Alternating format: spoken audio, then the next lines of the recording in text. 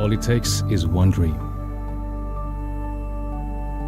One dream that becomes a journey. To drive an ambition.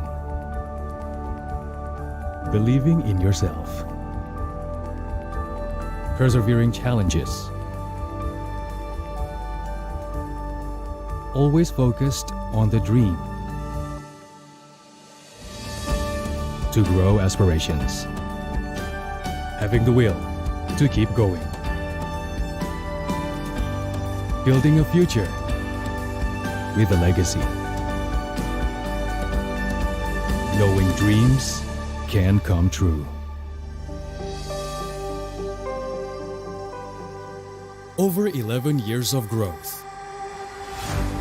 The spirit of entrepreneurship. Created possibilities.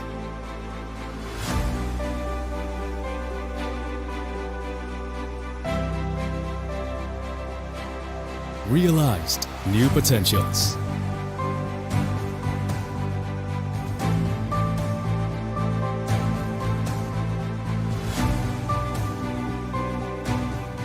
Innovate for the better.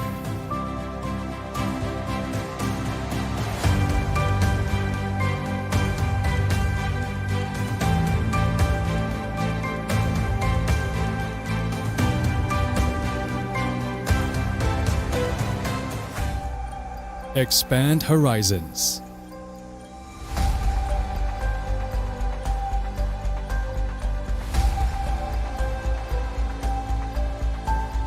To change lives.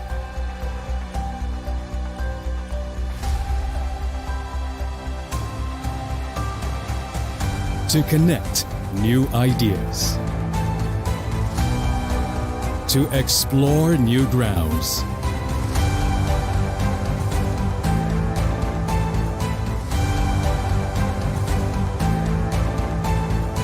With the future in sight.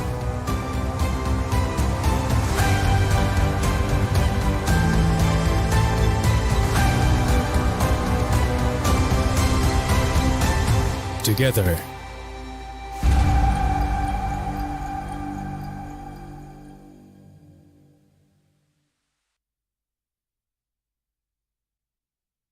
Okay, so today we have Age and Textam as a coach and analyst from Indonesian Mobile Legends team in World Esports Championship 2022, and I have a few questions to ask. Okay. So the first question, how do you feel about this match? Are you all satisfied? Or maybe there's something that you all need to improve from this match?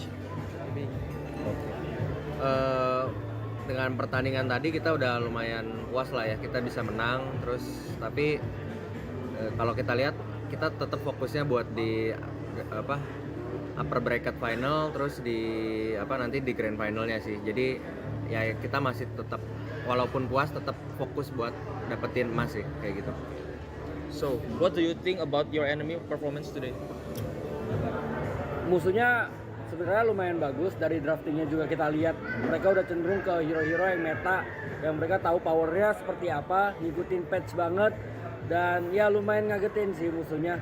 Mereka bisa adaptasi dengan meta-meta yang sedang berlangsung lah di Mobile Legends ini. Jadi menurut gua musuhnya lumayan kuat. So, is there any special preparation for the next match?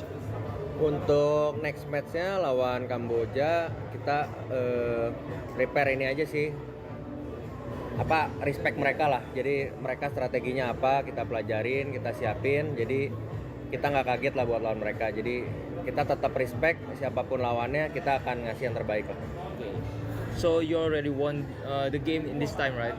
So what things that you have that on your team doesn't have? Sebenarnya kekurangan di tim kita itu adalah kita masih kurang disiplin, masih kurang rapi mainnya. Dimana sebenarnya kita bisa lebih rapi, bisa lebih clean, jadi gamenya juga lebih mudah. Nah itu yang perlu kita tingkatin selama turnamen ini berjalan langsung. Okay, so for the last question, is there anything to be worried from the next match against Cambodia? Maybe the player or their gameplay? Mungkin lawan Kambodia ini karena kita tahu tadi kita expect-nya kita bakal finalnya lawan Malaysia ya. Ternyata Kambodia bisa ngalahin. Jadi ya kita inilah pelajarin lah kenapa mereka bisa ngalahin Malaysia, dan kita respect dari draftnya juga. kita baca mereka strateginya bakal gimana, jadi kita nggak bakal kaget lawan mereka. Jadi Okay, so that's all from my question. Thank you for your time, and I hope the best for this competition. Okay, thank you. Thank you. Hi everyone, I hope you having an amazing day. It's Sigit right now. So I'm in the beautiful place in Bali called Merusaka, and I'm still at the exhibitors zone of the IESF 15 World Esports Championship Bali 2022. So after we play at the Garudaku zone, today I want you to come with me to play at the one of the booth exhibitors called Dewa Game. So I think it will be so much fun because they have many game exhibitions here. So let's play. The growth of esports and gaming industry in Indonesia has an impact to drive Indonesia's economy. Various local games from various local game developers has just launched. Dewa Games came up with unique idea. Carries online games that can be widely accessed to be played anytime and anywhere. Dewa Game can be accessed by a personal computer on website or through an app on a personal smartphone. In Dewa Games app and website, there are various games that you can play. You can top up a token to play in mode arcade and tournament to get a reward. There's a bunch of rewards that you can get at the Dewa Games such as Apple product, Asus ROG, music instrument, electronic devices, computer and gaming devices and many more. So right now I get an opportunity to play games at Dewa Game booth. The Dewa Game crew is really helpful to give explanations about their product, as an explanations by one of Dewa Game crew here. Game itu portal games, jadi kita bisa main games, banyak games lah di Dewa Games. Ada digital games, multiplayer games. Nah nanti kalau main di Dewa Games itu kita bisa dapat diamond. Diamondnya bisa ditukar sama hadiah. Hadiahnya di handphone, macam-macam deh pokoknya. Main di websitenya dewa.game atau di Play Store juga ada sama App Store. Dewa Game, oke? Jangan lupa main ya. Enjoy their activation booths. Which else should we explore? Stay tuned and don't go anywhere. So, how is it? Exciting, isn't it? We're exploring more other booths tomorrow. So stay tuned and cheerio. Hi guys, back again with me, Putra Stopo, as your fellow host. So right now, I'm in a Dewa United booth. As you can see behind me, this is a RV car. You know what? Dewa United is the first esports team that have this RV car. In RV car, you can play PS5 games like Tekken, eFootball, and not only that, you can bring your friend here to play 5 vs 5 PUBG Mobile and Mobile Legends Bang Bang. And of course, if you want to get into the RV car, you can see all the trophies and the jersey owned by Dewa United. And if you want to get the same polo shirt like me, you can go to the Dewa United booth because there is a lot of merchandise. There is a lot of cool stuff like jersey, t-shirt, jogger pants, and anything. You can see and you must visit it. And later at 4:30 p.m. GMT +8, we will having a 2 vs 2 challenge with Rizky Faidan from Bali United and Romi Hadiwijaya. So if you are the eFootball player and if you want to play 2 vs 2, you visit Dewa United booth.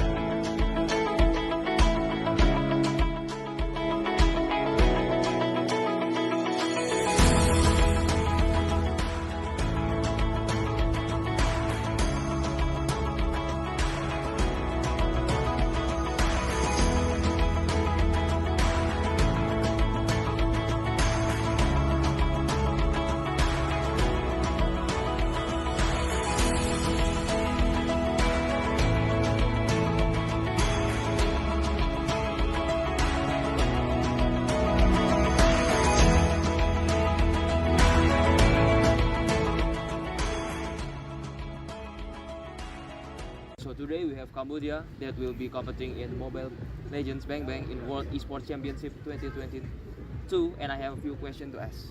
So the first question, how do you feel about this match? Are you feel satisfied, or maybe there are some things that you all need to improve from this match? From the last match, we feel exciting, and there's a lot of things for us to learn from the last match. Okay, so what do you think about your enemy performance today? The performance is very strong because they have more experience, and yes, they very strong. Okay. So is there any special preparation for the next match? Yeah, there is the draft, the strategy for the next match. Okay, so you already won the game in this time, right? Yeah. What things do you have that your enemy doesn't have? Maybe can be your chemistry more than good than them, or Uh, rather? I think it's our spirit. Together, we all in one. We know what to do, and yeah, we trust each other. We have the same spirit. So how confident are you to win this competition? Our confidence is 50%. 50%. Yeah, 50%. So for the last question, who is the toughest enemy in this competition? Uh, Why? I think both of Philippines and Indonesia are the toughest team for us to beat. Why? Because they are the stronger team in ASEAN, and they have more experience, and yeah, their players so strong. So okay, so that's all for my question. Thank you for your time, and I hope the best for your competition. Thank you.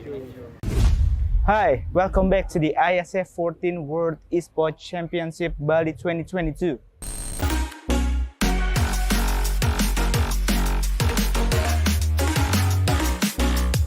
So, entering day 4 of the biggest esports championship, what did you feel? Did you have some fun? Anyway, entering the next round of this tournament, the competition is getting tougher, more intense, and more entertaining. Today, there is 4 games that will be played in this tournament. CSGO on the ice stage, Dota on the earth stage, Mobile Legends on the water stage, and PUBG in fire stage. So, are you ready to watch more matches on this day? But before that, here's the joy of the day 3 of the IESF 14 World Esports Championship Bali 2022. Enjoy!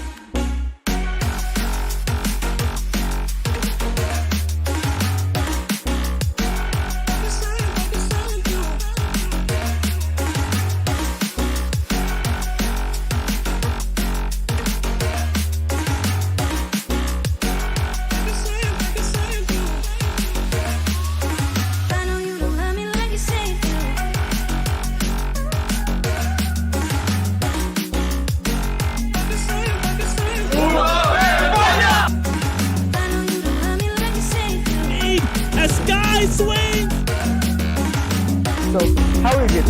Exciting, isn't it? We're exploring more other booths tomorrow, so stay tuned and cheerio! Hello everybody, we have Jessian here as a BA from Onyx Esports. Yeah. Okay, so I wanna ask you. So the first question is, what do you think about this match Indonesia versus Philippines? Match yang tadi menurut aku seru banget sih. Terus udah gitu kayak menegangkan juga lah. Okay, so the next question is, who is the top of opponent for Indonesia in IESF? Menurut aku Filipina sih. Cuma tadi Indonesia berhasil menang lawan Filipina kan. Cuma menurutku yang paling susah Filipina sih. So how much confident are you that Indonesia will be the winner for this competition? 100%. 100% dong. Kita harus percaya diri. So for the last question, any future hope for esports Indonesia, especially Mobile Legends? Semoga makin berkembang. Terus udah gitu semoga bisa berjangka panjang. Thank you. That's all. Thank you. Thank you for your time. Esports Indonesia. Jaya. Thank you, Kak Jessia.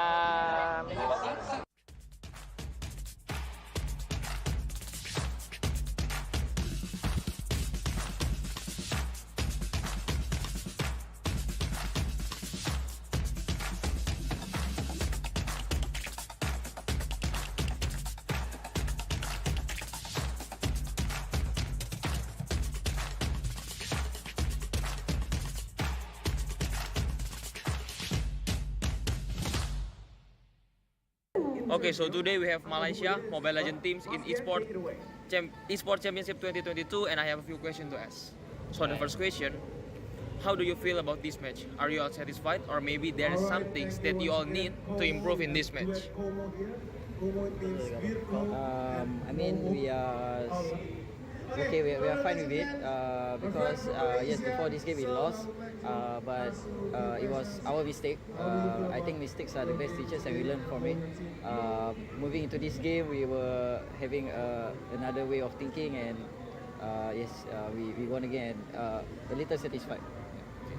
So, what do you think about your enemy performance today? Saya rasa performance dorang bagus, cuma dorang maybe kurang dari dorang leak dari segi drafting. So drafting dorang tu macam dorang pick ni tapi dorang tak tahu combo dengan apa. Tu bagi pendapat saya lah. So, is there any special preparation for the next match? Definitely yes, because we'll be going between Argentina or Philippines. Both are strong teams in their own region. They are both strong teams. Definitely we want to try to win them because we'll be meeting them again in M4. Okay. So you already won the game this time, right? What things that you have, but your enemy doesn't have? Tadi, Benjoy. Benjoy. Okay, for the last question, what are your worries for the next match? If my jungler wants to play Franco. Jungler, I don't know. What are your worries? Aku ada apa-apa worry tak? Is there any worries for the next match? Maksudnya apa? Kalau kau ada apa-apa risau tak for the next match? Oh, untuk next match, jangan bagi Franco jangan lah. Okay, so that's all for my question. Thank you very much for your time, and I have the best for this competition. Hello, can you guess where I am? Yes, we are the exhibitions here. So we are gonna explore this freaking cool area and see what we can do with all tenants. So, come here. Basically, Garudaku is a product created by PBSI or Federations of Esports Indonesia. Garudaku is one-stop solution for esports industry in Indonesia. In this platform, you can creating your own esports community, join tournament, searching for player database, esports company, or even community in every game category. All members that registered in this platform can join many various tournament in every game category like Dota 2, Tekken 7, Mobile Legends, PUBG, eFootball, FIFA, CSGO, Point Blank, and also Free Fire. Garudaku also has an esports academy for every non-professional players and professional players. They provide coaching clinics and all academy members can be lead to be professional players in every game category. Garudaku became one of the exhibitors at the IESF 15th World Esports Championship Bali 2022. They had a very interesting activity here. Besides, they will teach you how to use their platform and become one of their members. They provide gaming corners. Visitors can use as long as they like to play many games in PlayStation 5. You can play Tekken 7, eFootball 2023, and FIFA 2023. On the other side, they collaborated with Racing Lab to provide a racing simulator that you can try at their booth. The attendee is very helpful to give guidelines on how to use racing simulator machine. This one is very interesting because they give me an experience using a racing simulator and make me feel like I'm the real racer. So, that's what I got from the Garudaku zone, and I really want to explore more at these exhibitor areas. So keep following me and stay tuned.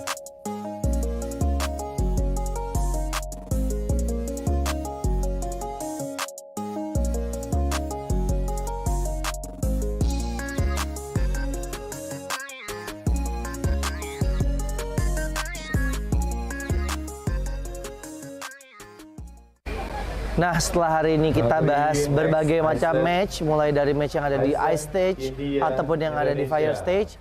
Sekarang saya mau ngajak kalian untuk relax terlebih dahulu, di mana saat ini saya berada di booth area.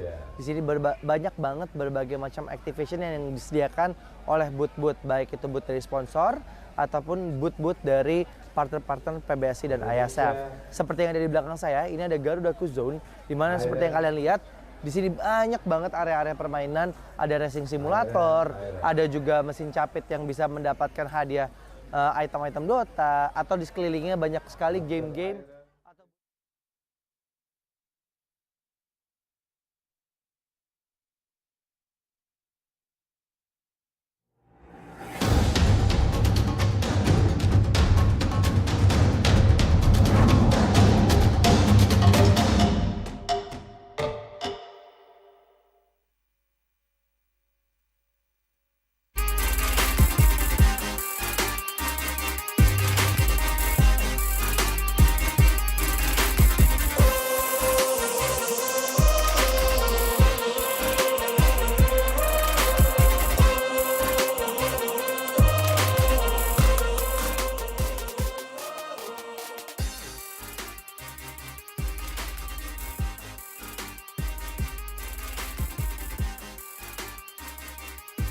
I'm sorry guys, I have to repeat once again. So, welcome back again on IESF 14 World Esports Championship Bali 2022. Still on the air stage with me, Kerieka, as the host for today. First match, Mobile Legends Bang Bang. So, like usual, before I start the game, I would like to give you information about the event itself. The IESF 14 World Esports Championship will be a part of the Indonesia Esports Summit 2022, an annual celebration of the country's esports ecosystem initiated by IESF and PBSI, with the goal to involve all esports stakeholders in Indonesia, including game publishers, game developers, pro teams, athletes, influencers, brands, community, and media in the country. Here, we have more than 600 international athletes, 106 countries, 596 offline matches, and it makes the esport event with the most nationality competing offline. And also the largest outdoor esports competition in Southeast Asia. With 4 marvelous stages, we have ice stage, fire stage, here, air stage, and of course, fire stage.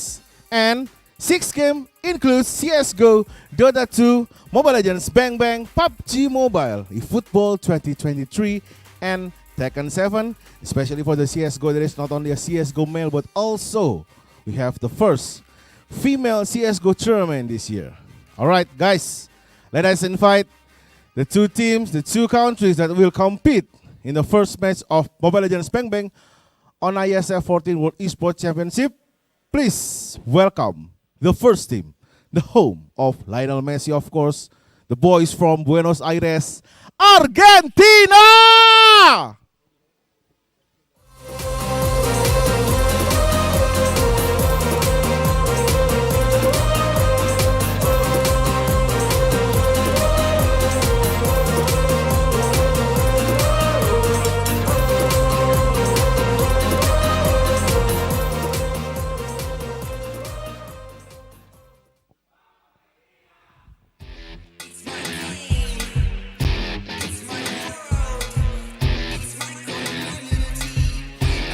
Here we go, Argentina. The boys from Buenos Aires ready for the first match of Mobile Legends Bang Bang on IESF 14 World Esports Championship. Alright, let us invite the second team. Please welcome our brothers from Manila, Filipino!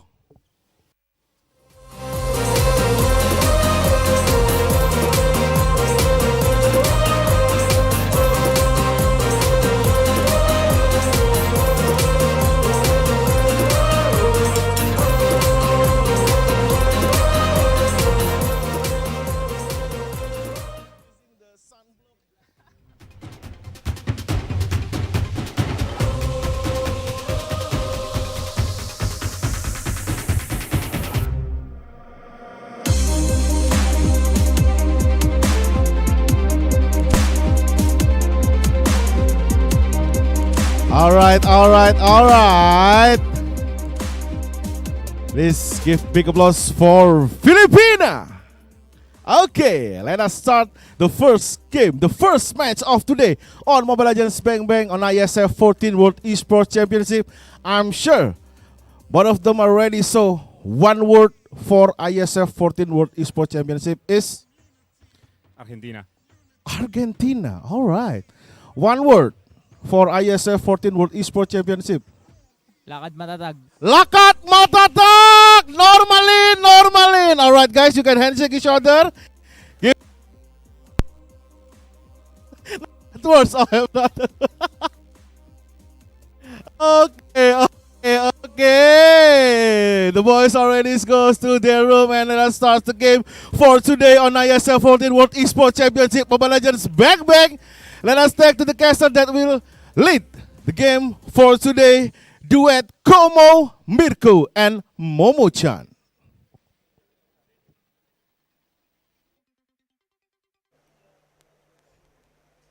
Welcome to the desk, Como, or Mirko and Momo, here on the caster desk for you guys today. And we have a stellar match, another good match. Argentina up against Philippines. Argentina and Philippines both having something in common here. Both were knocked down to lower brackets by Indonesia. Oh, quite interesting here. So it's gonna be another lower bracket match for today. So another team will say goodbye for our first match.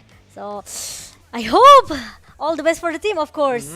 But yeah, it's gonna be hard since we know that Argentina, they almost stay in the upper bracket, quite solid though from the draft here. But we know how strong the Philippines as well. Even though we didn't expect as well that Philippines will go into the lower bracket on the second day.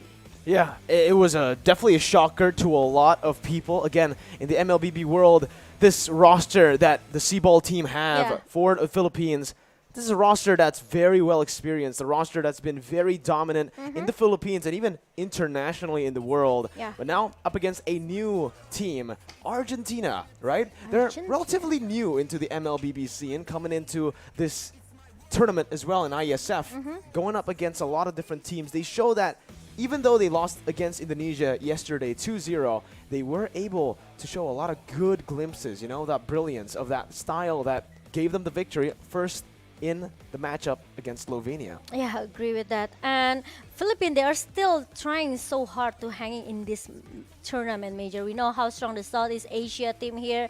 And of course, Argentina is their next homework needs to be done. Yesterday, Philippines, they finally succeed to make Slovenia leave this tournament. Is it going to be another team, which is Argentina, or maybe Argentina will be the one who kick them out? You know, so far we've seen crazy surprises. We've seen a lot of underdogs actually rise up to the occasion and get the dub. So it's going to be a very interesting matchup to see. Again, Philippines up against Argentina. Argentina, both and Philippines have a chance to send each other home. But we'll see how it plays out. It is a best of 3, just as a reminder to everyone back at home. And while we're on the point of that best of 3 and on IESF, I want to tell you guys that the IESF 14th World Esports Championship is supported to you by wonderful Indonesia, Kemenpora, NOC, and Connie. We also want to give a massive thanks to all of our sponsors, JHL Group, JHL Auto, NusaPay, Das, Gudang Crypto. We also have Pertamina, Taiwan Excellence, Hydro Coco, IndyHome, Telkomsel, HIN, Episode Hotel. And we also have this wonderful venue here, Merusaka Nusa Dua, with Mineski Global, Indonesia Football E-League, ESID, and Lemon ID. Yep, and thanks for our media partner as well. We have Net TV, Strand7, Detik.com, Esports ID, and also we have Video.com here, Dunia Games, Dance TV, Dance Play, Merah Putih, Bola Score, and Kami Bijak. Without you guys, maybe there's no, updated score here. There's no update bracket as well. So thanks for all of media's partner and also the sponsors. Because without you guys, maybe it won't be here. We won't be here. And IESF 14 Bali will not be held, right? Definitely not, man. Again, massive thank you to all the sponsors and everyone that supported IESF 14th World Esports Championships. And right now, we're going to get to the match in a very, very short period of time. And with Philippines and Argentina going at it, let's talk a little bit about the styles here, Momo-chan, as we jump into the prize pool first. The total prize pool for the ISF World Championship is $100,000 here, with first place taking a whopping $50,000. Then second place with $30,000, and third place going to be walking back home with $20,000. Yep, I think a lot of monies will be compete in the Bali IESF 14 World Esports Championship. And of course, the tournament format is still on the best of 3 series until the lower bracket final. Meanwhile, we already have a lot of teams that actually had to say goodbye yesterday. Slovenia, Namibia, and also Vietnam. So there will be more, and I think there will be 2, right? So it will be 2 teams that will be say goodbye today, because we will have 2 lower bracket matches for today. And the first one we will start with Argentina against Philippines. The second match we will have Cambodia versus Indonesia in the upper final, and we will go to the upper bracket in the lower bracket, which is Malaysia versus either it's Argentina or maybe Philippines. We'll see what happens here again, right? Malaysia is already waiting in the lower brackets there, about to go up against one of the teams, Argentina or Philippines. But if we take a look at that upper bracket final as well, we have Cambodia versus Indonesia to see who will get to that grand final position first and who will be knocked down to the lower bracket finals. Here is today's schedule, 6 December 2022 with Philippines versus Argentina starting us off on the day, then followed up by Cambodia versus Indonesia, and then Malaysia versus whoever loses, or whoever wins actually, in the first match, which is Philippines or Argentina. Yeah, so there will be two teams that will leave this IESF 14 World Esports Championship. But let's talk about our first match for today, Argentina versus Philippines, which is we know that Phil Luna and the rest of the Philippines member here, they don't want to go home for today. Same as an Argentina here, Papadoc, and as a mid laner for the Argentina. Meanwhile, Soriano and Sif, I just feel that Soriano, if we talk about this guy in the first day when they play for the first time, right, for the IESF, I just feel that he's not that much comfortable because that, you know, sometimes he got ganking, sometimes he also didn't get any space to farm as a gold laner here. But for the head-to-head, if you compare to Sif, actually he has a good KDA. Meanwhile, Sif always find the space to farm with the huge gold per minute here with 990 compared to Soriano. It's 838, which is, it means Soriano kind of a little bit struggle in his lane.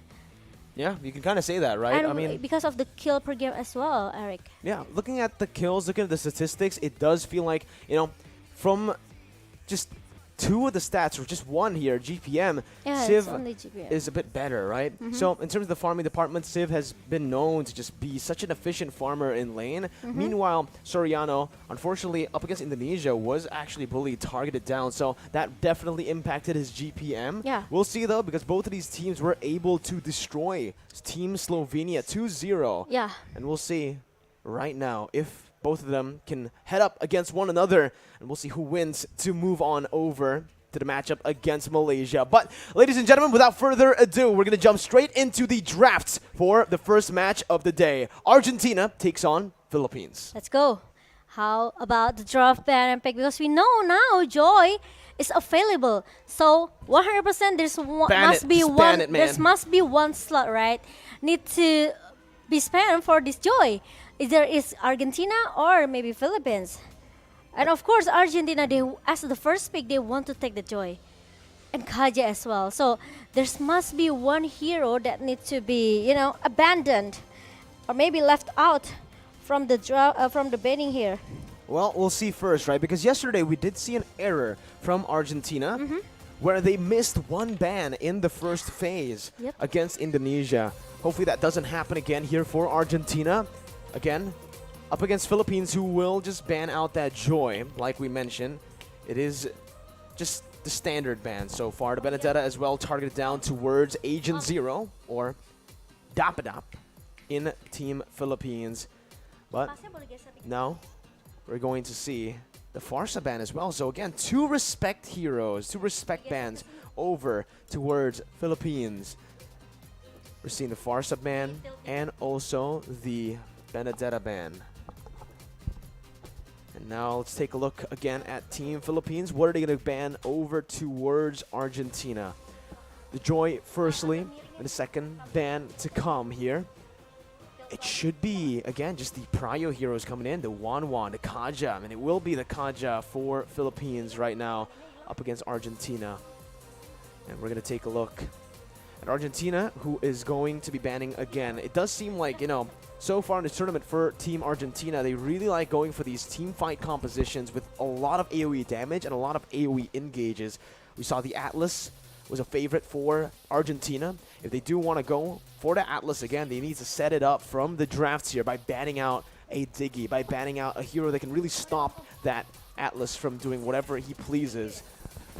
Yes, that's right. There's no Farsia, there's no Benedetta.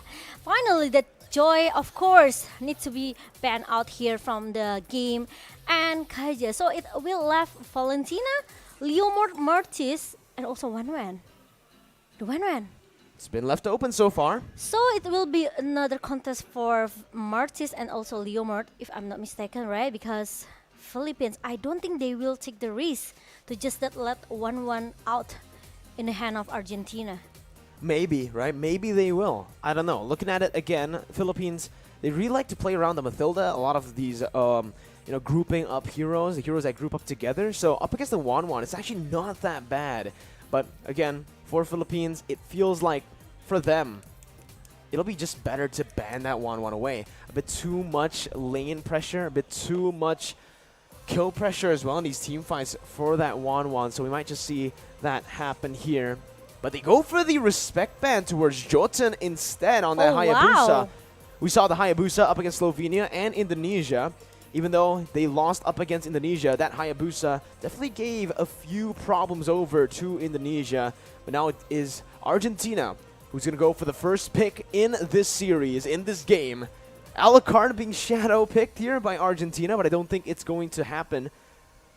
Argentina usually really like to prioritize the Atlas or just the engage heroes early on. Okay, so they are more into the crowd control hero, right? Such as maybe is it a knock up or maybe it's a stun. But the Alucard shadow pick, I think they are still discussing, trying to discuss that maybe the 1-1 open, it's not gonna be their option as the first pick here, but meanwhile it's gonna be Diggy. Which is a counter towards that 1-1, right? So basically what Argentina are saying is, we're picking up the counter towards 1-1. You're free to pick that 1-1. You're free to pick these crazy CC heroes because we've opted to go for the Diggy here that can really nullify all of that threat. And Philippines now, they have a chance to respond. What are they going to go for? Are they still going to try to force that 1-1, or will they go for the standard draft we've seen for them, right? We've seen in the first phase that Philippines really, really like to go for the Beatrix early on. For Zoriano, right? So is it gonna be Beatrix? But maybe the Beatrix will goes into the third pick here because they will prio this Fredrin and also Eve as the high ground hero for Philippines. So there's still no win-win, or might be Soriano is just more comfortable with their Beatrix. Yeah, we have seen him play so many times. So many times, the think Beatrix, now, yeah. a lot of different heroes, and we haven't really seen a lot of his 1-1, right? Obviously, we did see some of his 1-1 in MPL Philippines, but it's still just a hero that we don't usually see a lot from him. Now, though, from Argentina, Civ, we know that he can play that 1-1. He can just pick it up here with the Diggy as well. But if you want to go for a safer choice up against the Yves, up against this Fredrin, I do feel like the Yu Zhong can be an option for Argentina with that 1-1.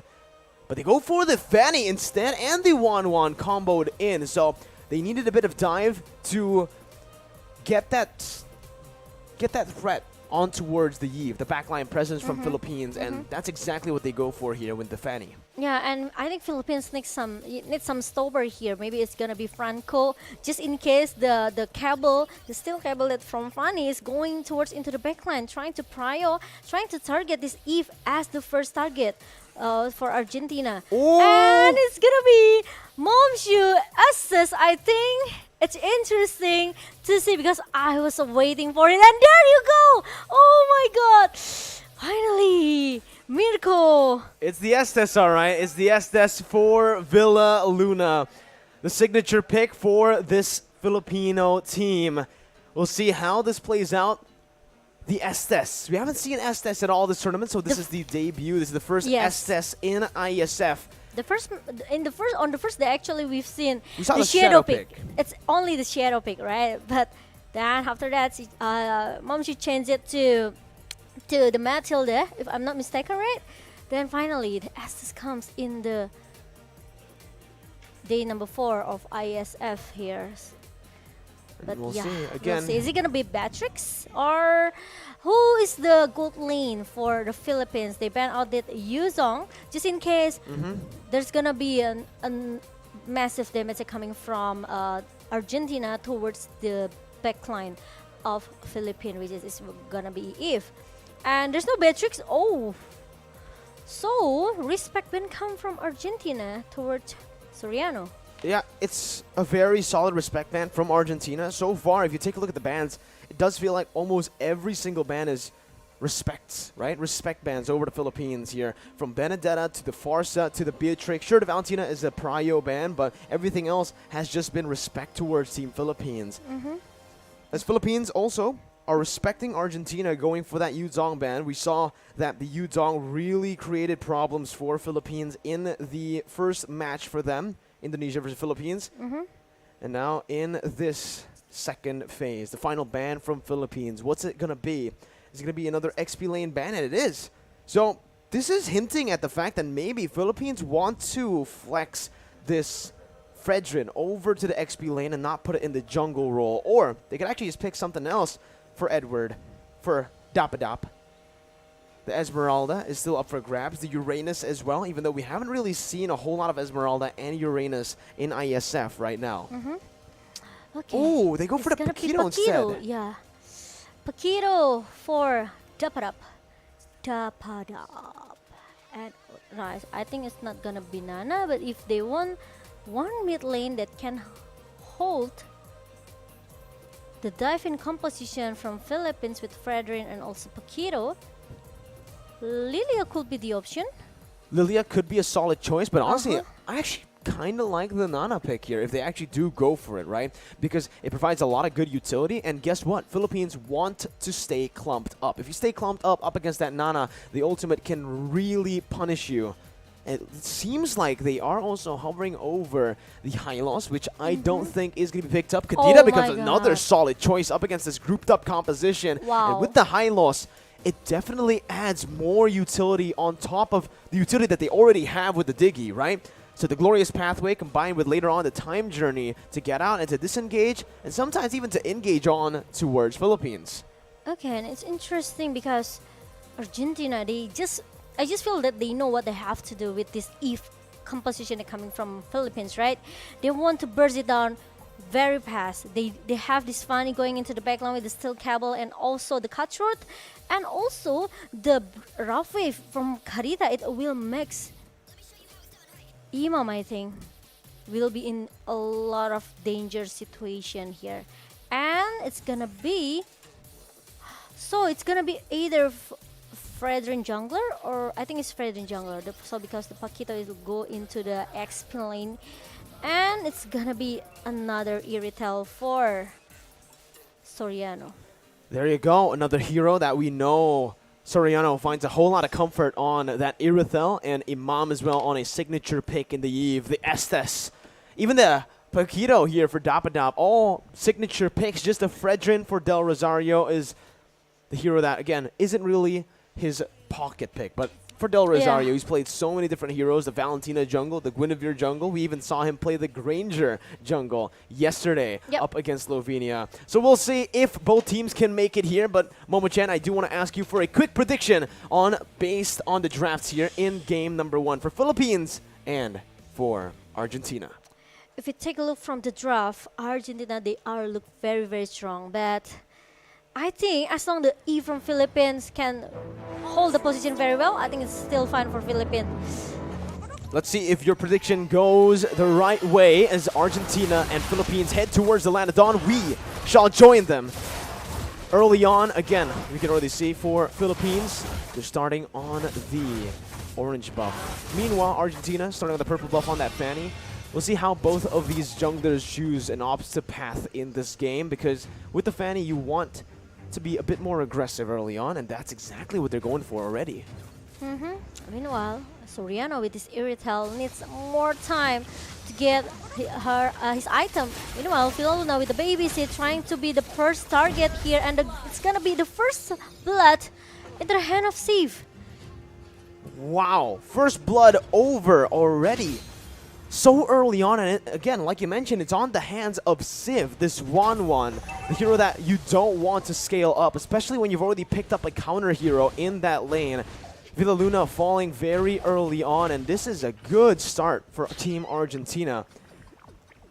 This can actually be the early game controlled by Argentina. It's going to be very tough for Philippines to actually look to roam across the map because of this Kadira and the Fanny with so much kill pressure on their hands. Yeah, I think from Philippines draft, it's more into the mid until the late game here. So they have to make a lot of space, especially for Soriano. And the babysit from Luna moved into the mid lane here. So Soriano needs to play a little bit passive, especially he has a 1v1 situation with Sif that actually it's easy for him to actually open that weakness point here. Well, in the XP lane, you can already see the movements here from Imam, trying to look for a gank or a trade on the board, just setting up for that turtle take as well, as he just helps Dapadap to clear out the waves. Topside pressure has been taken by Philippines as Villaluna is caught all alone in the mid lane. Del Rosario picks up the turtle and they're rotating over to that mid lane, but it does seem like Argentina will just choose to back off. Yeah, and now Argentina, seems hold a little bit, maybe not as aggressive as before, because he knows that Villaluna now is trying to cover that mid lane here. Meanwhile, Soriano needs to get more information towards the positioning from Philippines, because he almost can get dinged like this. Jotun instantly with the cables able to find a kill onto Soriano in the worst possible time, because look, the wave was just shoved in by Civ, and it does seem like Soriano will miss out on that entire wave, not getting the gold buff, not getting the gold minion. As Argentina are still leading in kills, Philippines still ahead in gold though because of that neutral objective control. Erwin though jumps in with the Petrify, gets the rough waves as well as Dapadap jumps in with a knockout strike, trying to get a cheeky little pick off onto Erwin to punish him down. But it does mean that Argentina will have Papadog free hit into that gold turret up top. Okay, meanwhile, in the gold lane, Soriano trying to giving some pressure here with the poke damage towards Steve, but there's gonna be an Estes coming with a heal, and Jotun tries so hard to take down the Soriano, but Soriano is still able to stay alive and still survive with only 2 members very, very low in the bottom lane here. Argentina, they have to let go the gold turrets in the bottom lane. And it's a good follow-up from the rest of the Filipino team here. From Del Rosario already getting a very good position, but Erwin jumps in with the oddity over under the tier 1. Now it's going to be a lot of damage placed onto him, forcing him to use the rough waves defensively. But it is still Philippines who are holding, grasping onto that gold lead with the objectives. Villaluna really need to make his rotation here, because Soriano actually aware that Argentina likes to at least get some pick off towards his lane, right? So Soriano, if he died so many times, I think it's gonna be a dangerous stuff for Philippines. Meanwhile, there's gonna be an ultimate comes from Papa Doc here. Meanwhile, it's gonna be a real world manipulation pops up from Imam. But I think there's no any team fight happens since the turtle is already being secured by Philippines. No further follow-up. Erwin trying his best to look to get that kill onto Villaluna once again. He was able to find that kill early on with his Petrify supporting Civ. But here it is still the same story. Argentina with a bit better aggression early on, but it's still Philippines were slowly but surely building up that gold lead with the neutral objective control and just the objective control in general. Dapadap has just been focusing down on clearing those waves to enable his team to make more plays on the map. Meanwhile, Erwin, again, can't really do much here by rotating towards that gold lane at this stage because of Villaluna's healing coming in from that Estes. The kill pressure, slowly but surely, will be a bit, tamed down by Philippines, actually, now that I think about it. As Jotun is going to have a tough time in his orange buff. In his purple buff, it's going to be him still finding that purple buff, though, with the Retribution. The Petrify as well, connecting onto Del Rosario, who's going to be taken down. The purple buff not on Jotun's hands, so it's actually stolen away with real-world manipulation now popped in. It is going to be Dapadap who looks for it, but Soriano gets killed in that gold lane. A 1v1. It's a 1-for-1. But it ends up being worth it to Argentina, kill-wise, 2-1 in the end. Oh my goodness, that slow effect comes from Villaluna, the domain of Moon Goddess. 90% slow effect. It makes all the people, all the players from Argentina cannot do much inside the circle of of the skill here. And meanwhile, Jotun with the steel cable a little bit here, and it's gonna be a punishment coming from Del Rosario because he cannot connect that steel cable just now. Ooh, a mistake from Jotun there will lead to the third turtle being controlled by Blacklist International's roster here. Again, they're already starting to nail it down with the ultimate bonding experience. Philippines, though, again, with that Estes, are able to sustain back up as Erwin's forced to back off as well with the Oddity, using it defensively to get out that real-world manipulation. It is Team Philippines who secures the turtle. 3 turtles in this game so far, all towards Philippines. Yep, 2K gold lead for Philippines right now, and Rosario maybe seems need some items still for the defense item here, but meanwhile, the target from Philippines, they want to take the mid turret as soon as possible. The glorious pathway has been popped up from Papadoc, and as we can see, that actually Soriano now they are trying. Oh, the Petrify connects to 2-member, and Papadoc really still in the good position here. Meanwhile, Soriano is still able to survive as well because there's some healing that comes from Lila Luna. Oh my god, look at the damage coming in as Jotun jumps in with the cables there. Followed up, Meteoro finds the kill with the alarm bomb. And it is another worth trade for Argentina in terms of kills. Philippines so far aren't really trading these kills properly, but they are trading the kills over for objectives. That tier 1 did fall before the fight, and you can see here in the replay as to what exactly happened with Philippines clumping up together with that Estes and with the ultimate bonding experience strategy that they really like to use. It's being punished by so much AoE damage from Argentina. Yeah, and even the burst damage coming from this Kadita Erwin is gonna be a huge problem for Philippines, I think, because you know the Ocean of Oddity and another combo with the Rope Wave make at least Villa Luna almost get shut down by this guy. Almost. Almost. But again, still is able to heal back up on that Estes. It's all still chill for Villa Luna. And for Philippines, they're taking it slow. They're not really going to go for these crazy team fights again. They're just going to use their pressure and their gold lead to threaten that tier 2 take up in the top side. And now it is going to be Papa Dog who's trying his best to defend it, but it is the tier 2 taken down. Glorious Pathway defensively popped in for Papa Dog, and it's trade from Argentina over in the gold lane, picking up a tier 1. And meanwhile, Argentina finally succeed to get the bottom turret here, and gold, I think, still leaded by Philippines here. But meanwhile, I've seen some player from Philippines quite struggle here. Yeah. We'll see here with the purple buff stolen away again by Del Rosario. Jotun's going to have a tough time. We've already seen that in this game. He's had a tough times with the cables, even with the purple buff. And now without the purple buff, this is where Philippines can really start punishing Argentina. Take a look at the items here. You can already see the DHS and the DHS and the corrosion signs built up already. Yeah. And he's already opting to go for the Wind of Nature. So that's going to be a lot of defense for the Wanwan to play with. I think for Philippines, I think it's all about the position, you know. Villa Luna need to have a good position here to keep healing all of the players from Philippines, right? Soriano cannot be caught as well. So there's no time for Philippines to give a space for Sif to open the weakness point because they don't have any counter. They don't have Lolita. They don't have that Guardian Bulwark can hold the damage coming from Sif. Once the crossbow of Tank pop up from Sif, if Villa Luna is not able to heal the member from Philippines, I think it's gonna be a hard situation for Philippines. 20,000 HP on that Lord. Del Rosario still playing around Lord. This Lord dance from Philippines is what we've come to know from this team. But it does seem like Argentina found the Lord now, bringing it back to reset it. But Meteoro is still holding it. Both teams still holding it on to 7,000 HP. That's going to be the engage from Erwin right now. As the Retribution battle will be won by Jotun. The crossbow tang on towards Del Rosario will be able to pick him down. Argentina backing up. Papa Dog losing a whole lot of HP, but look at Soriano, who's able to do this shot. So much damage, but will fall to the hands of Jotun in the end. Erwin caught in the midst of it all, going to be punched to death, knocked out by Dapadop. It's a 2 for 2, but the Lord went over to Argentina.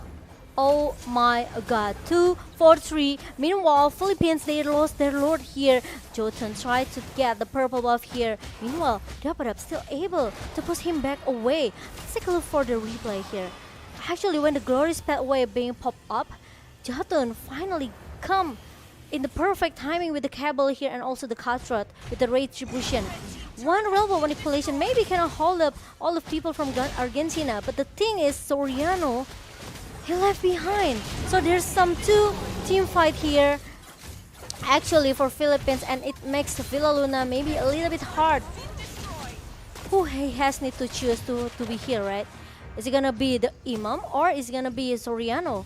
That needs a lot help from Villa Luna with the heal. Now it's getting to a point where it's very scary for Philippines. The gold lead has been lost. The gold lead that they've been building through the objective takes. And even there, you can see the orange buff was actually stolen away by Erwin with the breath of the ocean. Del Rosario with no buffs this time around. Argentina are giving Del Rosario a taste of his own medicine as he's been the one stealing away the buffs from Argentina. 12th minute in this game. 34,000 gold for Argentina. That's just a little bit gold more than Philippines. But again, the later the game goes, I do want to ask you this question, Momo-chan. Who do you think has the upper edge later on? Going into the late game, I think Philippines has a lot of advantage here. They have this Irithal, right? With the healing as well. Erwin, my goodness! With the breath of the ocean finds Soriano with the flanks, and it happens again to Philippines. The flanking pressure from Argentina. It's Meteoro traded in, but it's a roamer for the gold lane, Momo-chan. This is what I talked about before. The positioning is very, very important for Philippines, right? Soriano, especially, he cannot get caught. And it happened just now. Once you ask me who has the advantage into the late game, actually Philippines has it. But the problem is they have to see their positioning here. They have really in a good position, especially Villa Luna and also Soriano. The problem is they have to let Del Rosario become the front laner and Dapadab maybe. So just let Dapadab and Del Rosario tank all of the damage from Argentina, and Soriano need to be in the perfect position to just spam all the basic attack from Irithal. You can see the flanks and just these crazy engages from behind for Team Philippines have been their nightmare, right? It happened against Indonesia with Psychots. Now Jotun jumps in onto 3 members here with a glorious pathway as well. Jotun still able to get out as Papadok jumps in. Erwin not able to find anyone right now, but a crossbow Tang is going to be ready for Civ. Doesn't quite get the weakness points necessary to look for it. Dapadop now jumping forward. That's going to be Erwin once again with the damage onto Villa Luna, and Dapadop now going to be traded back in. Erwin falling in the skirmish. Meteoro pops that time journey, but it's not going to be enough. It's a 1-0 as Philippines were able to outlast Argentina. So now it's going to be 4 versus 5 situation. Meanwhile, Lord now is already popped up in the minute number 14, and Dapadab trying to get some information, trying to open all of the bush here. The slow effect coming from domain of Moongaras from Villa Luna, trying to stop that Papadok. Meanwhile, Jotun is already being shown up in the mid. One more weakness point there, but look at Jotun who dives in onto 5 members. The real world manipulation on him as well. Jotun's going to be taken down. Lord wide open for the taking for Philippines, and they get it right now as Dapadab knocks Papadog up for the taking. It is Argentina who are now caught walking back on the back foot. Philippines looking to use this lead, but they need to be careful of Erwin in the bush. Read out perfectly by Dapadab. And now they are focusing to get more targets objective here. Meanwhile, the Lord hasn't shown up yet, and I think it's gonna be the top lane for the Lord way. And the Philippines, they want to play a little bit disciplined here. They don't wanna, they don't wanna rush things up. They wanna wait for the Lord until it shows up going into the top lane for Argentina as well. We do have a technical pause, so please do be patient with us right now as we resolve that issue. Still don't know which side it was initiated from, whether it's from the Philippines or Argentina, but we will try to resolve this as fast as possible. Again, fair play is our #1 priority here in IESF, the 14th World Esports Championship. So please do be patient with us as we dissect the game here on the caster desk. Yes. Oh my God. Like we said it earlier, like we discussed about this Kadita presence, it's even scarier for all of the backline from Philippines, right? Luna or maybe Imam with the Eve here. So it's gonna be another homework for Philippines. I know how the feeling when you know that actually your backline is not as safe as what you think, right? Especially for Del Rosario and also the Padap, they have to become the frontliner and also become a cover for the mid lane here. So it's not an easy task as well for the Philippines. They have to make or they have to engage the team fight here carefully. They cannot make maybe I can say a minor mistake, because Argentina, they still have a chance to turn back the table. You're right. It's just super tough now for Argentina, because you mentioned that when we're talking about that scaling towards that late game, it'll definitely favor the side of Philippines. You can see with the Yves and obviously that Irithel on the hands of Soriano with the items now brought. Villa Luna with a very good buy there with Winner's Truncheon is going to have a little bit more to say when he gets dove on. Papa Dog and the rest of Argentina now trying to defend in their base.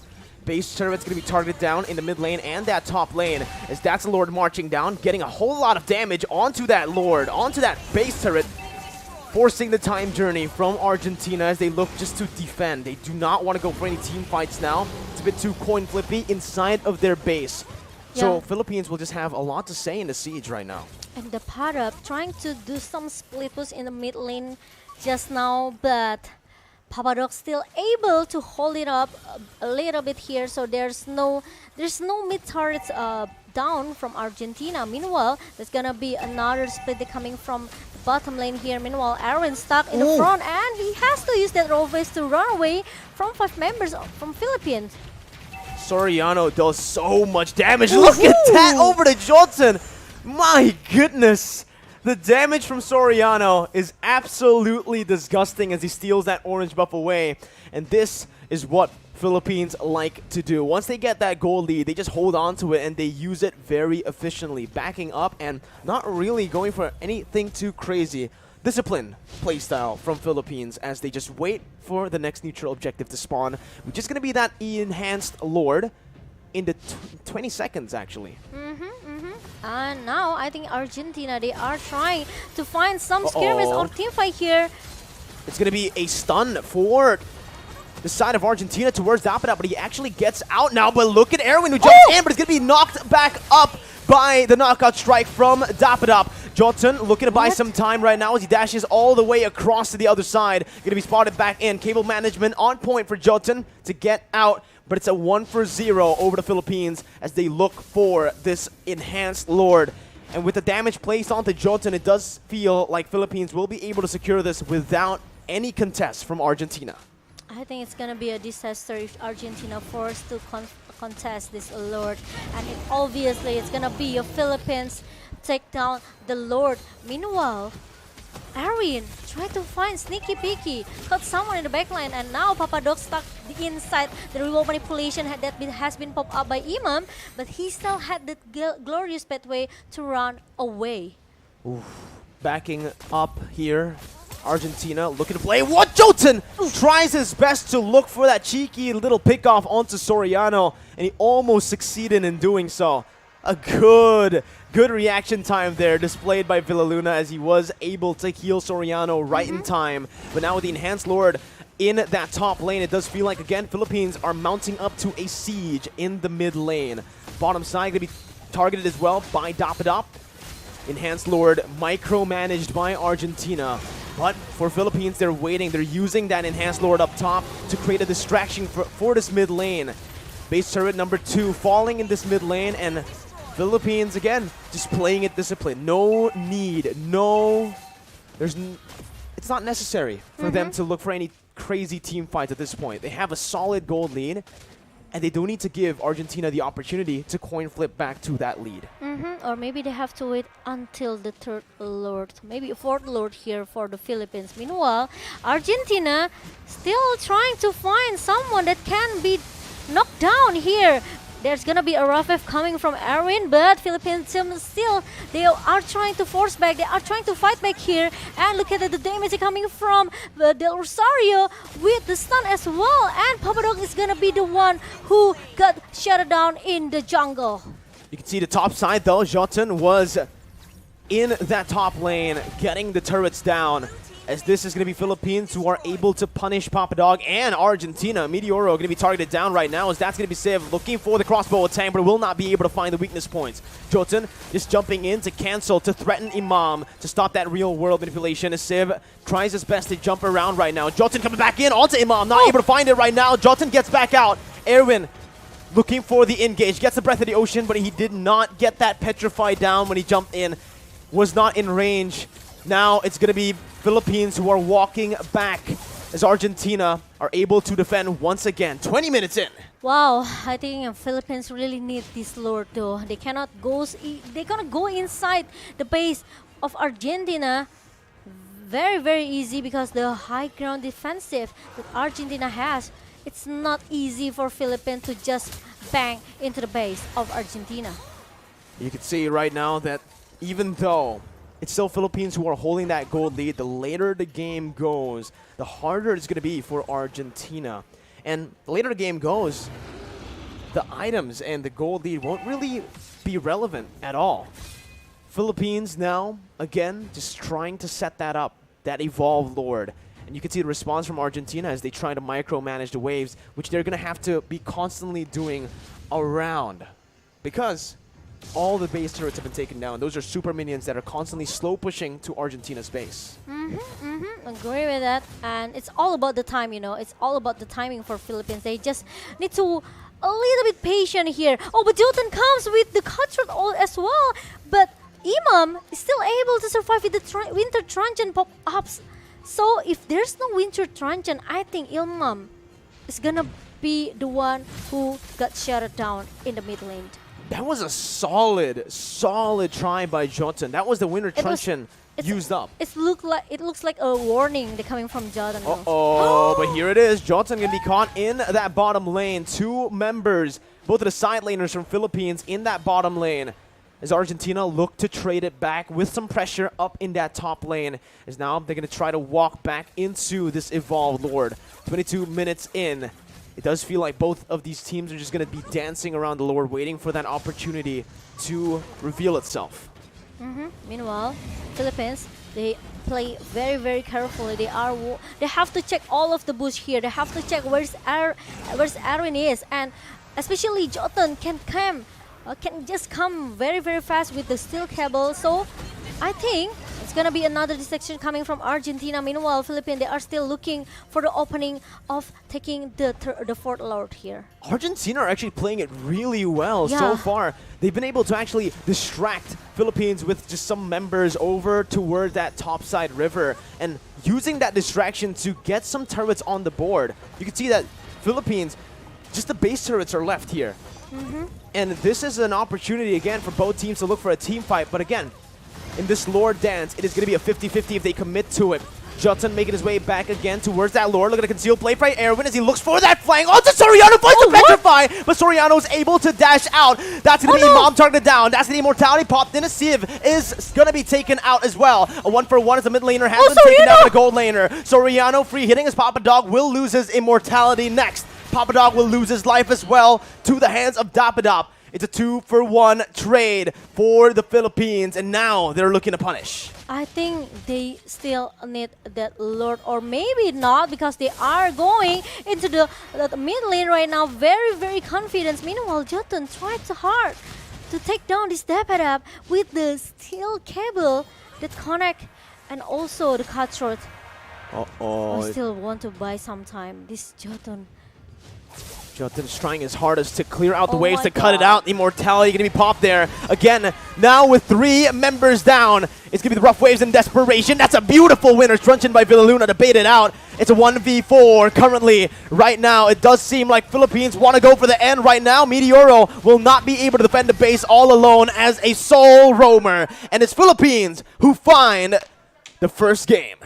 24 minutes game. We've seen a very slow pace game in the first game between Philippines and also Argentina. And I know it's not very easy as well for Philippines because of the Carita presence coming from Argentina here. So it's gonna be another homework for Philippines, as we know, they want to finish this game as soon as possible, but they also have an advantage in the late game composition here. They have this Irital, they also have this SS, as their positioning is very, very good. I think it's still fine. The team fight will goes into the hand of Philippines. It was so well played by the Philippines there, especially in that final fight. But I also realized that Argentina, they tried so hard. They know they have this, the power from the Carita, right? The burst damage that they have, actually it can turn the table for Argentina. But they also have to execute it very well. Yeah, that kill pressure, right? That was the name of the game. That was the win condition for Argentina. But unfortunately, they weren't able to utilize that kill pressure in the later stages of the game. And it went down exactly as Momochan predicted, right? That late game is going to favor Philippines much more than it favors Argentina because, again, of the heroes that are just there. The scaling from the Yves and obviously the Irithel as well. And to add on to that, beautiful defensive items with the Winter's Truncheon by both Villaluna and Imam were really enough to bait out this aggression from Argentina. Yeah, I was shocked actually Villaluna become the first blood for Argentina in the early minutes here. But the problem is once Philippines drag this game into the late game as what they wishes for, it happens. And even though when in the hand of Argentina, still not able to pop up that crossbow of tanks so many times. I just saw it maybe one time. Once, right? Yeah. After I never seen it again because maybe because of the pressure and the damage, the scaling damage that this Iritel has, it makes all the players from Argentina, they cannot have a long-term team fight here with Philippines, or they can get wiped out very easily if they force it. This is the one time we did see that crossbow attack, and it ended up with Argentina winning 2-1, right, in the trades. Yeah. In the end, it was equalized by Philippines, but I think you're right. Civ just really struggled to get those weakness points down, and it's down to the Philippines because they are able to maneuver themselves in such a way where it's so hard to get those weakness points. Here as well, Dapadap was so low, only had one more weakness point for Civ to take, but he maneuvered himself back, and it baited the rest of the team from Argentina towards Philippines so that Soriano can really punish. And you can see that's exactly what happened. Soriano always is the one punishing, always is the one staying back in the first initial engage from Argentina. And he's the one dealing the most damage in these team fights. Soriano, when he gets a free hit, Philippines just gets the dub. Yeah, agree with that. And now Argentina, even though they got this Fanny, even though they got this 1-1, but the execution is not as perfect as they want because they cannot get this Villaluna. Once you drag this game into the late game, there's so many targets need to be prio in the hand of Argentina, right? They have to take down Villaluna as a match MVP because only one that. And Momshu, he's just amazing because he knows this Estes is the signature hero for Villaluna. So he wants to maximize the potential and he wants to make the team fight for Philippines longer and longer. And this is what makes Argentina cannot survive in the long-term team fight. One death on this Estes, and that was first blood. So throughout the game, throughout the super prolonged game, he only died once, even though he actually died early on. So that's it. That first minute, that's the only time Villaluna was caught. And here for the player spotlight, we got to give it over to Del Rosario. 3 kills, 2 deaths, and 11 assists. In terms of GPM, if you take a look at the damage Del as well, not a lot, but he's a utility jungler on this Fredrin. He soaks in damage and he sustains back up to act as a front line. Because you can see, as a front line, 200,000 damage taken. Agree it with works. that. Yeah, it works. And the strategy for Philippines is just they have to drag this game into the late game, make some space for Soriano to get all of his items, and let the Del Rosario and also the Dapadap tank all the damage coming from Argentina. That's it. It's a simple strategy, but the execution is not easy as what they maybe already discussed inside the game, right? Because we know that this Iritel and also this Villaluna with the assets need to be in the proper position. Well, but ladies and gentlemen, the teams will be taking a break. Us here on the capture desk will be taking a short break as well. Stay tuned and don't go anywhere because Philippines versus Argentina, Game 2, will be right back.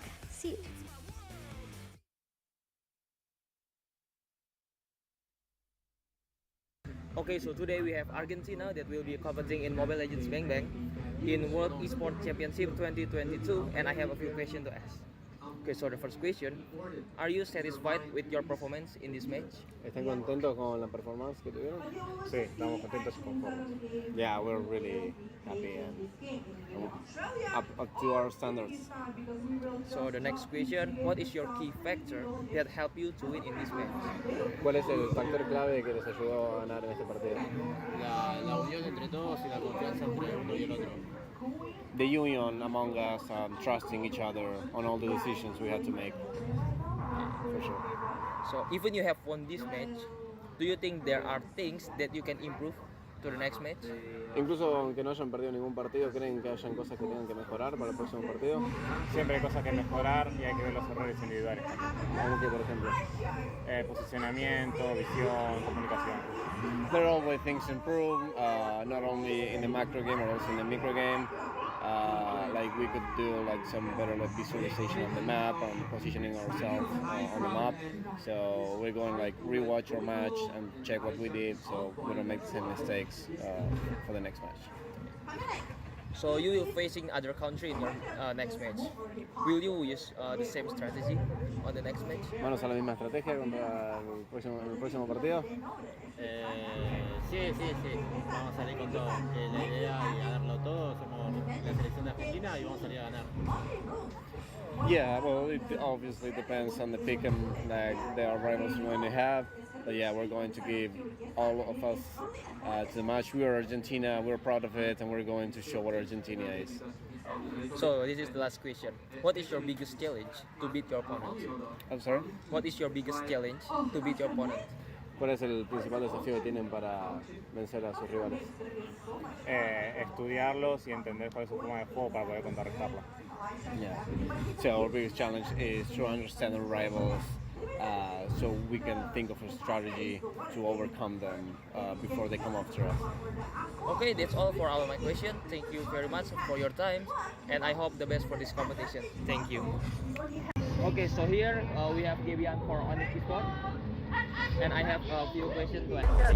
Hi everyone, I hope you having an amazing day. It's Sigit right now. So I'm in the beautiful place in Bali called Merusaka, and I'm still at the exhibitors zone of the IESF 15 World Esports Championship Bali 2022. So after we played at the Garudaku zone, today I want you to come with me to play at the one of the booth exhibitors called Dewa Game. So I think it will be so much fun because they have many game exhibitions here. So let's play.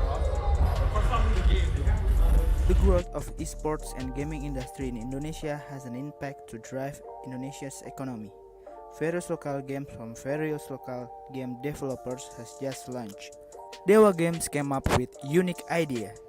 Carries online games that can be widely accessed to be played anytime and anywhere. Dewa Game can be accessed by a personal computer on website or through an app on a personal smartphone. In Dewa Games app and website, there are various games that you can play. You can top up a token to play in mode arcade and tournament to get a reward. There's a bunch of rewards that you can get at the Dewa Games such as Apple product, Asus ROG, music instrument, electronic devices, computer and gaming devices and many more. So right now I get an opportunity to play games at Dewa Game booth. The Dewa Game crew is really helpful to give explanations about their product, as an explanations by one of Dewa Game crew here. Game itu portal games, jadi kita bisa main games, banyak games lah di Dewa Games. Ada digital games, multiplayer games. Nah nanti kalau main di Dewa Games itu kita bisa dapat diamond. Diamondnya bisa ditukar sama hadiah. Hadiahnya di handphone, macam-macam deh pokoknya. Main di websitenya dewa.game atau di Play Store juga ada sama App Store. Dewa Game, oke? Jangan lupa main ya.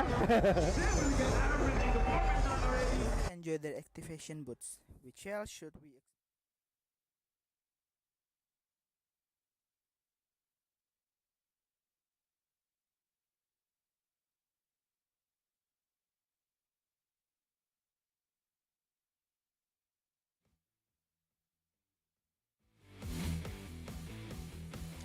Welcome back, ladies and gentlemen, for Game 2 of Argentina versus Philippines. Here, we did see Philippines take game number 1, even though that was a long game, right? So again, That's the longest game. It was the longest game of IESF so far. It definitely was not a stomp from Philippines, but here in Game 2, with both teams finally already getting a read on one another, we might see a faster game, or maybe we might see a longer game now that they have gone that data. Oh yeah, disagree with that. And even the longest game is 24 minutes for our first game just now. But Argentina, I have to say that they play really, really well. Even though like Philippines got hold until 24 minutes, it's not easy as well for Philippines. But after the long team fight, after the maybe I can say unlimited healing coming from Villa Luna, Philippines finally they made it. But the problem is the game number 2. I think it's gonna be a little bit harder for Philippines, as we seen that game number 1, Argentina, they maximize their draft, their potential, trying to drag this game. Actually, trying to get a lot of points kill from in the early game, right? Because they have this Fanny, they have also this Kadita. But the thing is, now Philippines, I think they also realize they have to be careful with the crowd control that Argentina could be picked in the game number 2. I actually think, honestly, in game number 1, it did feel like Argentina had the better drafts, right? They had an answer to all the grouped up, the OBE strategy that Philippines wanted to actually use. And we saw that happen. Petrifies, the combos, and the AoE damage were able to punish Philippines for a bit, but Philippines were able to outlast them in the end. So I think for Argentina right now, what they need to fix is definitely that execution, right? Because with the draft that they had in game 1, I think that could have been a winnable game for them. The 1-1, I feel like, just did not get that crossbow tank, did not get that weakness points as much as he wanted to, and it resulted in him not really being relevant at all in these team fights in the later stage. We know that in the late game, especially up against an Irithel in the hands of someone like Soriano, if you don't get to fly, you don't deal damage, because you are actually going to lose out in that damage. Irithel is going to one-shot you later on, and that's what we saw. Yeah, with the basic attack coming from Soriano with this Irithel, 100% he has more advantage going into the late game here, because we know how hard Wen went as well, right? Trying to break out that weakness point, try to open up the crossbow of tank. It's not an easy task as well, because especially Philippine, most of the hero actually, maybe some of them are the diving heroes such as Fredrin, also the Paquito, right?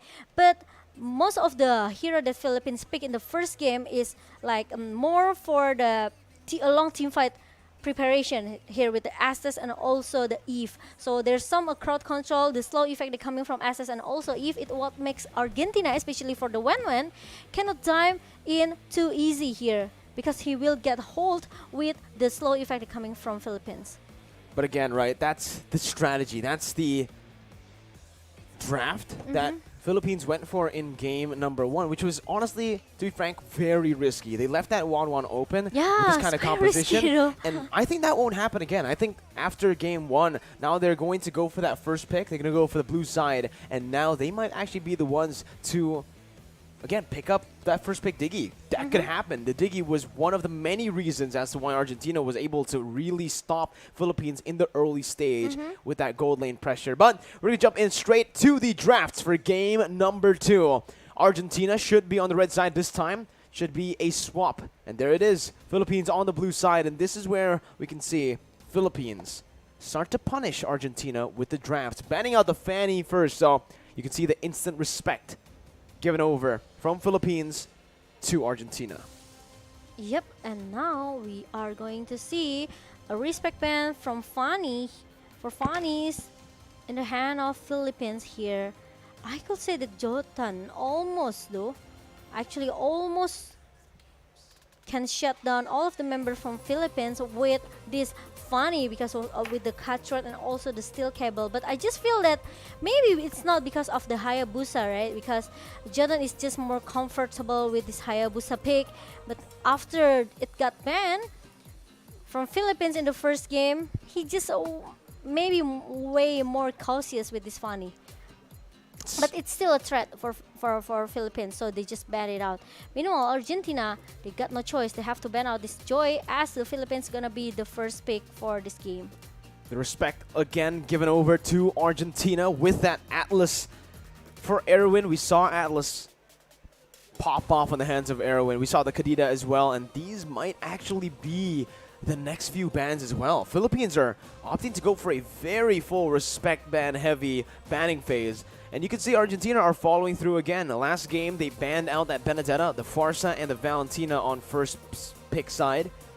This time, they're opting to go for the Joy first, obviously, because when Philippines have the first pick, when you're in the red side, you need to ban that Joy.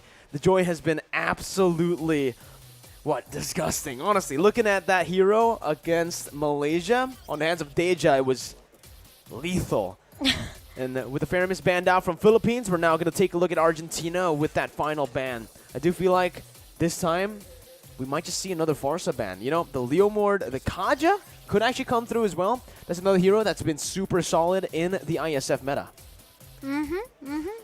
I think it's gonna be Kaja, or if they ban out that Valentina, I think they just contest the Kaja here with, I think it's gonna be Valentina ban out, Joy Kaja. Hayabusa could be the prior pick for Argentina if they want to. And we also have this 1-1 open. So 1-1 and also Kaja. Even Diggy. Even Diggy, but I think Diggy is not a prior pick for Valentina. Maybe for Argentina, right? So if Philippines, they want to take this Kaja, Argentina, they could get 2 OP heroes such as Kaja, and also if they want Diggy. But it's not going to be Kaja, it's going to be 1-1 for They're Philippines. Go for the first pick, 1-1, leaving over to Diggy a counter towards the 1-1 to the hands of Argentina. And this can be the choice now for Argentina. We did see them first pick the Diggy in game number 1. Now they can go and try to do the same thing. Honestly, the drafts were pretty solid for Argentina. And they can actually just go for this Diggy first pick. Maybe followed up with the hero that you mentioned, the Hayabusa. A comfort pick for Jotun, a pocket pick for him. We've seen him find the most success on that Hayabusa.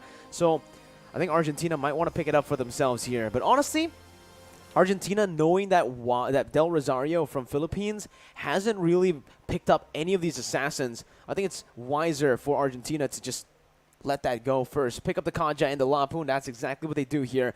Kaja, that can be flexed all around in that Lapu. A solid presence in the XP lane. Philippines, though, early hovering over a few unique heroes from the Zilong to the Gushin. And it's... I thought it was picked. I thought they locked it in. No. Okay, but I think it's still a shadow pick for Philippines. They are able to get this Farsia as well if they want to in their hand of Imam. Or maybe another Estes here. But Diggy, I think it's going to be the next prio for Philippines here. Eve and Diggy. Eve and Diggy. Even though the Divine Judgment cannot be cancelled by the time journey, but at least it can help. It could save Philippines here from the Breathers fighter coming from this Lapu-Lapu. It's also just a solid pickup, right? Because it does seem like Philippines with this composition now, they are leaning towards a front to back. Meanwhile, Argentina with the Lapu, technically, it's still a good mix for Argentina right now. It's not too one-sided in terms of that win condition. They can still dive with that Lapu. They can go for the picks with the Kaja. And obviously, they can front to back with the damage provided by the Beatrix. But now we are entering the second phase with Argentina banning out that Fredrin instantly. 200,000 damage taken, man. It's definitely a hero that's super hard to kill. Super and with this tanky. composition, it's going to be even tougher to kill, right? We'll see once again that Hayabusa is still going to be respected by Philippines, knowing that they are going to be clumping up together. A hero like Hayabusa that can threaten that side lane push, that split push, is going to be so threatening to Philippines. Okay, and now there's gonna be a Kaiban coming from Argentina here. Because Philippines, what hero they will pick for the jungler? It could be Gashian, it could be Amon if they want to. If they want to play some burst damage here. For Argentina? No, for Philippines. I think it could be Ling as well if they want to. Knowing Del Rosario, honestly, those three heroes don't come up to mind. I think he's just like, fighters utility, type, something tank, like junglers, this, right? yeah. The Fredrin we saw in Philippines, he really liked to play the Barats, right? Barats, we saw the Granger Oh even. yeah, it reminds me with the, maybe, like you say, two marksmen.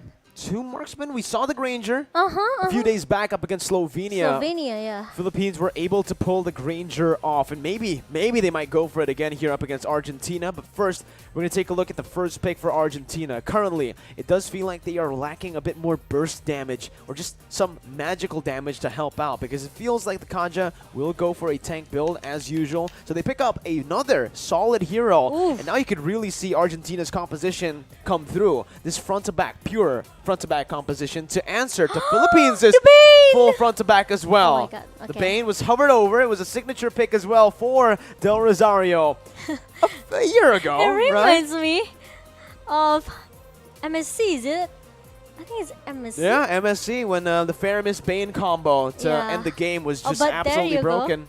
But There the you go. Barats, as I mentioned, is going to be hovered over by Philippines, and Dapadop is actually flexing a bit here with his hero pool. His Yuzong, Paquito. Paquito worked out in game 1 up against Alapu, who can certainly work out here, and they decide to lock it in. I think the Barats works very well. Oh my goodness, we might see something different though, and they lock in the Guinevere last second for Philippines. The Diggy, Guinevere, this is a pure front to back, but they've mixed in a lot of good dive, a lot of CC into their composition to face off against Argentina. Because Philippines noticed that, hey, Argentina have the Beatrix, have the Sicilian with a solid front line that they already have on the Lapu and Kaja. It's going to be very hard for a Barats to actually penetrate that front line. So that's your answer. The Guinevere makes perfect sense to dive into that back line.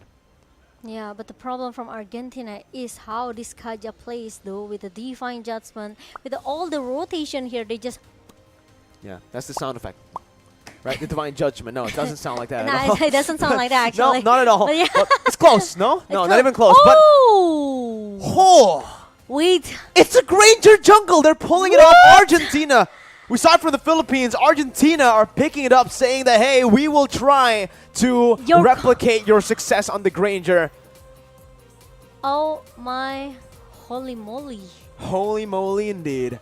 This meta, 2 marksmen, Argentina. Yes, Granger, they has this maybe I can say massive basic damage in the early here. But the problem is, Philippines, they cannot drag this game more into the late game. They have to play quite maybe early into the mid game. If they bring this late game composition into the hand of Argentina, I think Philippines still able to hold, but maybe so hard to turn back the table. Oh, it's going to be very tough Very for tough. Philippines, right? If it does go, if the game goes as long as game 1, Sicilian, Beatrix, Granger, all these 3 heroes are going to be scaling up Lapu. like a monster with Lapu as well, but we'll see. Philippines has a chance to control the early game as we jump into the Land of Dawn for game number 2. Philippines as well have the chance to go for a 2-0 clean sweep up against Argentina. We're trying their best to look for an equalizer here in game 2. Jotun on the orange buff, Del Rosario on the purple. As you can see, Del Rosario rotate very fast into the enemy jungle, invading already and stealing away. Nope, not able to steal it away, but he is able to actually bait out the retribution from Jotun. That can be a mistake. Del Rosario can start to rotate around towards the purple buff with the help of Imam as well. They picked up the Lethal Wanderer, and Del Rosario is looking for it now, looking for the steal. But decides to back off for now. Not really going to risk it early on, and it is just both of the teams playing pretty passively. Bless you, Momo-chan. Thank you. Sorry. Okay, and Dapadop here tries so hard to win the lane against Lapu-Lapu. We know how strong Lapu-Lapu after getting buff yesterday. Not actually yesterday, but yeah, Lapu-Lapu now is one of the XP hero here. XP hero that are very, very strong as the front laner, as a burst damager as well. So I think Papado could be a disaster for Philippines. Meanwhile, some of time journey comes in, not yet, but the first time has been connected to Erwin and Del Rosario, and there's a good first blood that comes from Sif, but Imam finally he succeeded to make the trade with the Sif. So it's still an advantage for Philippines. Yeah, I'd say that as well here, but Papa Dog is absolutely not having a good time in that XP lane up against a Paquito. who's able to just zone him completely from time and time again. But in that gold lane, I agree with you, it was definitely worth it for Philippines. And the Turtle side, though, is going to be the Retribution battle. A very good knockout strike from Dapadap to stop this Turtle take. And that's Philippines picking up the Turtle. And everything in the early game is going towards Philippines. Argentina, Civ lost so much HP and a lot of gold. Meteoro going to be solo killed by just a real-world manipulation. And this is an orange buff taken by Del Rosario, stolen away from Argentina. Meanwhile, now Jotun still not trying maybe to find more items for the damage here for this Granger, but at the top lane, there's very, intense team fight between Papadok and also the Padap. I just feel somehow it's getting personal. Ooh. Is it getting personal? I don't know, man. No, I'm just joking. It feels like they're just laning, right? But maybe. We'll see. Last time I saw Dapadop take things personally, it was up against Mobazane, I believe, in M3. He just completely went for him. He just chased him down like it was nothing. Even though the whole team helped Mobazane's appeal to cover, doesn't matter. Dapadop just finds a way in. I mean the heroes. It's very, very personal, A boxer versus a swordsman. Yeah, that's personal. Okay, and now Erwin trying to babysit the Sif again and again. It makes Villa Luna also almost need to do the same thing over and over again. The first time jumps in with the alarm bomb, and Luciano can get that kills very easy. Erwin too, gonna be fallen here, even though he is able to survive. He used that flicker, and that's, again, that divine judgment that won't really be a threat early on without that flicker. Philippines completely controlling the game the first 4 minutes here. That's going to be Del Rosario jumping in onto Meteoro, dealing so much damage as Imam does have a solid lead. They're already starting to invade the enemy jungle as well. Del Rosario getting some more pressure here to secure that Turtle side. Turtle spawning in to the Land of Dawn in the 4th minute of the game. It does seem like Dapadap will be caught, has the flicker to get out of the stun. As Jotun tries his best to, again, just farm up. It's so difficult for Jotun to face off against a Guinevere with Demon Slayer early on. With the Demon Slayer and now Imam, he cannot clear the minion quite fast. Maybe if you compare to the 2 marksman composition coming from Argentina, maybe he's losing the lane here. But meanwhile, Papadok need to run away. Oh, really nice juke coming from Dapadap. He saw it coming though. Happy feet, man. That's Dapadap is showing the class on the Paquito. Back in the Philippines, there's a nickname for Dapadap's Paquito. It's Edward Balboa. And you can see why. The signature pick has just been super good for Dapadap. Oh, I see. And now, Philippines, they try to play very, very carefully right now. They don't want to make a mistake. Even though they already secured the first one in game number 1, but I just know that they respect all players from Argentina very, very well. The respect is given, and they're already grouping up here in the mid lane. That's a good divine judgment to cancel the Violet Requiem, but it's going to be Wise who finds it. Still, Del Rosario getting Meteoro. Not a kill, though, for now, is Imam. Now this might be personal, Momo-chan. That was a solo ult from Imam, and he's put in a very risky situation. Dapadap as well, jumping in with a knockout strike, almost finding Civ, but Villa Luna will be taken down. Del Rosario backing off, Dapadap as well. They both need to be very cautious when it comes down to the team fights, because Argentina, they're a very good skirmishing team. Yeah, agree with that. Even though with the one real-world manipulation from Imam, shut down this Meteoro, even though finally Argentina got 2 members from Philippines, but Jotun with the solo kill that's coming from Dapadap. And also 1 bad fist and also the bad impact. Dapadap still able to survive. Woo. Man, oh man. Dapadap just styling on his signature. Where's the nickname? Edward Balboa. Edward Balboa. Amazing.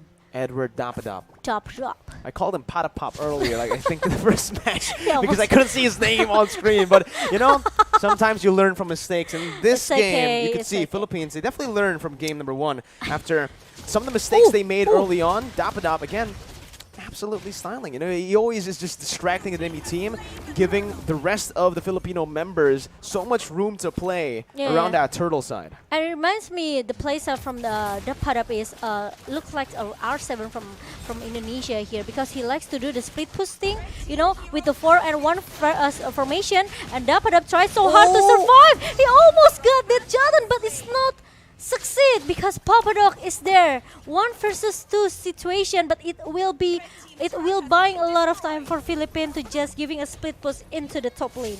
Here as well, top side taken down. Now Violet Requiem comboed in with a knock-up.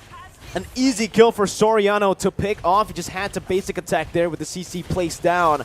And now the tier 2 is going to be sieged by Philippines, as Argentina so far in this game don't really feel like they have had the proper response to these turret takes, these objective control as well from Philippines. Argentina will need to try to slow the game's pace down, because if it continues like this, Philippines might actually be able to end the game before the 12-minute mark. And now, Dapadap here, trying to make some distraction into the bottom lane. And Philippines, they have to play it maybe not more than 15 minutes game. Oh man, that Divine Judgment with a combo as well. Soriana going to be taken down by that Brave Spider, but the knockout strike comes in. Dapadap still able to disengage him off like a fall, but Civ follows through. Dapadap running for the hills, goes back in. Civ is still able to find that kill, but it's a 4-for-2 trade for Argentina. The Lord spawning in 24 seconds. Out of nowhere, Argentina able to find a winning team fight despite having the goal deficit. And now it's happening for Argentina. They just won the team fight here. Even though, you know, because of the damage comes from Jatan with this Granger, even positioning is not that safe though, because he is quite exposed. And that's the opportunity for Argentina to shut him down in the second place here, because it's unlucky that Soriano is the first target that to be prior by Argentina. Oh man, concealed play being started here by Philippines. Right there's Divine Judgment. Will actually be able to find Villa Luna, but the damage won't be enough to take him down. It will be in the end, but that's Nada sniping him. Jotun running back. Villa Luna taken down for Papadog, an XP laner for a roamer right now, as Philippines will definitely have a bit of an advantage here in this position with that XP laner down. But now Philippines, they are able to take this first alert in a minute number 9, and Argentina, I think the power spike now is happening, right? Because with these 2 marksman composition, they're able to giving a massive damage towards Philippines. So this is why I say that Philippines cannot drag this game maybe more into the late game composition here. Because Philippines, they don't have enough, you know, maybe they don't have enough damage into going into the late game here. They only need to rely on Soriano damage. That's it. Or maybe Del Rosario has, but the problem is he is built into the tank.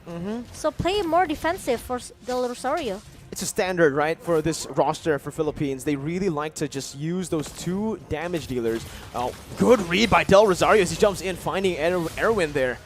And it's now going to be a siege down in the mid lane, but back again to my point. Philippines, this roster really likes to play around 2 damage dealers, and those 2 damage dealers being the mid lane and the gold lane, but it's going to be Aaron who jumps in with a Divine Judgment, able to find Dapadab, and that's so much damage with Papadab flickering forward. The crossbow attack going to be popped in by Soriano as he's able to find a kill over back again. It's a 1-for-1, still worth it for Philippines. And now, Philippines, now the Lord is marching down into the top lane here. Meanwhile, Argentina, they can try to defend it because they have this 2 marksman composition, right? They also has this Erwin with the Divine Judgment. So Philippines, if they want to pick a team fight with Argentina, they have to see where's the positioning from Erwin as well, because Erwin used this flicker, so there might be some surprise initiation, some surprise engagement coming from Erwin with the flicker and Divine Judgment. Hey, Momo-chan, I'm starting to understand why you said it was personal between Dapadab and Papadog, right? No, their names are. Look at that. It's Dapadab versus Papadog. Yeah, it sounds same, but Erwin though. Oh, he only got the clone. This is what I said. There you go. The bait's in by Del Rosario's Dapadab zones.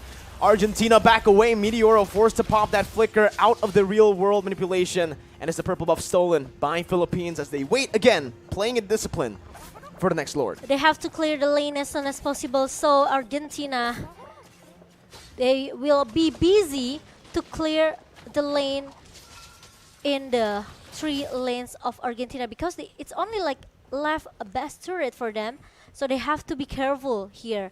Meanwhile, Philippines need some help from this Lord, from the second Lord here, because they cannot go inside the base of Argentina quite easy here because some of the Kaja presence and also Meteoro and the 2 marksman composition from Argentina, it works now. It's working now. Oh my god, man. At this point, right? It could be in anyone's game now. It could be, right? In terms of the gold lead, Philippines now are only down to a 3,000 gold lead from the initial 7,000 gold lead that they had in the mid stage. Now, we mentioned this in the draft, Momo-chan. If it does go to that late stage, it's going to be incredibly difficult for Philippines to look for an opening as Papadao jumps in with the Bravest Fighter. Going to be CC, but his stun connects onto Imam. And just like that, Soriano's going to be taken low. Erwin finds the Divine Judgment, suppressing him. And that's the Death Sonata as well. A lot of damage being placed down. And it's a 1-for-1. The roamer for the gold lane. Argentina, again, are able to coin flip back to a lead for themselves. The Lord fight now for Argentina as they're looking to go for it. Del Rosario jumping in. Jolton to be found there. Zaxi the Violent Requiem finding 2 members. Jolton brought back, taken down by Villaluna on that alarm bomb. Lord reset, but Philippines have recovered. And now, without any retribution on Argentina, Philippines, they are able to take this Lord without any hesitation, of course. And it's gonna be in the hand of El Philippines. Meanwhile, Papadok is trying so hard to shut down one member, but it's gonna be a good one real world manipulation coming from Imam here, and the follow coming from Depadap. It makes Papadok is able to get shut down in the jungle just now. Oof, man, what an incredible series of fights there with Argentina earlier just winning it out, but then staying a bit too long. Philippines getting the better of Jotun. And I think Jotun here needs to be very careful. He's playing like an assassin in these bushes, trying to look for those ambushes as a Granger, though. Once he gets caught like that against Del Rosario, once he gets knocked up, it's almost impossible for a Granger with Retribution to get out, right? You don't really have a lot of defense. The only defensive mobility resource is your dash. Agree with that. And so this is why maybe Argentina, they are not that comfortable with these 2 marksman pick. But if we talk about the damage state here, Argentina has more advantage if you compare to Philippines draft pick here. Well, let's see. Top side with Enhanced Lord to be barged in. There's Papadog. Gets taken super low from Villaluna, I guess. Those alarm bombs are doing work. Bad impacts now from Meteoro, just trying his best to play with his high ground. Del Rosario trying to zone Argentina out, but it is going to be 2 base turrets taken out. Bottom side going to be targeted now by Philippines, and that's 3 base turrets with no trades whatsoever from Argentina. An amazing siege from Philippines. And now it's gonna be another things for Argentina right now, because Philippines, they have to, they will play it more discipline here, because like I said it earlier, because they have this 2 marksman composition. It's not easy for Philippines as well. Look at the gold coming from this Jatan with the 10k gold, and also the endless battle with the Malefic Roar and the Hunter Strike. So actually he already has the attack penetration, but the problem is he needed breastplate just for the defensive, just want to make sure that he is not get shut down very easy, because he have this one item, right, the defensive item. But the problem is he needs maybe he needs Sif help here. With the 243 KDA Sif, it's not easy for him as well, because he knows Del Rosario can just anyhow jumps in with the Violet Requiem, and there's gonna be another knock up follow up coming from Dapadap. And Villaluna, as the time journeys pop up from Villaluna, Papadok is not very easy as well to pop up that braver fighter. So Argentina, they have to force Villa Luna to use that time journey. So after the time journey is being used by Villa Luna, Argentina can all just pop up all the CC that they have. They need to go for the prolonged fights, But right? the problem is, look at that, the poke damage coming from Philippines towards the Papadok, it makes him need to go back now. Oh no, Dapadab though, in that top lane, gonna be caught by the Divine Judgment, is able to maneuver himself out for a bit. It's a bait over for the rest of the Filipino team to take that Enhanced Lord. They're able to secure it, but with one member down now, it does feel like, again, it's still worth it for Philippines because Dapadab's going to be respawning in a bit, right on cue with the Lord if they take it slow. Meanwhile, for Argentina, they got a kill over to Dapadab, who doesn't have a shutdown, so there's not much gold that they can actually get from that. But like you mentioned, Momo-chan, these alarm bombs placed in by Venus, by Villa Luna, has been so painful. The frontliner's been taking a whole lot of damage here. I think he's been chunked down to a quarter of his HP almost every single time he opens up the map. Look at that. Look at the high ground defense that Argentina has right now with the two marksmen. And of course, with the Meteoro as the late competition, late insurance for Argentina with the Sicilian. He already has enough damage though. So if Argentina, they want to force or maybe do some engage towards the team fight with Philippines, I think they are able to do it. But the problem is how to shut down Soriano in the backline. Well, I think right now, the main concern for Argentina is, yeah, you're right, Soriano. Right. If or maybe Erwin can find a Divine Judgment onto Soriano, that's... Use the, the surprise initiation coming from Erwin with the flicker and also the Divine Judgment. Maybe it will work for Philippines. Maybe it will here. In the 18th minute of the game, it does feel like we are entering slowly but surely into that late stage with both teams only having, well, with Philippines only having a 2,000 gold lead. This would mean that Argentina will have caught up in items and even in XP with every single member at level 15. We said it in the drafts, Momo-chan. Late game, it will definitely favor Argentina with Sicilian, Granger, and Beatrix all scaling to be absolute monsters. From the side of Philippines, they do still have that late game pressure. They still have that Wan and the Yve, but Sicilian scales forever, stacks forever. So the longer the game goes, the stronger Meteoro is going to be on the Sicilian. And both teams are just playing it safely, waiting for that Lord. No real threat right now. Erwin jumping back away. That reverse time bringing the back, forcing the flicker out, and here it is. That's going to be the fight. Imam taken low. Erwin going to be caught again. Still able to dash out. As Erwin gets out, it's going to be Jotun who tries his best to clear out that mid lane. Jotun going to be chased down. That's the alarm bombs connecting. So much HP taken out of him. Erwin still has the Divine Judgment, will opt to just back away as he's at low HP. With the impure rates from Villa Luna, one alarm bomb can giving a lot of pressure for Papadok or even for Erwin here. These alarm bombs are disgusting, man. It's crazy. Absolutely painful. I think he has a Genius Wand. I really wonder what items he has here. I think it's gonna be like Divine maybe Glaive, Divine Glaive, Genius Wand, Glowing Wand, or maybe on a Holy Crystal. We don't know. Oh, maybe, you know. Usually, But the problem is because he used that impurity, right? Yeah. Usually as a roamer though, we only see like a Genius Wand and a Divine Glaive. Papadog though, opening up the map, finding Imam there, but it's a solo kill. What? Dapadog finding the kill with the help of Imam right now. The Bravest Spider is popped in by Papadog, but he's all alone. He pops in a Winter's Truncheon just to buy a little bit more time, but it's all for naught as Argentina, the rest of the members are still in that purple buff. It does seem like Philippines will be able to go for this Evolved Lord for free. No contest possible for Argentina. And even though with the purple buff in the hand of Meteoro, the problem is 2 members down from Argentina, left 3 members who need to defend the base now.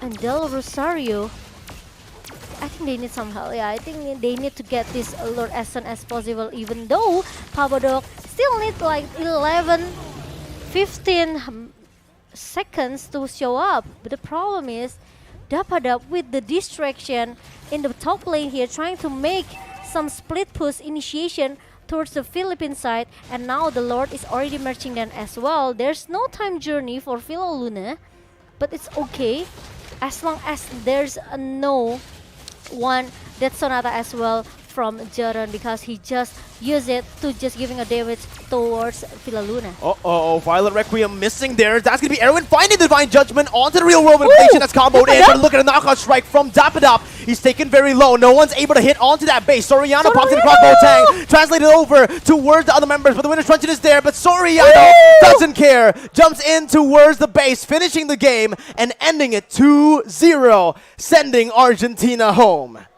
Wow, Philippines! I think today is the longest matches between Philippines versus Argentina, right? Almost 21 minutes for Argentina in our second game just now. But Argentina has to say goodbye in the fourth day of IESF 14 World Championship Bali. It's definitely a nice try for Team Argentina.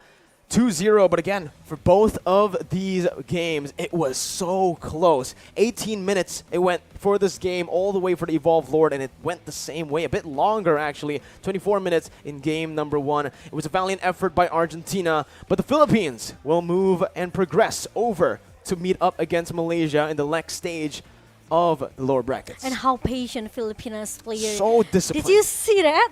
I think Patient. this is the first time I saw Philippines team play very, very passive, right? Sometimes if we talk about Philippines, we know how strong and how scary they are with their playstyle, right? Because they like to play aggressive in the early. They trying to keep, snowballing and snowballing until they get their game. But the problem is when they face Argentina, it's totally a different whole playstyle coming from this team.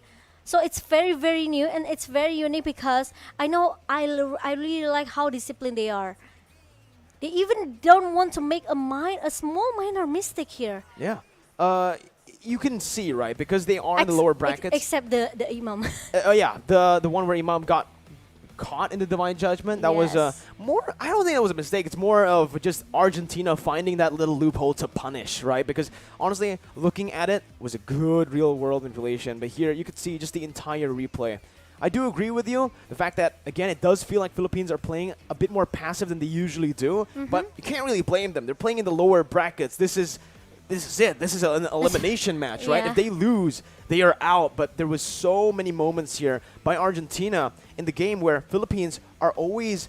It does feel like, even though Argentina have gone a lot of these good team fights, it's always Philippines who have the control in the game. They're the ones who can actually convert on objectives. They're the ones who are actually actively looking for these crazy pickoffs and these macro wave manipulation to get the upper edge. And we saw it here as well.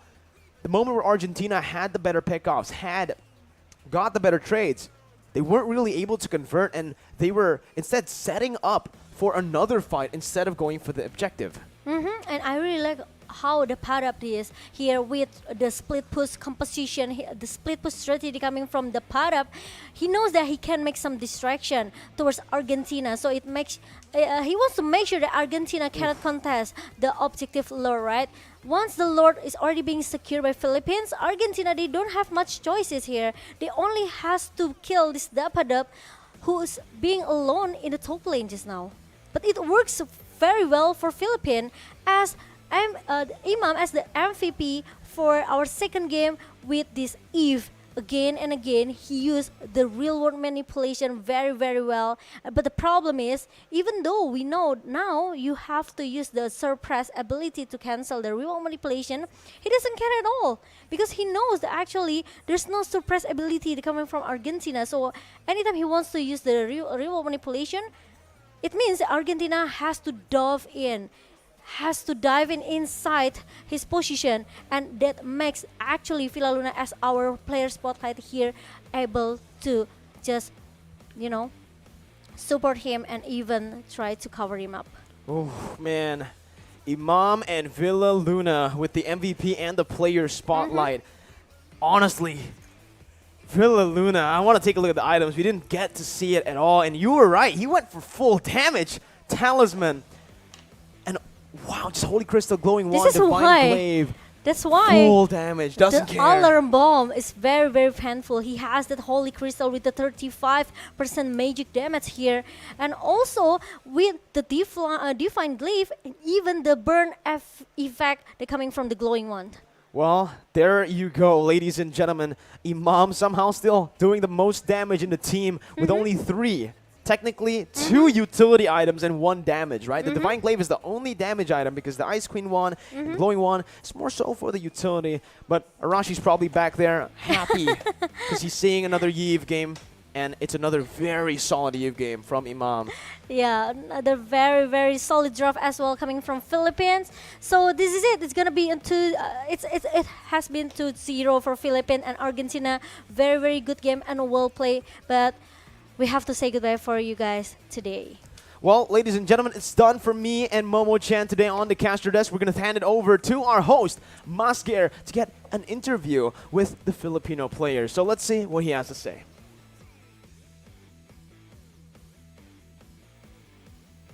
Thank you once again, Mirko and Momo-chan, Como duet. So congratulations once again to Philippines, and they will go to the next round versus Malaysia. But before, I will ask to the players of the Philippines. So what do you think about Argentina on this game? They are so good and their mechanical skills is good. They're so good and the mechanical is also good. And for you, what is your strategy, your plan versus Malaysia? First of all,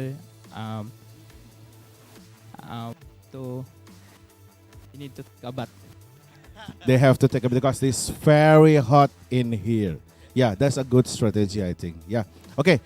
You guys have a special message for Malaysia, right? We will count together like 3, 2, 1.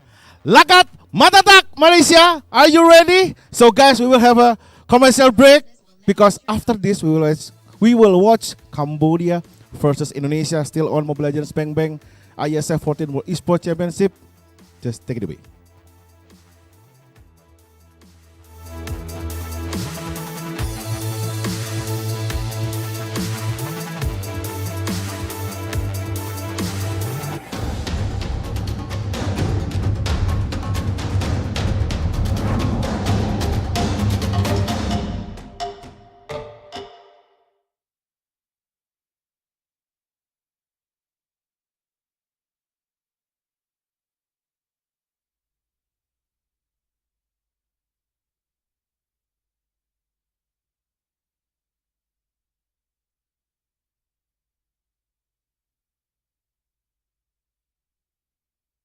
Okay, so hello everyone, we have Daki here as an ex-professional Mobile Legends player from Indonesia. Okay, hello.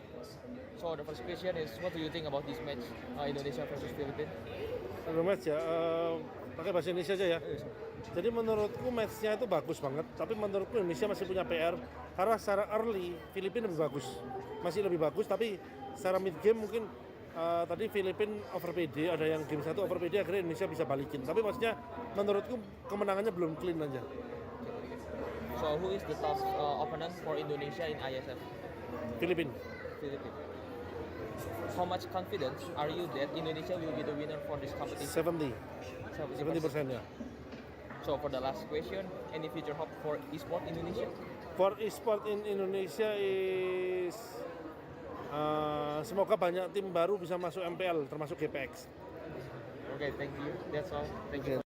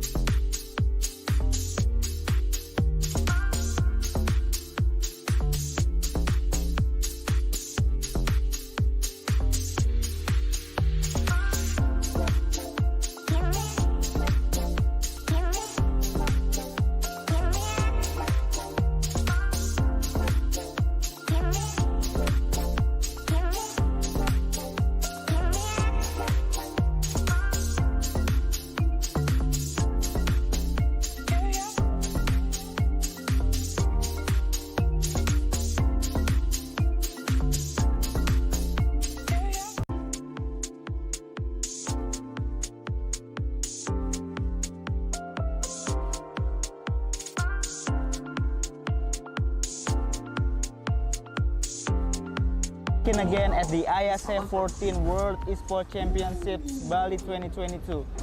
This is the day of the ISF in Bali. So, we've been through a lot of excitement in day 1 and day 2. The competitions between countries around the world is increasingly becoming more competitive and a lot of action here. So today we have 5 different games category that will be played, like eFootball 2023, CSGO, Mobile Legends, Dota 2, and also Tekken 7. So before that, I remind you to follow our social media so you can see live updates, see match schedule and result on the ISF Instagram, ISF_officials, and also garudaku.ac. Before we go watch today's match, here's the some recap day 1 of the ISF 14 World Esports Championship Bali 2022. This recap is dedicated to you guys, so enjoy the show.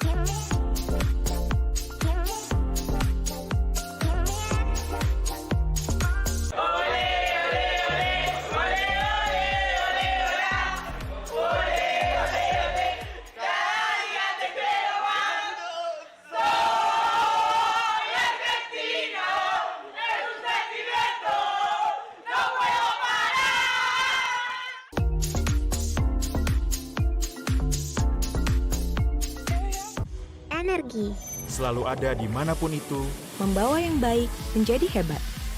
Karena tidak ada lagi batas. Manapun lintasan masa membawa hingga ke masa depan. Sejauh mana kamu bisa bermimpi? Jawabannya, sejauh yang hati kamu inginkan. Dengan energi yang menggerakkan kamu dan kamu. Pertamina, energizing you.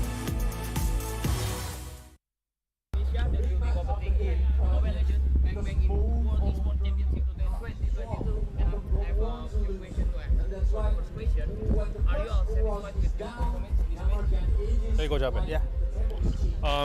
Pakai bahasa English. So for this match, I think we will take this. So happy, but we're not too satisfied.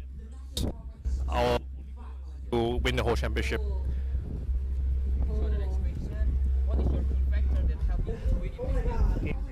Key factor that was win this match is everyone's hard work.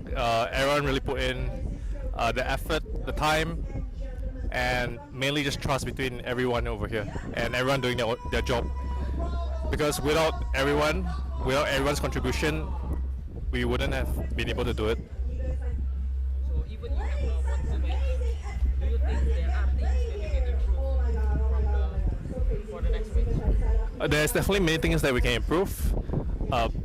There was a lot of mistakes that we made as well in both games, so we will look through our games and fix our errors. Okay, so you will be facing other country in your next match, right? Yeah. Will you use the same strategy for the next game? Strategy-wise, we cannot really disclose, but I can assure that we still have other strategies out there, and we will see what we want to pull out for each different team.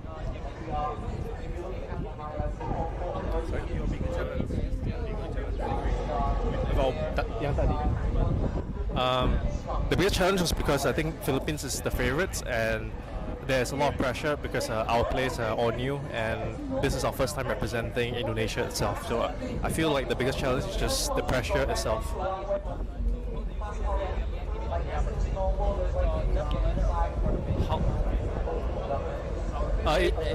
It feels really great to win the M3 champions, but we know that there's a possibility that they will make a comeback, and we will eventually might face them again. So we're happy for now, but we're not too happy yet. We know that the weather in Bali is hot, right? And when the game is on the upper stage, so does the weather affect for the match? I would say the setup overall is really good. The weather doesn't really affect us, and the setup, the equipment, everything covers the weather, so we don't really feel the heat. Thank you so much. Indonesia! Jaya, jaya, jaya! Okay, thank you, congratulations Indonesia. Thank you.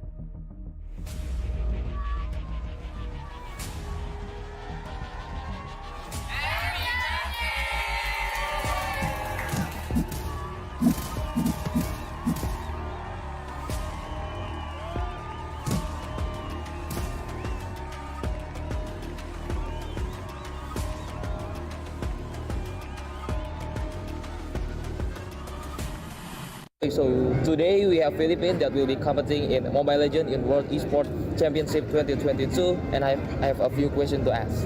So the first question: are you satisfied with your performance in this match? In this match against Slovenia? Yes. Yeah, I think we're very satisfied with our. We're very satisfied in this match versus Slovenia, but in EVOS, I think we still have some things to work out. Yeah. Okay. So what is your key factor to help you to win in this match versus Slovenia? Key factor. Ano key factor? Factor. What's the key factor? The key factor is we work together. Yeah, we use our strategy. Yeah. Do you think there are things that you can make improvement for the better match? More practice. Yeah, and adjust on cell phone use. So you will facing other country in your next match, Vietnam, right? So will you use the same strategy? Yeah, we still have more strategies we're not showing yet. We're gonna show it in our next match. Yeah. So what is your biggest challenge to beat your opponent? Biggest challenge. I think our biggest challenge is adjusting to the phones and the comms. Because the comms is delay and the sound is very weak. And I think the biggest adjustment is the phone because we use iPhone in our country. Yeah.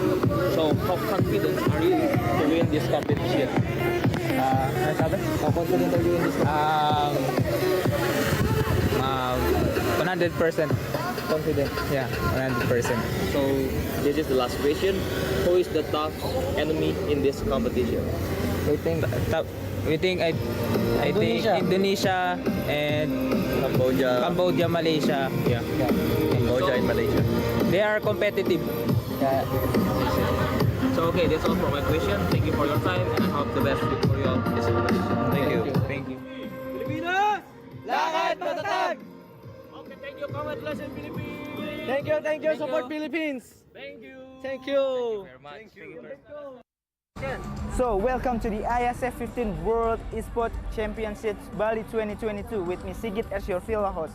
So, this is the second day of the IESF 15 World Esports Championship Bali 2022 and we still have a lot of interesting match and games in the game category of eFootball, Tekken 7, CSGO, Dota 2 and also Mobile Legends Bang Bang.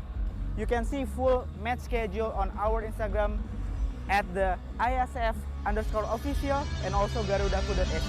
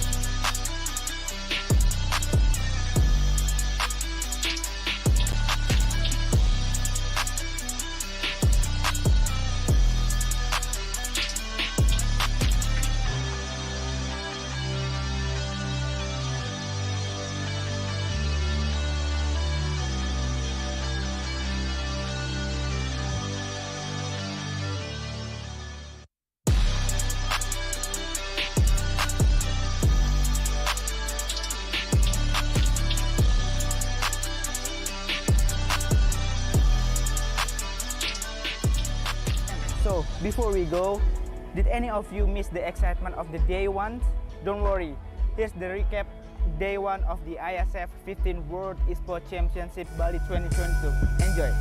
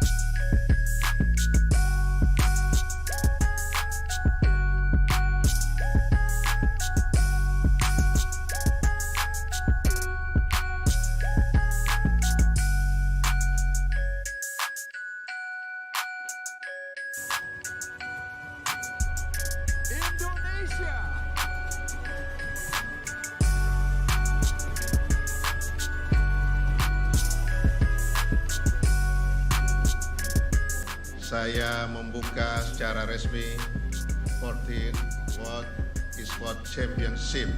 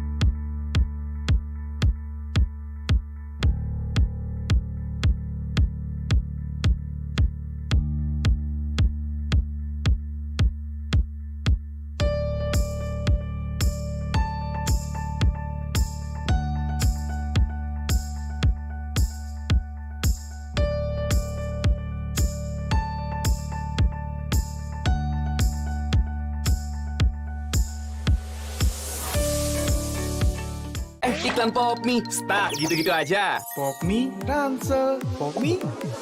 Biar seru nggak terputus, Pop Mie dus. Topping cangki sama gurihnya itu sob. Beuh, yuk sob, sikat Pop Mie. Seru terus kuy. Iklan Pop Mie, start gitu-gitu aja. Pop mie, ransel, pop mie.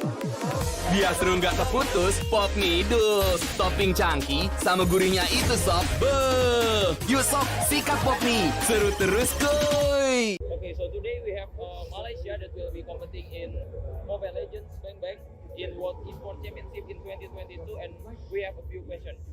So the first question: are you satisfied with your performance in this match? Satisfied. I think the boys are quite happy, but they are not overconfident because our motive is to go straight into the finals. So for the next question, what is your key factor to help you to win in this match? Menangkan Momolin, menangkan Golin dan mid lane. Even you have won this match, do you think that you will improve for your next match? Cakap orang. Dah menang match ni, perlu improve tak untuk next match? Kita nak akan buat lagi the best lah daripada sebelum ni. InsyaAllah kita akan buat lagi power. So you will face other country in your next match, right? Will you use the same strategy on the next game? Maybe tidak. Kita akan gunakan strategi lain. Sebab setiap team ada strategi orang, so kita orang ada strategi untuk counter orang. So for the last question, what is your biggest challenge to beat your opponent? What the biggest challenge to beat an opponent? Di mana yang bagi dia? What a big The biggest opponent to beat the opponent is about we studied them. We need to Melayu je. Kita orang nak kena beat diorang daripada segi strategi dengan drafting itu je lah kot. Tadi macam mana? Okay, that's all for my question. Thank you for your time, and I hope the game. Thank you so much. Thank you. Hi guys, back again with me, Putra Stopo, as your fellow host. So right now, I'm in a Dewa United booth. As you can see behind me, this is a RV car. You know what? Dewa United is the first esports team that have this RV car. In RV car, you can play PS5 games like Tekken, eFootball, and not only that, you can bring your friend here to play 5 vs 5 PUBG Mobile and Mobile Legends Bang Bang. And of course, if you want to get into the RV car, you can see all the trophies and the jersey owned by Dewa United. And if you want to get the same polo shirt like me, you can go to the Dewa United booth because there is a lot of merchandise. There is a lot of cool stuff like jersey, t-shirt, jogger pants, and anything. You can see and you must visit it. And later at 4:30 p.m. GMT +8, we will having a 2 vs 2 challenge with Rizky Faidan from Bali United and Romy Hadiwijaya. So if you are the eFootball player and if you want to play 2 vs 2, you visit Dewa United booth. Hi, welcome back to the IESF 14 World Esports Championship Bali 2022.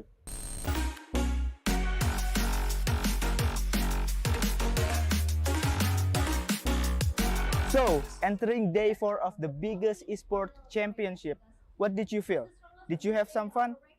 Anyway, entering the next round of this tournament, the competition is getting louder, more intense, and more entertaining. Today, there is 4 games that will be played in this tournament. CSGO on the ice stage, Dota on the earth stage, Mobile Legends on the water stage, and PUBG in fire stage.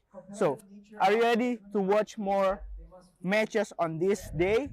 But before that, here's the joy of the day 3 of the IESF 14 World Esports Championship Bali 2022. Enjoy!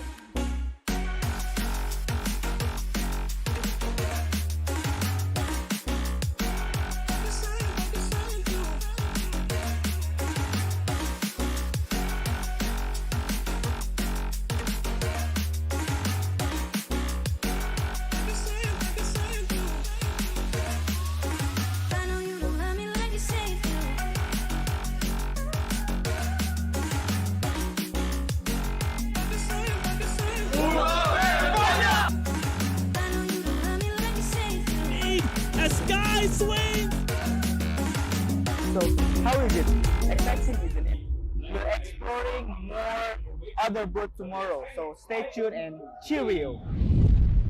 Hydro Coco. Why choose Hydro Coco? Healthy. Tastes good. Rasakan manfaat air kelapa asli untuk bantu jaga imun tubuh. We choose Hydro Coco. Real coconut water. Hydro Coco. Why choose Hydro Coco? Healthy. Tastes good. Rasakan manfaat air kelapa asli untuk bantu jaga imun tubuh. We choose Hydro Coco. Real coconut water. Hi everyone, I hope you having an amazing day. It's Sigit right now.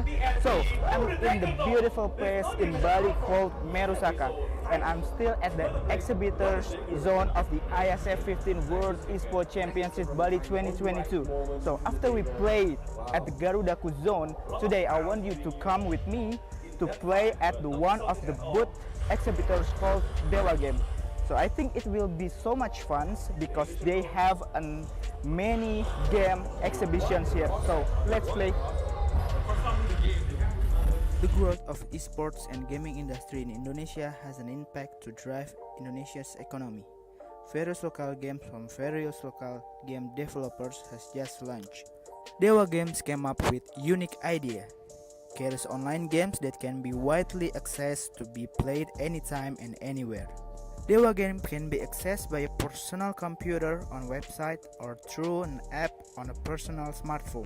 In Dewa Games app and website, there are various games that you can play. You can top up a token to play in mode arcade and tournament to get a reward. There's a bunch of rewards that you can get at the Dewa Games, such as Apple product, Asus ROG, music instrument, electronic devices, computer and gaming devices, and many more. So right now I get an opportunity to play games at Dewa Game booth. The Dewa Game crew is really helpful to give explanations about their product, as an explanations by one of Dewa Game crew here. Game itu portal games, jadi kita bisa main games, banyak games lah di Dewa Games. Ada digital games, multiplayer games. Nah nanti kalau main di Dewa Games itu kita bisa dapat diamond. Diamondnya bisa ditukar sama hadiah. Hadiahnya di handphone, macam-macam deh pokoknya. Main di websitenya dewa.game atau di Play Store juga ada sama App Store. Dewa Game, oke? Jangan lupa main ya. Enjoy their activation booths. Which else should we explore? Stay tuned and don't go anywhere. So how is it? Exciting, isn't it? We're exploring more other booth tomorrow. So stay tuned and cheerio. Okay, so today we have Malaysia Mobile Legends teams in Esports Championship 2022, and I have a few questions to ask. So the first question, how do you feel about this match? Are you all satisfied, or maybe there are some things that you all need to improve in this match? I mean, we are okay. We are fine with it because yes, before this game we lost, but it was our mistake. I think mistakes are the best teachers, and we learn from it. Moving into this game, we were having another way of thinking, and yes, we won again. A little satisfied. So, what do you think about your enemy performance today? Saya rasa performance dorang bagus, cuma dorang maybe kurang dari dorang leak dari segi drafting. So drafting dorang tu macam dorang pick ni tapi dorang tak tahu combo dengan apa. Tu bagi pendapat saya lah. So, is there any special preparation for the next match? Definitely yes, because we'll be going between Argentina or Philippines. Both are strong teams in their own region. They are both strong teams. Definitely we want to try to win them because we'll be meeting them again in M4. Okay. So you already won the game this time, right? What things that you have but your enemy doesn't have? Apa yang kita ada tapi dorang tak ada. Tadi. Enjoy. Benjoy. Okay, for the last question, what are your worries for the next match? If my jungler wants to play Franco. Jungler I don't know. What are your worries? Aku ada apa worry tak? next match? Maksudnya apa? Kalau kau ada apa-apa risau Pak untuk next match? Oh, untuk next match, jangan bagi Franco jangan lah. Okay, so that's all for my question. Thank you very much for your time, and I have the best for this competition. Hello, everybody. We have Casey Art here as a BA from Onyx Esports. Yeah. Okay, so I wanna ask you. So the first question is, what do you think about this match Indonesia versus Philippines? Match yang tadi menurut aku seru banget sih. Terus udah gitu kayak menegangkan juga lah. Okay, so the next question is, who is the top opponent for Indonesia in IESF? Menurut aku Filipina sih. Cuma tadi Indonesia berhasil menang lawan Filipina kan. Cuma menurutku yang paling susah Filipina sih. So how much confident are you that Indonesia will be the winner for this competition? 100% dong. Kita harus percaya diri. So for the last question, any future hope for esports Indonesia, especially Mobile Legends? Semoga makin berkembang. Terus udah gitu semoga bisa berjangka panjang. Thank you. Thank you. Thank you for your time. Esports Indonesia. Thank you, Kak Jessia.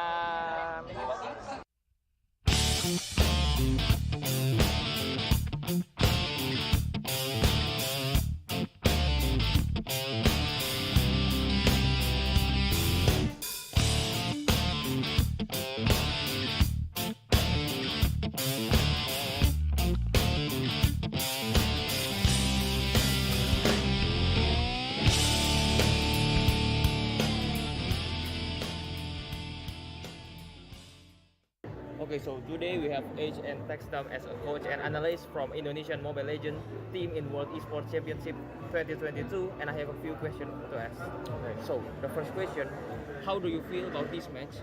Are you all satisfied, or maybe there's something that you all need to improve from this match?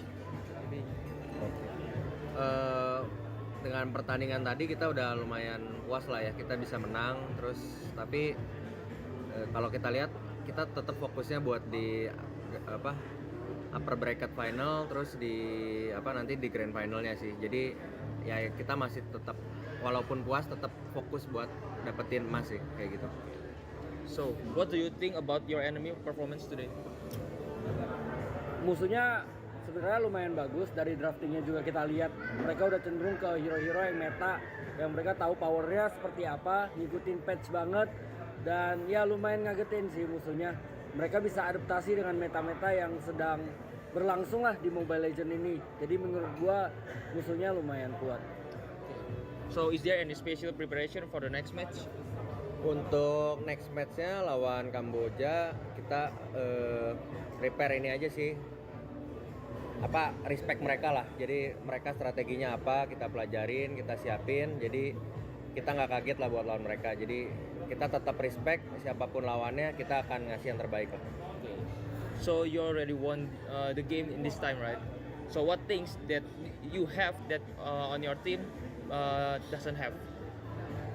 Sebenarnya kekurangan di tim kita itu adalah kita masih kurang disiplin, masih kurang rapi mainnya. Dimana sebenarnya kita bisa lebih rapi, bisa lebih clean, jadi gamenya juga lebih mudah. Nah itu yang perlu kita tingkatin selama turnamen ini berjalan langsung. Okay, so for the last question, is there anything to be worried from the next match against Cambodia? Maybe the player or their gameplay? Mungkin lawan Kambodia ini, karena kita tahu tadi kita expect-nya kita bakal finalnya lawan Malaysia ya. Ternyata Kambodia bisa ngalahin. Jadi ya kita pelajarin lah kenapa mereka bisa ngalahin Malaysia, dan kita respect dari draftnya juga. Kita baca mereka strateginya bakal gimana, jadi kita nggak bakal kaget lawan mereka. Jadi okay, so that's all from my question. Thank you for your time, and I hope the best for this competition. Okay, thank you. Thank you. Hello, can you guess where I am? Yes, we are the exhibitions here. So we are gonna explore this freaking cool area and see what we can do with all tenants. So, come here. Basically, Garudaku is a product created by PBSI or Federations of Esports Indonesia. Garudaku is one-stop solution for esports industry in Indonesia. In this platform, you can creating your own esports community, join tournament, searching for player database, esports company, or even community in every game category. All members that registered in this platform can join many various tournaments in every game category like Dota 2, Tekken 7, Mobile Legends, PUBG, eFootball, FIFA, CSGO, Point Blank, and also Free Fire. Garudaku also has an esports academy for every non-professional players and professional players. They provide coaching clinics and all academy members can be lead to be professional players in every game category. Garudaku became one of the exhibitors at the IESF 15th World Esports Championship Bali 2022. They had a very interesting activity here. Besides, they will teach you how to use their platform and become one of their members. They provide gaming corners. Visitors can use as long as they like to play many games in PlayStation 5. You can play Tekken 7, eFootball 2023, and FIFA 2023. On the other side, they collaborated with Racing Lab to provide a racing simulator that you can try at their booth. The attendee is very helpful to give guidelines on how to use racing simulator machine. This one is very interesting because they give me an experience using a racing simulator and make me feel like I'm the real racer. So, that's what I got from the Garudaku zone, and I really want to explore more at these exhibitor areas. So keep following me and stay tuned.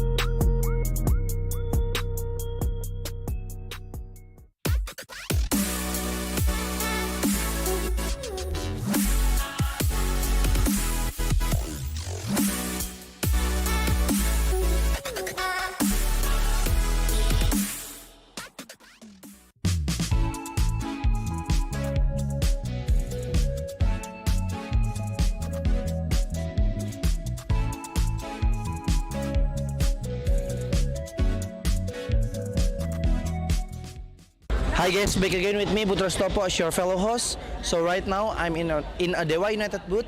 As you can see behind me, this is a RV car. You know what? Dewa United is the first esports team that have this RV car. In RV car, you can play PS5 games like Tekken, eFootball, and not only that, you can bring your friend here to play 5 vs 5 PUBG Mobile and Mobile Legends Bang Bang. And of course, if you want to get into the RV car, you can see all the trophies and the jersey owned by Dewa United. And if you want to get the same polo shirt like me, you can go to the Dewa United booth because there is a lot of merchandise. There is a lot of cool stuff like jersey, t-shirt, jogger pants, and anything. You can see and you must visit it. And later at 4:30 p.m. GMT +8, we will having a 2 vs 2 challenge with Rizky Faidan from Bali United and Romi Hadiwijaya.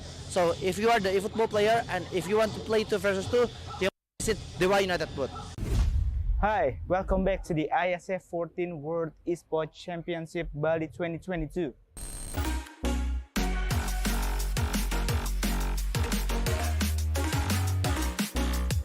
So, entering day 4 of the biggest esports championship, what did you feel? Did you have some fun? Anyway, entering the next round of this tournament, the competition is getting louder, more intense, and more entertaining. Today, there is 4 games that will be played in this tournament. CSGO on the ice stage, Dota on the earth stage, Mobile Legends on the water stage, and PUBG in fire stage. So, are you ready to watch more matches on this day? But before that, here's the joy of the day 3 of the IESF 14 World Esports Championship Bali 2022. Enjoy!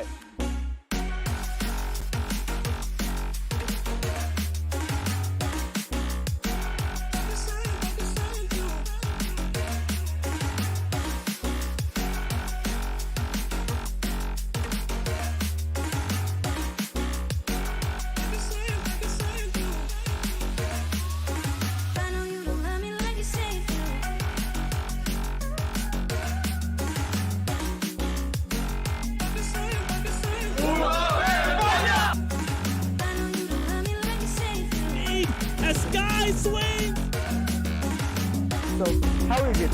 Exciting, isn't it? We're exploring more other boat tomorrow, so stay tuned and cheerio! So today we have Cambodia that will be competing in Mobile Legends Bang Bang in World Esports Championship 2022, and I have a few questions to ask. So the first question, how do you feel about this match? Are you feel satisfied, or maybe there are some things that you all need to improve from this match? From the last match, we feel exciting, and there's a lot of things for us to learn from the last match. Okay, so what do you think about your enemy performance today? The performance is very strong because they have more experience, and yes, they very strong. Okay. So is there any special preparation for the next match? Yeah, there is the draft, the strategy for the next match. Okay, so you already won the game in this time, right? Yeah. What things do you have that your enemy doesn't have? Maybe can be your chemistry more than good than them, or rather? I think it's our spirit. Together, we all in one. We know what to do, and yeah, we trust each other. We have the same spirit. So how confident are you to win this competition? Our confidence is 50%. 50%. Yeah, 50%.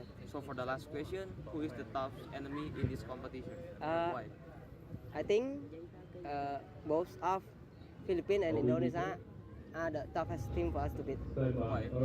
Because they are the stronger team in ASEAN, and they have more experience, and yeah, their players so strong. So okay, so that's all for my question. Thank you for your time, and I hope the best for your competition. Thank you. Masih bingung cari jasa ekspedisi? Central Cargo hadir sebagai solusi pengiriman barang Anda dengan terus meningkatkan kualitas pelayanan. Sebagai komitmen kami, memberikan pelayanan terbaik untuk Anda. Kini kami telah dipercaya oleh ribuan customer. Di balik pertumbuhan Central Cargo yang pesat, kami memiliki ratusan drop point yang tersebar di seluruh Indonesia. Dalam membangun kepercayaan, kita tumbuh bersama. Okay, so hello everyone, we have Daki here as an ex-professional Mobile Legends player from Indonesia. Okay, hello. So the first question is, what do you think about this match, Indonesia versus Philippines? Match ya, pakai bahasa Indonesia aja ya. Jadi menurutku matchnya itu bagus banget, tapi menurutku Indonesia masih punya PR karena secara early Filipina lebih bagus, masih lebih bagus, tapi secara mid game mungkin tadi Filipina over PD, ada yang game 1 over PD, akhirnya Indonesia bisa balikin. Tapi maksudnya menurutku kemenangannya belum clean aja.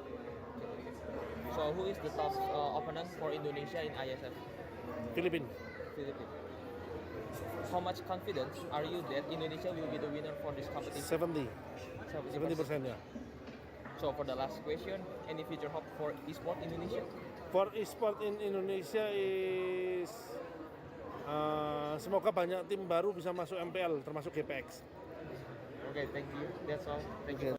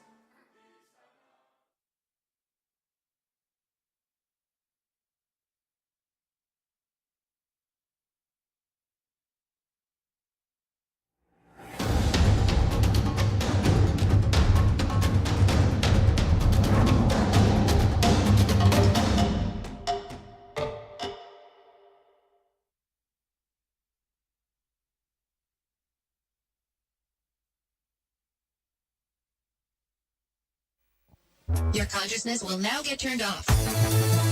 All right. This is it. Welcome back again on IESF 14 World Esports Championship, still on the air stage with me, Gary Eka, and now is second match of Mobile Legends Bang Bang. And like you guys know, we have the big match on the upper bracket for today between two countries here. Ooh, it will be good match for today. After we watch the Argentina versus Philippines, and now we will start the match, the main match of today, the big match one. So let us invite two teams that will compete for the second match of today. The first one, please welcome Cambodia!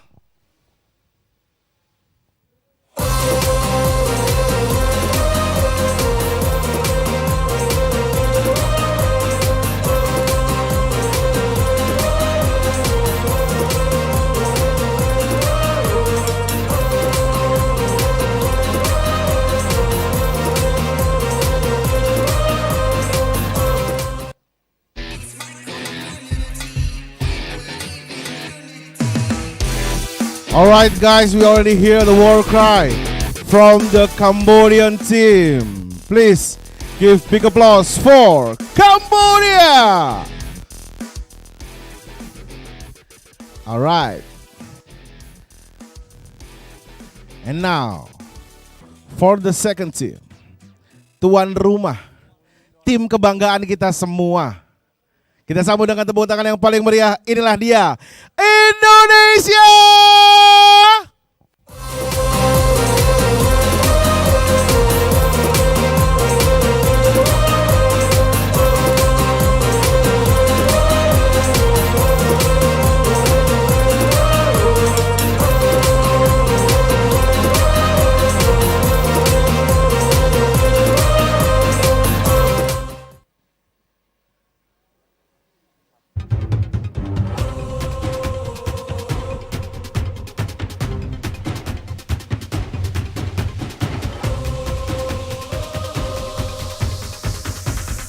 This is it, the pride of Merah Putih, Indonesia, Jaya, Jaya, Jaya!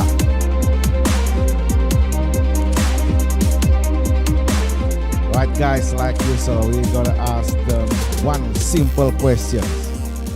One word about IESF 14 World Esports Championship is? One word, again, one word again. Jaya, Jaya, Jaya. Oke. Satu kata untuk event ini. Keren. Alright guys.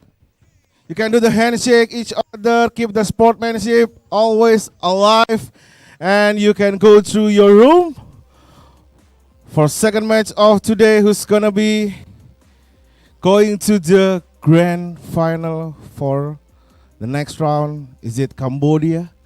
Is it Indonesia? We will see after this. So, let us take to the caster that will lead this game for today. Please welcome once again Arashi and Mirko.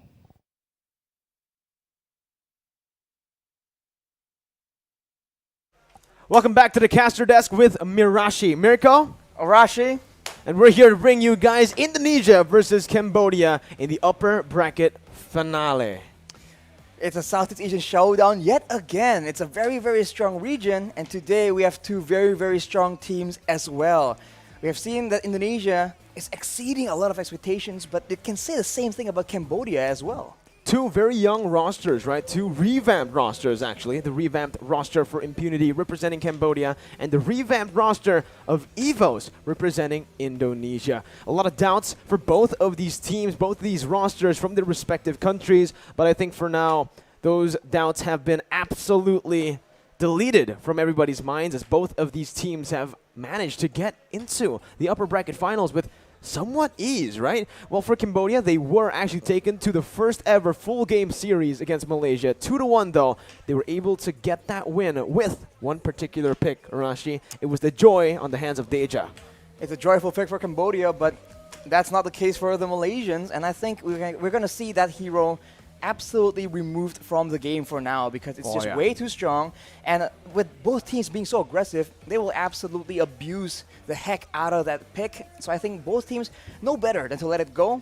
The question is, what will they pick instead? We've seen a lot of variety from Malaysia as well as Indonesia and Cambodia. They can both go for the dive-in composition, or they can go for a front-to-back poke kind of composition, and they both don't really operate the same way. So I think the drafts will really be telling on what we can expect from the early game to the mid game. Well, we've seen that the drafts have played a massive role in the game and has had a massive impact as well. But what else has a massive impact in the game? If you guys are playing with lag on your phones, maybe it's time for an upgrade for you gamers out there. If you guys have speed problems on your smartphone, let me tell you, there's a really good phone that you can see on both sides of the caster desk right here. And let's tell them a little bit about this awesome phone, Arashi. It's the Galaxy A series 5G from Samsung. There's the A33 5G, there's the A53 5G, and also there's the A73 5G.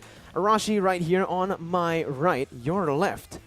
He has the details on the specifications. What makes this phone so awesome, Arashi? Well, first of all, off the bat, 8 gigabytes of RAM, 256 gigabytes of memory, a Super AMOLED Plus screen, so on a bright, beautiful day like this, you have no glare, because the screen is just that clear. And speaking of clear, 120 refresh rate screen display means that you can get all those fast hand plays going on. This is on a phone. This is a phone. My monitor at home is 75 hertz. This is a phone. And your monitor is not 5G ready. Oh my goodness. Well, say goodbye to any sort of lag or connection lag as well, because with the Samsung Galaxy A series 5G, you guys can get the peak performance. And guess what, Arashi? You know, if they want to check it out, right, they can just go ahead and check out the website Samsung.com, because they can get e-vouchers worth up to 500,000 IDR with a cashback as well, 600,000 IDR that adds on to that. An awesome gift, Arashi, worth up to 360,000 IDR.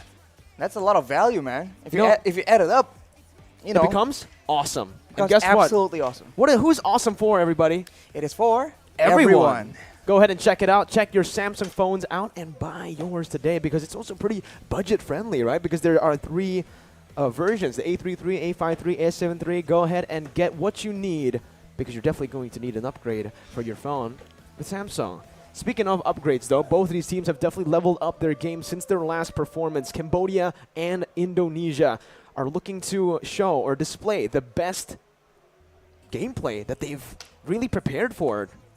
The best version for sure, because if you look at the playoff brackets here, they've gone through a lot of very tough matches. And You're tough. Okay, thanks, Mirko. But the tougher your opponents are, the tougher you become as well. Ooh. You know, steel can forge steel, but men can forge men as well. Okay, that's a quote. Men can forge men. I like that, Arashi. Cambodia, Indonesia, though. If you're talking about the route to the upper bracket finals, who's had it tougher? It's definitely Cambodia with a 2-1 victory against Malaysia. So is that what you're trying to say? Are you saying that this matchup favors Cambodia? I'm just saying, man, the tougher the opposition, the more you need to step up to actually prevail on top. And Cambodia has absolutely done that. But of course, Indonesia, they were not up against any pushovers as well. So both these teams have shown adaptability, a lot of improvements, and of course, being smart and quick on the fly. But let's take a look at the team versus here, because Ty and Dreams, the roamers for both these teams, they've been so active, so dynamic, so unpredictable, and that's definitely something to actually take into consideration. Dreams was such a crucial player for Indonesia up against both Philippines and Argentina, and he's looking to play here again with that signature Kaja pick. But if we take a look at the player head-to-head right now, we are going to see Brands and Opie, 2 highlight members as well for both respective countries. I do want to touch a little bit more on the Cambodian side, though, Opie, because he's been an absolutely lethal goal laner. When you can see for Brands is for the KDA, GPM, and even just everything on the board, he's actually losing on paper towards Opie. And maybe that's because of the styles of both these goal laners. Right. It's a little bit different, right? Where Brands now, he's a very active goal laner who wants to just clear his wave and help his team, enable that team to look for team fights around the neutral objective as early as the first turtle. Meanwhile, Opie, he likes to take his time in that lane. He likes to get ganks a lot to enable him to create these crazy team fight, to be a crazy team fight threat that he is on the heroes that he gets. Because if you take a look at both of these players, they have a similar hero pool. Both of them wants to take their game into their own hands once they get those item power spikes. It's just the differences in the early stage. I think it comes down to the playstyle of the teams as well. You do see that Cambodia, they really enjoy the solo carry mentality from OP. They just play to enable him, and he's will OP. actually be OP and carry the whole game. Whereas for Indonesia, for Brands, his team occasionally makes plays on their own, and usually Brands is left to fend for himself, and yet he's able to match the stats. So in a way, right, this shows again the prowess of both these laners, because they have their own strong suits. And that is the main question. With that in mind, what will be that winning strategy coming in from both these coaches, because they have a bit of an idea on how their opponents want to play. Brands playing the weak side in the gold lane very well. Meanwhile, OP playing that strong side with a lot of ganks to enable him in that gold lane. So again, it really comes down to how both of these teams strategize against each other with the style, because it's another stylistic battle, another clash in styles. We saw this kind of play from Philippines, Indonesia. I think we're going to see it here again for Cambodia and Indonesia. As we jump into the draft for game number 1. Arashi, quick-fire predictions, Indonesia, Cambodia, based on the stats, before we get into the bans. Based on the stats, who's going to come out on top? Ooh, that's a tough question. I mean, the stats were very, very close, but I think off the bat, of the surprise factor and how impressive the teams have been, I think Indonesia for sure is a favorite. But of course, we all like a comeback story, an underdog story, and Cambodia can serve as that dark horse of the tournament as we go straight into that banning phase. Joy for sure won't be making an appearance, but what else we ban away? We see that both teams have a lot of flexibility. So usually we see some Kajas getting banned out. We see now several mages as well. Very dynamic. You can see here, Cambodia with the second pick with the red side. They are going to try their best to, I think, ban that Joy out. But Indonesia, knowing that Cambodia has played this Leomord yesterday and was absolutely lethal on it, they decide to ban the Leomord, take it out of Cambodia's hands. But Cambodia is already going for a very interesting strat. Since that game where Deja absolutely popped off, we've always seen that the red side has banned the Joy instantly. Cambodia's left that open for now. Is this hinting at a fact that maybe Cambodia, they were able to utilize it really well. Maybe they're able to counter it as well. Perhaps. I mean, for now, we don't really have a solid, a very effective counter. So we'll have to see. They have banned away that Fanny because it's a signature pick for Taz on the side of Indonesia. But for the Indonesians, they have banned away that Diggy as well. This is a very common strategy these days. Pick or ban it. And for Indonesia, the fact that they have banned away is very secure. There's very good utility to fight against crowd control. You can expect some aggression, some engages, some pickoffs from the side of Indonesia, as Cambodia will deny that Valentina pick. Still, that thought is lingering over. Joy, who is it going to be let go here by Cambodia? Again, the team that utilized the Joy really well. So they should understand how much of a threat the Joy is, especially on the hands of these mechanical players from Indonesia, right? But that's the question I actually just want to ask for Cambodia right now. Is it because they know how to counter it? Because we've been talking a lot about this. We've been having discussions about how to counter the Joy lockdown heroes, but Todak tried that. They tried the Franco with the Mincetar, 2 lockdown heroes, and it did something, but it did not do enough to shut the Joy down. Nowhere near enough, and I think that's the main problem. You may be able to counter it, but at what cost? If it's too difficult, if it's too costly for your team, you might as well don't do it. It doesn't really make sense. It's not a value kind of decision. So we have to see. This is the final ban, and this will tell. Will the Joy make an appearance? And if it's up there, will Indonesia insta-pick it? Or will they actually brave the odds and go for something more of their comfort? It all lingers in the decision of Cambodia.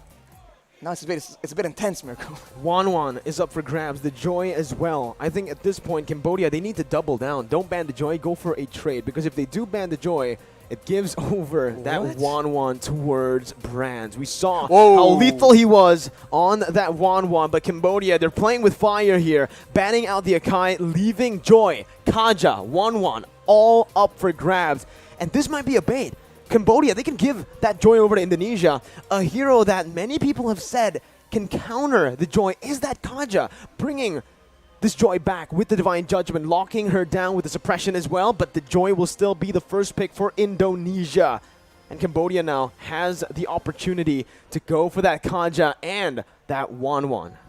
The Kaja and the 1-1 for a bit more kiting. We did see that when Cambodia was going up against, pardon me, I don't really remember right now at this moment, but when they were actually using this Joy as well, they banned away the 1-1, knowing that with the counter to mobility is usually more mobility as well. They have secured it, and in the hands of OP, in that essentially slightly reduced gold funnel situation, OP can actually use this 1-1 very effectively. But Indonesia is hovering on that gourd. Whoa. I think this is a joke. I don't think this is going to happen. Is it though? We've seen a lot, and we've been, sometimes they actually do pick this up. Last time I think gourd was picked up, it was a long time ago. I think it was MPLID Season 7. A different lifetime ago. A different lifetime, a different time. But now, the Joy.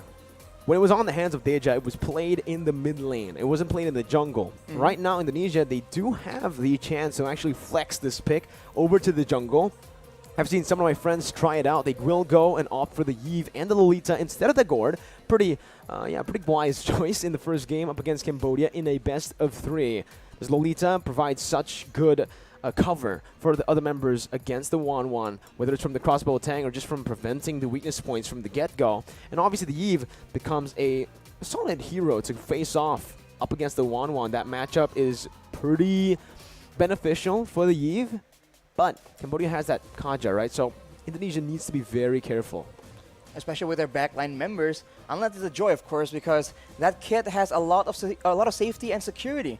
For the side of Indonesia, though, having that Yve, we talked about utility, and now with the current changes, Yve isn't locked down only to being effective with the real-world manipulation. She can actually have a lot more impact with the other skills as well. And when you can slow down that 1-1, maybe that is how they plan on catching the 1-1 as well. The Martis, though, has been picked up by Cambodia, so they are setting up for a very, very oppressive early game. Carmilla banned out Rashi, and now Cambodia are going to go for the first ban in the second phase.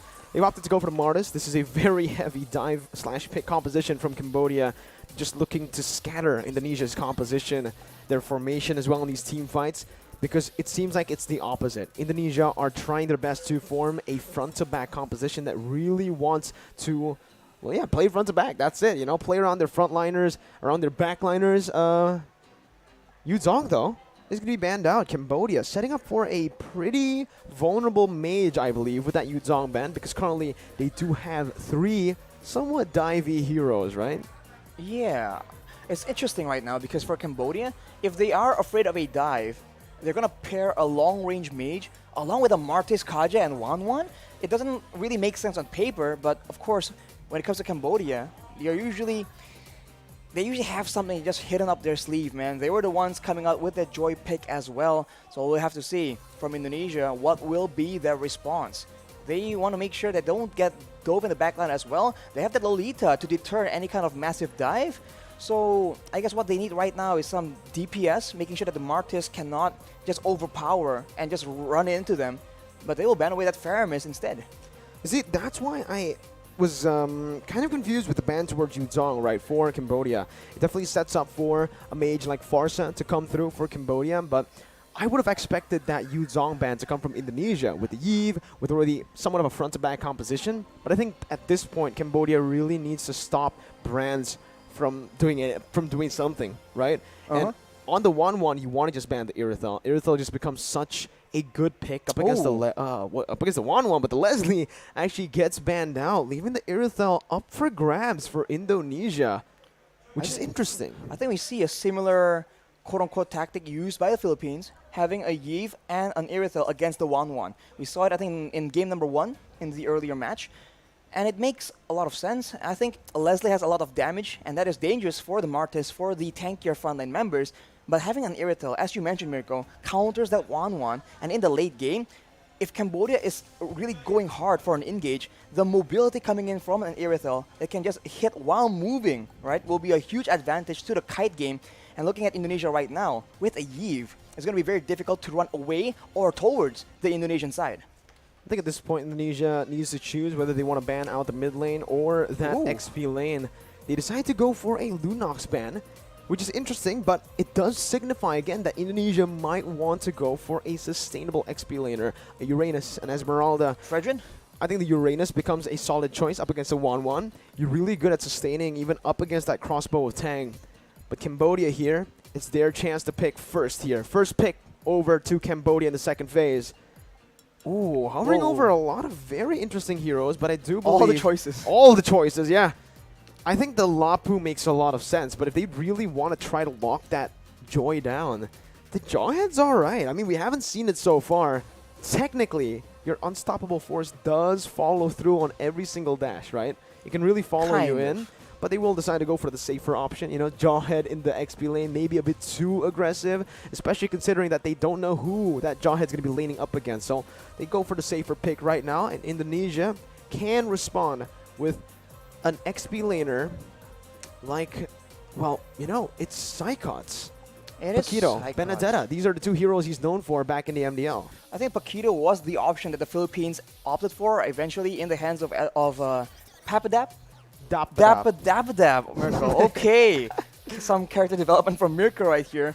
But the Paquito with the knockout strikes can be a big problem for Cambodia if they are trying to funnel in to, you know, pile up that follow-up. Yep. It will be the Benedetta having that elective final blow with the Petrify combo. And of course, Brands on that Melissa yet again. We have seen how slippery he can be with that getaway. And now for Cambodia, one final pick. I think crowd control is definitely something they want to go for. And some range will be very, very beneficial because they're up against so much range right now. Forget slippery, man. When I think of Brands as Melissa, I think just sustain, because at one point up against Philippines, he was standing still. He was just hitting. He just found that opportunity, found that open space to actually go for that Inspire. And that's what you can expect from Brands. He likes to make these crazy plays happen. It doesn't matter that he dies sometimes, as long as he dishes out enough damage for his team to be enabled. But Cambodia now, ooh. All right. That's a solid pickup for Cambodia. Now, this is pretty scary for both teams. I think for the draft, this is, for me, I think both teams have drafted themselves a really solid composition. It's just gonna come down to the execution. I would agree, but I think considering the fact that Cambodia is so CC reliant and Indonesia has a hero that is notorious for just ignoring, shrugging off crowd control, I think they have a slight advantage, although it does seem like Taz will be the one piloting that Joy, and that means that there will not be a Vengeance available, so the burst damage solution can still be applied by Cambodia, and that is a scary prospect, although Taz is a mechanical genius. We'll see. We saw him on the Fanny, on the Gushin, an absolutely crazy player. But from Cambodia, we've seen Deja pop off, Opie as well. So it's equal right now in the upper bracket finals on the draft. It's going to come down to how both of these teams execute their game plans, their styles. But Rashi, I asked you before the draft who you think is going to win. Now, after the draft, tell us. All things considered, especially with the fact that the Joy is on the table, I must go with Indonesia. But of course, that Kadena pick is just so volatile, right? There's so much potential. And of course, when you're trying to match each other in the pick-off game, the Blessing of the Ocean is so annoying to deal with. I think the early game favors Cambodia quite a bit, but if they don't get rolling, man, that mid-game is dangerous from the side of Indonesia. Well, I think we are going to be ready to jump into the Land of Dawn for game number 1. Remember, ladies and gentlemen, the winner of the upper bracket finals will be the first team in the grand finals securing the top 2 position. Will it be Indonesia or will it be Cambodia? As we jump into the Land of Dawn for game number 1. Getting straight into it, and already you see a lot of emphasis in the mid lane. Wave pressure is also a big factor, especially if you want to be active in the early game. You want to get those pickoffs. It all starts with the lane. If you can push earlier, you can rotate faster and set up for those very interesting skirmishes. Although for now, we have to contend with a pause. Well, this does give us a little bit more time to actually, you know, dissect the draft a bit, right, Arashi? So let's do exactly that.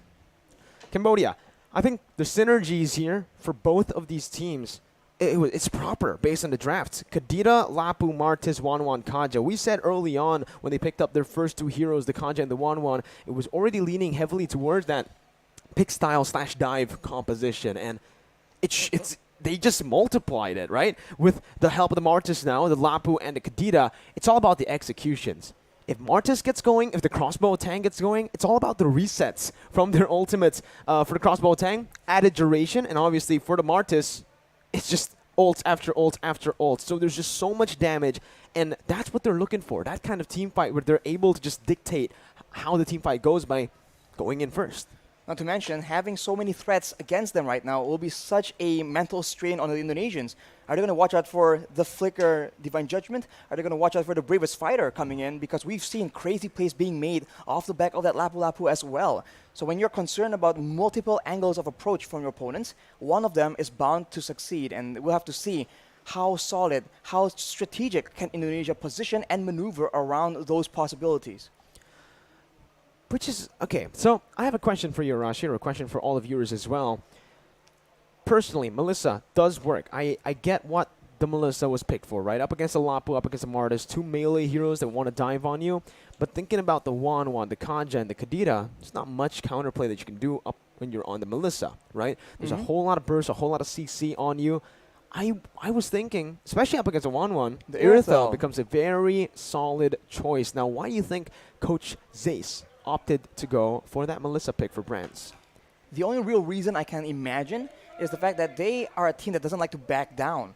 You know, Indonesia is very decisive when they want to go in. It's just the region that is known to be very, very aggressive.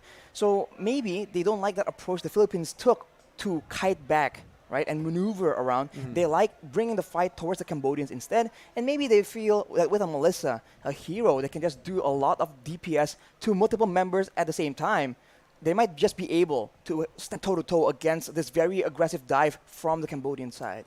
Unfortunately, ladies and gentlemen, we're hearing right now that the technical issue will take a bit of time to resolve, so we are going to head into a break. A very short one. Please do stay tuned. Mirashi, the Mirko Arashi combo, will be back very soon to bring you game number 1 of this upper bracket finals.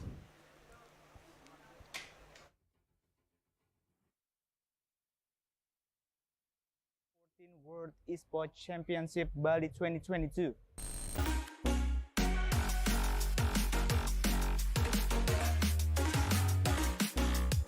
So, entering day 4 of the biggest esports championship, what did you feel? Did you have some fun? Anyway, entering the next round of this tournament, the competition is getting louder, more intense, and more entertaining. Today, there is 4 games that will be played in this tournament. CSGO on the ice stage, Dota on the earth stage, Mobile Legends on the water stage, and PUBG in fire stage. So, are you ready to watch more matches on this day? But before that, here's the joy of the day 3 of the IESF 14 World Esports Championship Bali 2022. Enjoy!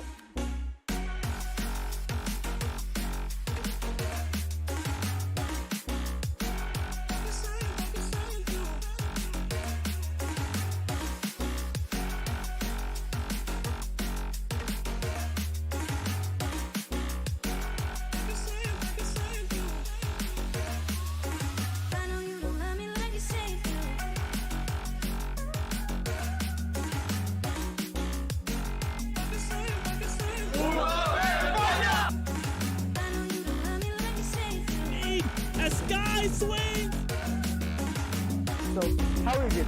Exciting, isn't it? We're exploring more other board tomorrow, so stay tuned and cheerio! Okay, so today we have Argentina that will be competing in Mobile Legends Bang Bang in World Esports Championship 2022, and I have a few questions to ask. Okay, so the first question, are you satisfied with your performance in this match? ¿Están contentos con la performance que tuvieron? Sí, estamos contentos y conformes. Yeah, we're really happy and up to our standards. So the next question, what is your key factor that helped you to win in this match? ¿Cuál es el factor clave que les ayudó a ganar en este partido? La unión entre todos y la confianza entre uno y el otro.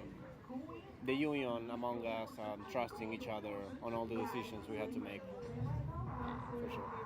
So even you have won this match, do you think there are things that you can improve to the next match? Incluso aunque no hayan perdido ningún partido, ¿creen que hayan cosas que tengan que mejorar para el próximo partido? Siempre hay cosas que mejorar y hay que ver los errores individuales. ¿Cómo que, por ejemplo? Posicionamiento, visión, comunicación. There are always things to improve, not only in the macro game but also in the micro game. Like we could do like some better like visualization of the map and positioning ourselves on the map. So we're going like rewatch our match and check what we did so we don't make the same mistakes for the next match. So you will facing other country in your next match. Will you use the same strategy on the next match? ¿Vamos a la misma estrategia contra el próximo partido? Sí. Vamos a salir con todo. La idea es ganarlo todo. Somos la selección de Argentina y vamos a salir a ganar. Yeah, well, it obviously depends on the pick and like the rivals we're going to have. But yeah, we're going to give all of us to the match. We are Argentina, we're proud of it, and we're going to show what Argentina is. So this is the last question. What is your biggest challenge to beat your opponent? I'm sorry? What is your biggest challenge to beat your opponent? ¿Cuál es el principal desafío que tienen para vencer a sus rivales? Estudiarlos y entender cuál es su forma de juego para poder contrarrestarlo. Yeah.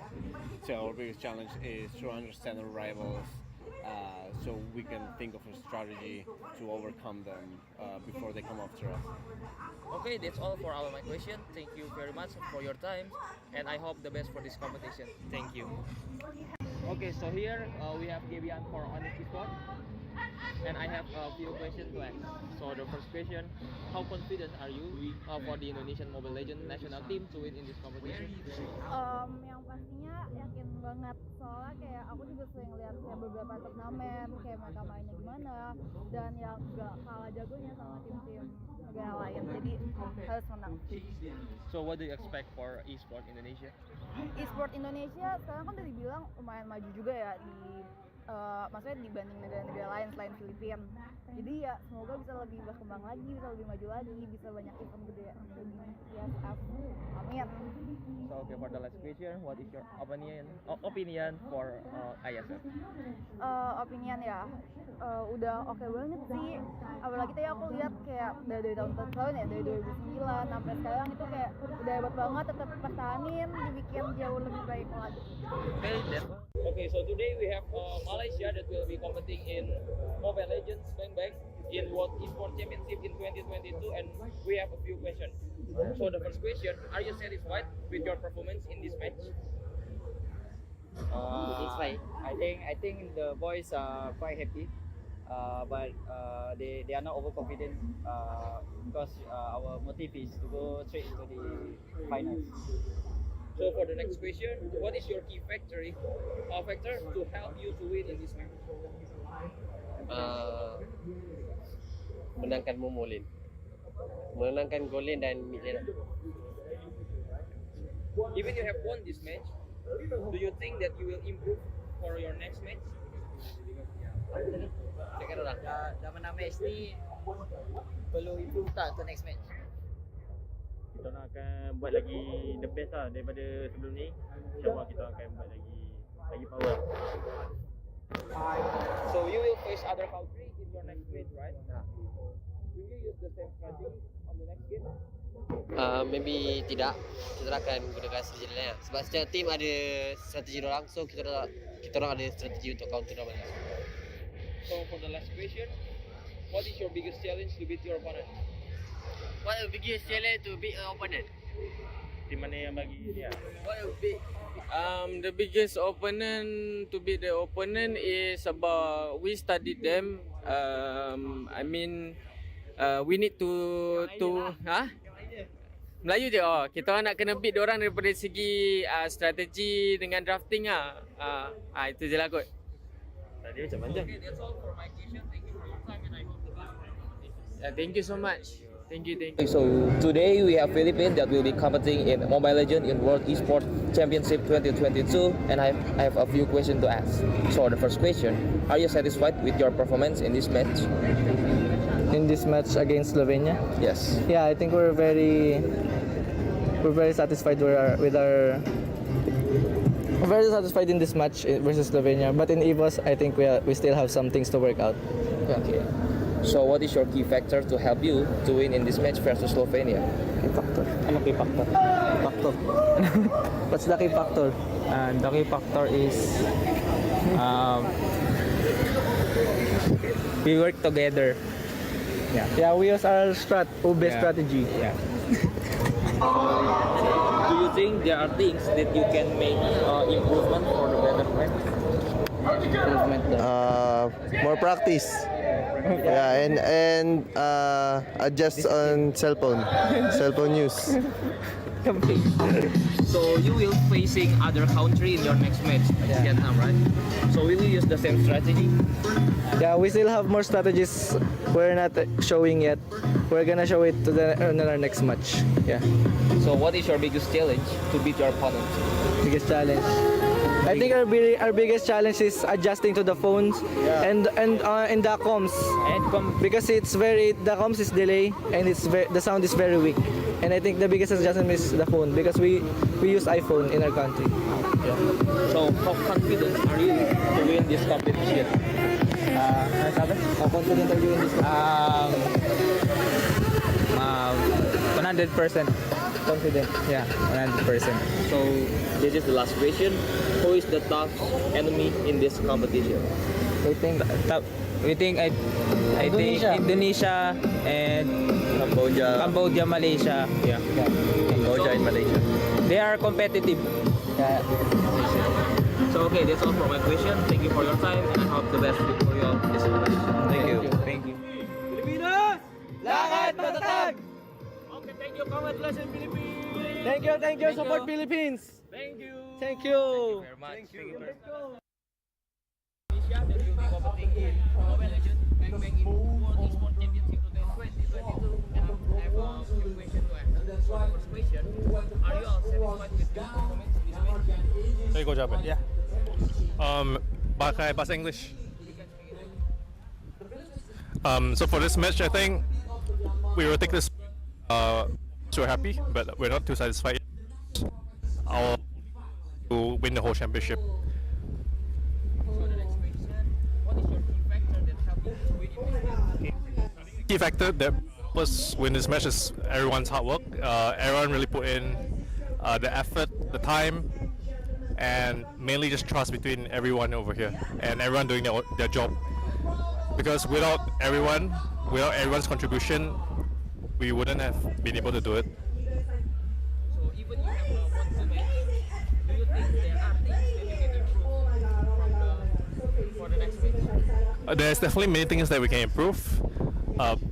There was a lot of mistakes that we made as well in both games, so we will look through our games and fix our errors. Okay, so you will be facing other country in your next match, right? Yeah. Will you use the same strategy for the next game?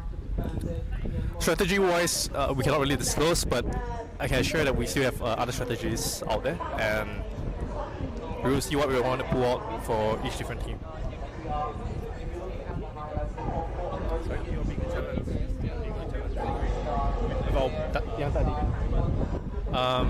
The biggest challenge was because I think Philippines is the favorites, and there's a lot of pressure because our players are all new and this is our first time representing Indonesia itself. So I feel like the biggest challenge is just the pressure itself.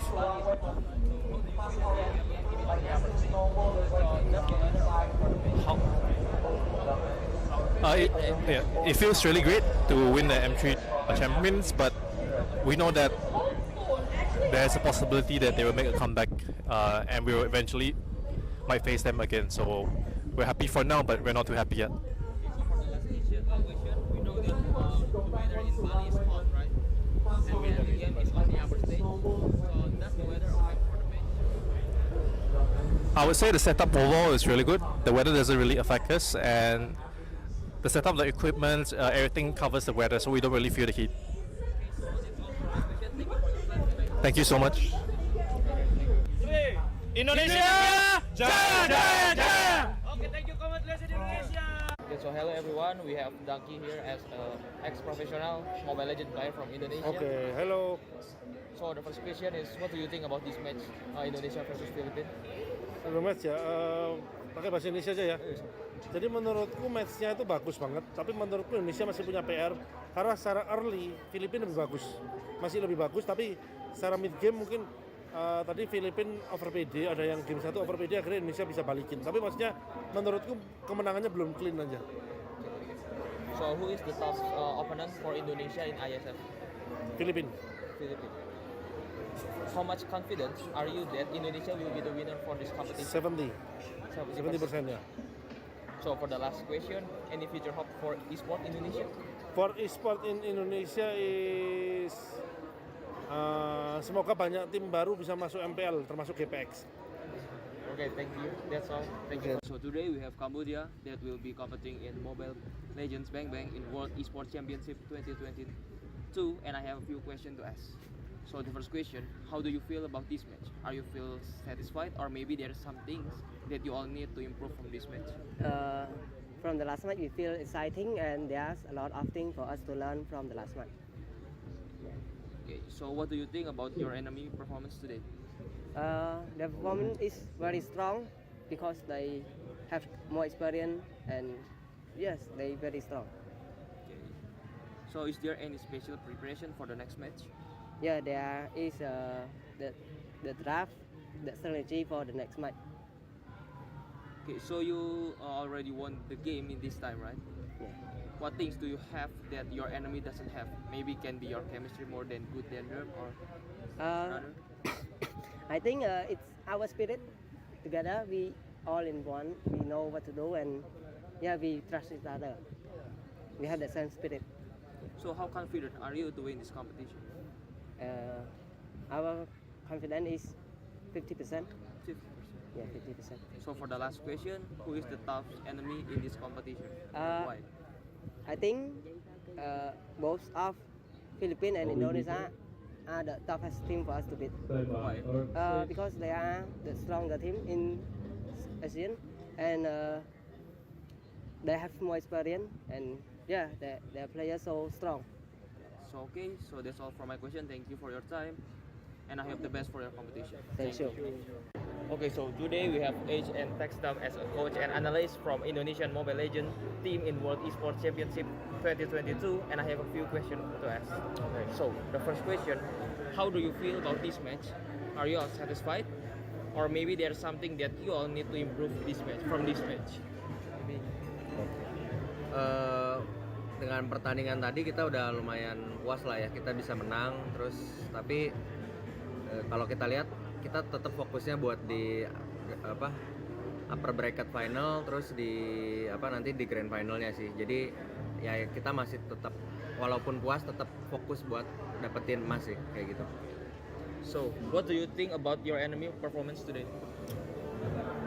Musuhnya sebenarnya lumayan bagus, dari draftingnya juga kita lihat mereka udah cenderung ke hero-hero yang meta, yang mereka tahu powernya seperti apa, ngikutin patch banget, dan ya lumayan ngagetin sih musuhnya. Mereka bisa adaptasi dengan meta-meta yang sedang berlangsung lah di Mobile Legends ini. Jadi menurut gua musuhnya lumayan kuat. So is there any special preparation for the next match? Untuk next matchnya lawan Kamboja kita prepare ini aja sih, respect mereka lah. Jadi mereka strateginya apa kita pelajarin, kita siapin, jadi kita nggak kaget lah buat lawan mereka. Jadi kita tetap respect siapapun lawannya, kita akan ngasih yang terbaik lah. Okay. So you already won the game in this time, right? So what things that you have that on your team doesn't have? Sebenarnya kekurangan di tim kita itu adalah kita masih kurang disiplin, masih kurang rapi mainnya. Dimana sebenarnya kita bisa lebih rapi, bisa lebih clean, jadi gamenya juga lebih mudah. Nah itu yang perlu kita tingkatin selama turnamen ini berjalan langsung. Okay, so for the last question, is there anything to be worried from the next match against Cambodia? Maybe the player or their gameplay? Mungkin lawan Kambodia ini karena kita tahu tadi kita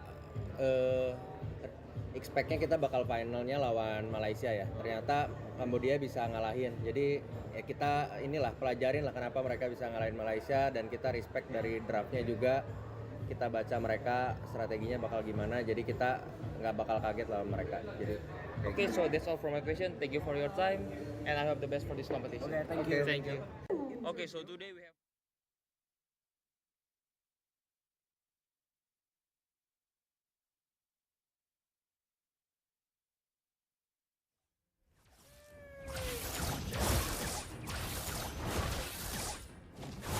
here. Welcome back, ladies and gentlemen, to the first game of the upper bracket finals. It's been a short delay, but here we are. Finally, we are back into the game. Thanks for waiting, ladies and gentlemen. As we can see right now, both teams still being very, very aggressive. And as predicted, the mid lane, there's just so much action here, and Psycuts wants a part of the action. Well, we'll see once again. Again, very sorry for the short delay. There was reports of an earthquake here in Indonesia. So we are going to be resuming. Again, we were just making sure nothing was going on. Everything's all safe to go. Safety is #1 priority. Exactly, but now you can already see a very aggressive movement from the side of Dreams. Going to be taken down by Impunity. This roster from Cambodia. Team Cambodia strikes first in game #1 with first blood. The Kadira, man, is just so dangerous. And the playmaking is just very subtle. The spells from this Kadira isn't exactly that flashy, so you really need to pay attention. Otherwise, Deja is going to have a great time here, and he is on that mid lane Kadira, so that's a lot more damage to think about. Here early on, you can already see as well that Brands is having a bit of trouble here, even though he is actually utilizing that turret really well to get the favorable trade up against the 1-1. This matchup, though, I do want to talk a little bit about it.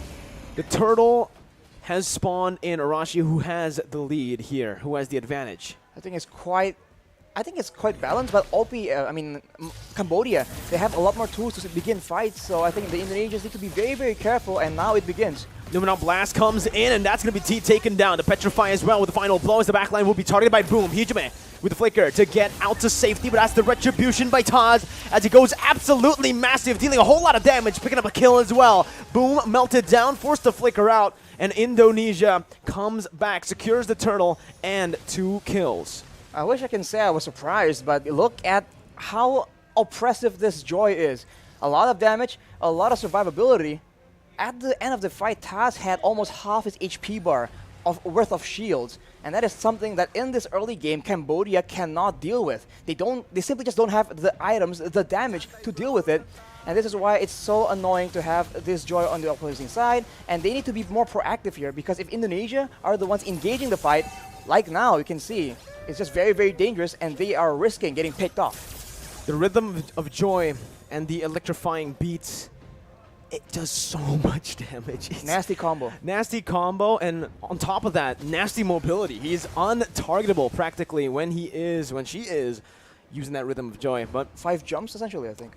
Yeah, 4 or 5 jumps. If you keep on resetting it, if you play with the rhythm as well, you deal more damage with the passive. But there is another pause, it seems, that is going to be initiated from Cambodia right now, as we will see what is wrong. Again, please be patient with us, ladies and gentlemen. There is, I think, a technical issue again. We want to make sure that the game runs as intended. Nothing just sways the balance in anyone's favor.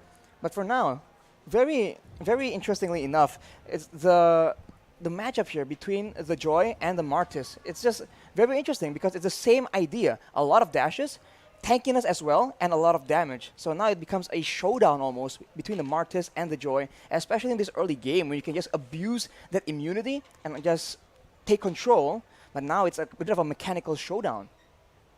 We'll see, right? Early game, it does feel like even though Cambodia were able to find that first blood, punishing Dreams, it is Indonesia that still has more control from the neutral objective take to the team fight that happened around the turtle. Here, though, again, once we get into the mid stage, I'm looking at the compositions and I'm just thinking right now, it feels like it's just the Kaja who can really be a problem for the Joy. The Kadira, sure, if he is able to land that Petrify with the Breath of the Ocean combo, but if not, it's done, right? It's just the Kaja. Kaja uses Divine Judgment, that's about it. But considering that Indonesia have a whole lot of other abilities, a whole lot of other resources to counter the Divine Judgment, like, that's exactly what we saw in the first turtle fight. The Divine Judgment was popped into the Joy, but then there was a Numenal Blast that was channeled in. There was a like the final blow as well, I believe. And the AoE from Indonesia is very solid, and that is why it's very dangerous if the Cambodians do not get the momentum, the initiative, because if they are the ones starting off things, then the Indonesians are forced to use their spells defensively to try and stave off that damage. But now, as you can see, they have no doubt at all. There's no hesitation in using the Numeran Blast, the electro-final blow, to just go aggressive. And this is what we've been talking about from Indonesia. They have a front-to-back team composition against a dive composition, and yet they don't care. They're going to go and bring the fight to you instead. Well, we're going to jump in back to the game as the game has been resumed by Cambodia and Indonesia. Again, 3 minutes in, there is a 1,000 gold lead currently for Indonesia. Both teams are playing it relatively passive here as Taz jumps in once again with the Rhythm of Joy. Jumps in as well using the electrifying beats. Doesn't get the gold buff though. That's a fancy beat actually that comes up when you use that ultimate. But Taz is just all across the map trying to get the ganks up, getting that farm as well. I think the mid game is where both teams have the resources to try and start just turning up the aggression and starting to attempt to at least snowball or maybe perhaps just get objective advantages, because both teams have shown that they have that macro knowledge, and I think with that makes the team fights just that much trickier depending on what neutral objective is on the map. Good read by Brands here, as we mentioned. Strong side towards that gold lane for Cambodia. Taz again with the Rhythm of Joy just being such a nuisance. Lutu still able to get out on the Martis anti-CC, but it is just going to be Indonesia who takes the turtle for free, as Cambodia has opted to actually play around that gold lane. Opie finding a solo kill up against Brands, and T and Deja are waiting patiently for Taz to step in. He jumps in, gets caught in Divine Judgment, and that's the burst we mentioned, Arashi. The Petrify as well, but Taz is still able to survive. Jumps in with the Rhythm of Joy once, twice, 3 times, and that's the 4th with the electrifying beats, dealing as much damage as possible. Deja gets taken out by Dreams. So much shielding for the Joy, Arashi. Taz and the Joy.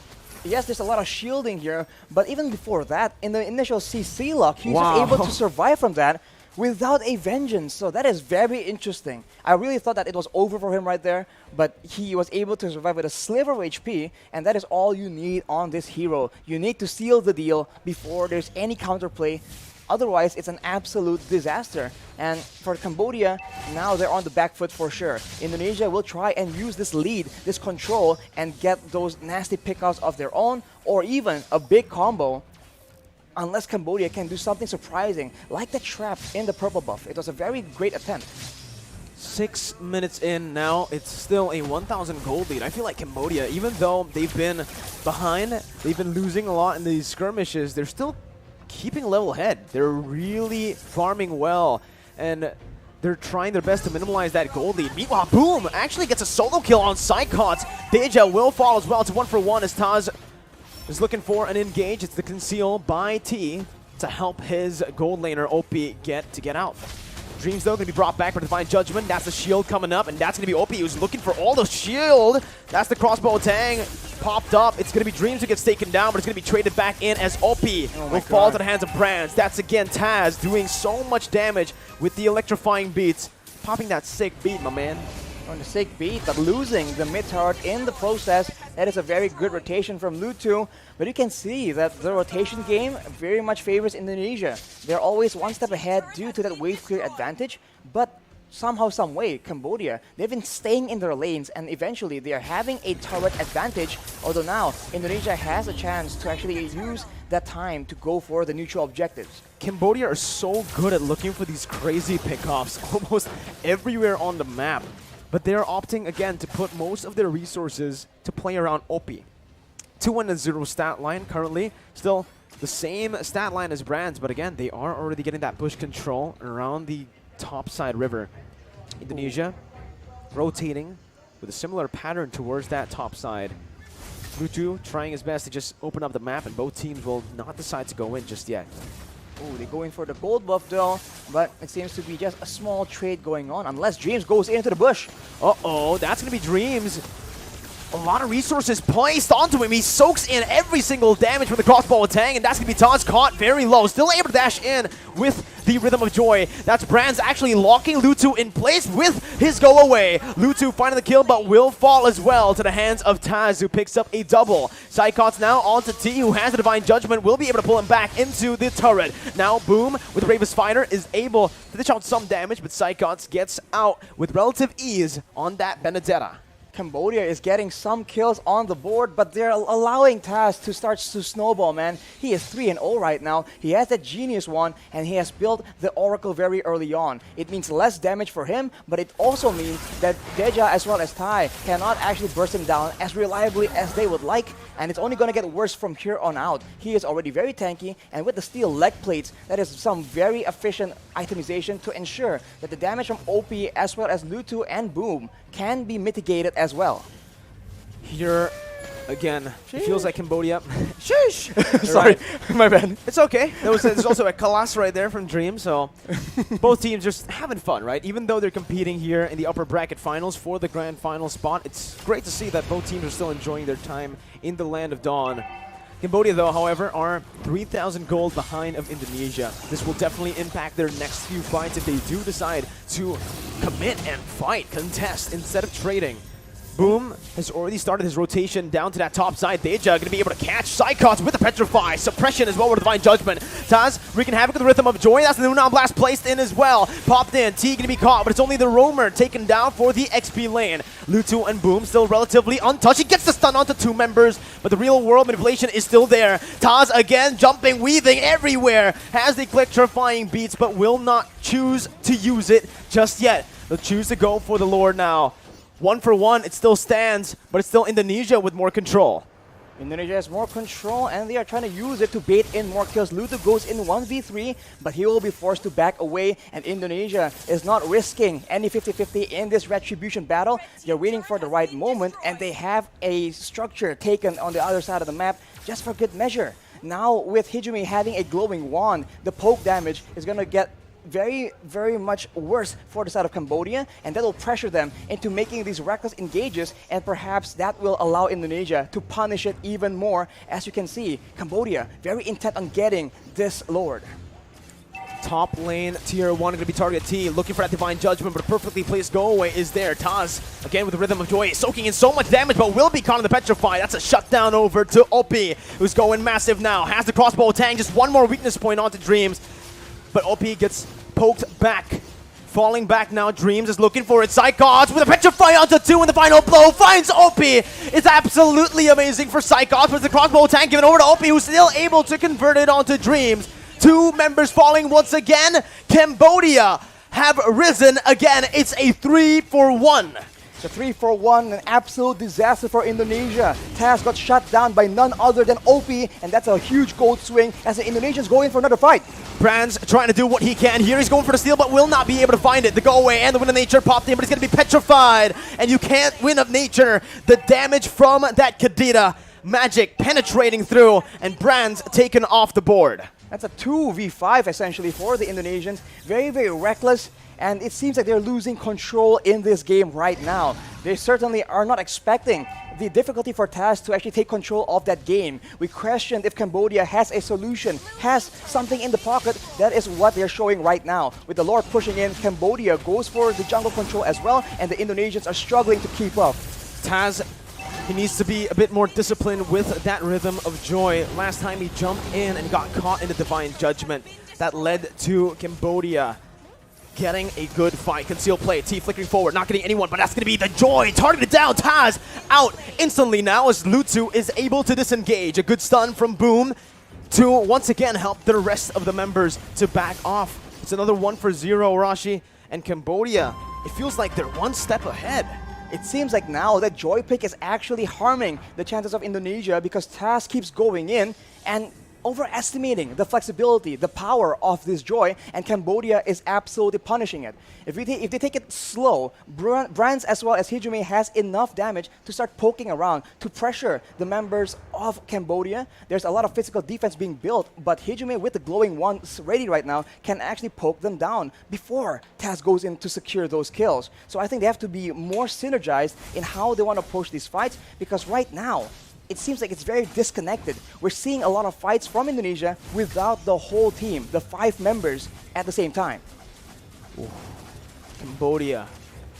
We questioned their decision not to ban the Joy, but right now it's working to their favor as T opens up the map, forcing Dreams to back off.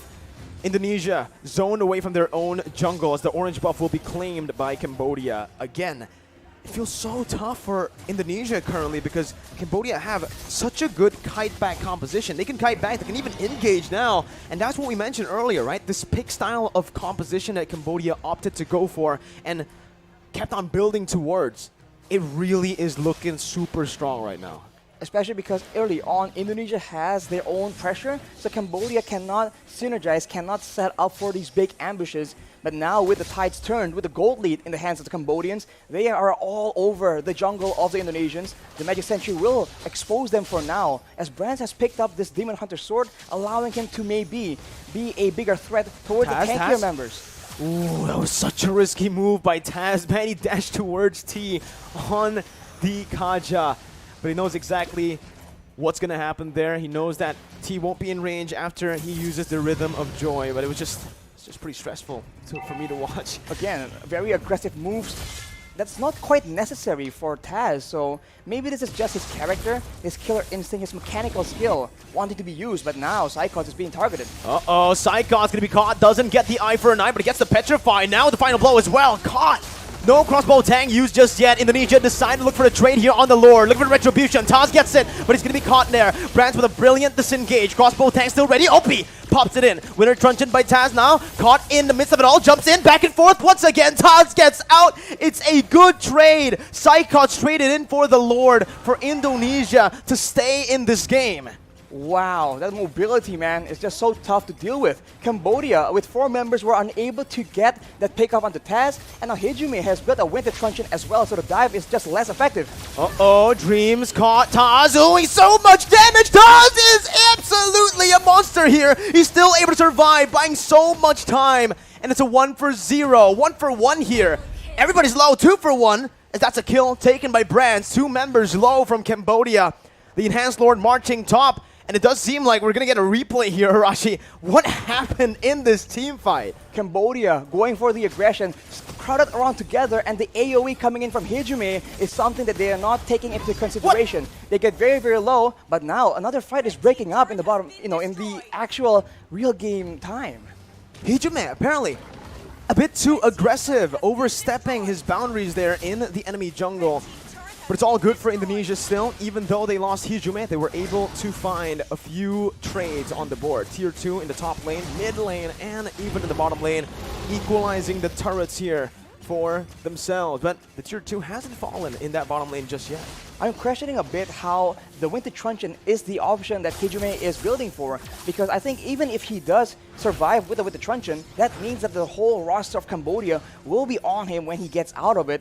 I thought he would opt for something a bit more kite orientated, but now he has that double wand combo along with the Divine Glaive. That's more than enough damage, and he will be one of the main targets for the side of Cambodia. But keep in mind, Cambodia are just stacking up that magic resistance. 2 Radiant Armors already built, Oracle for Boom as well. That will mean that the bulk of the damage will need to come from Brands and Psychots. We'll have to see, can that win condition be completed, achieved by the Indonesians?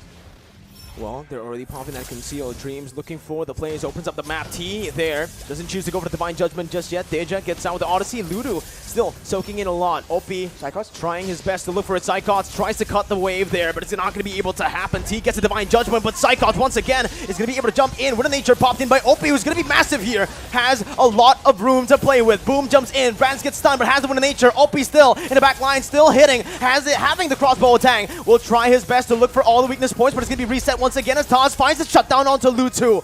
Cambodia on the back foot. 2 members alive. For Indonesia, it's just Psychos who gets taken down. OP once again trying to make the miracle play happen as he looks for the crossbow attack, and he finds it. Dreams gonna be taken down. Taz as well, but a Winter Truncheon is there for Taz. Didn't know last, but OP is still kiting, still saving Cambodia from getting the amazing defense. Boom, now chasing for a kill. Real Manipulation is being popped, but the OP will be there to zone them all away. And this is the story of the game right now. If Indonesia can get pickups of their own, they have an advantage. Let's take a look at that replay once again. Cambodia going in aggressively, but then being counter-engaged, and Psychots and Taz diving towards the backline, zones everyone away until Boom comes in and OP realizes there's a chance here. He goes back in for the outplay, gets that crossbow of Tang, and that is how dangerous Cambodia is, even on the back foot. Oh my god, that was a 2v4, and OP continues to surprise us from last 2021 MSC to now. They're able to find the Lord because of that play, that defense that went so well for them. They punished Indonesia, all on the back of OP in the late game.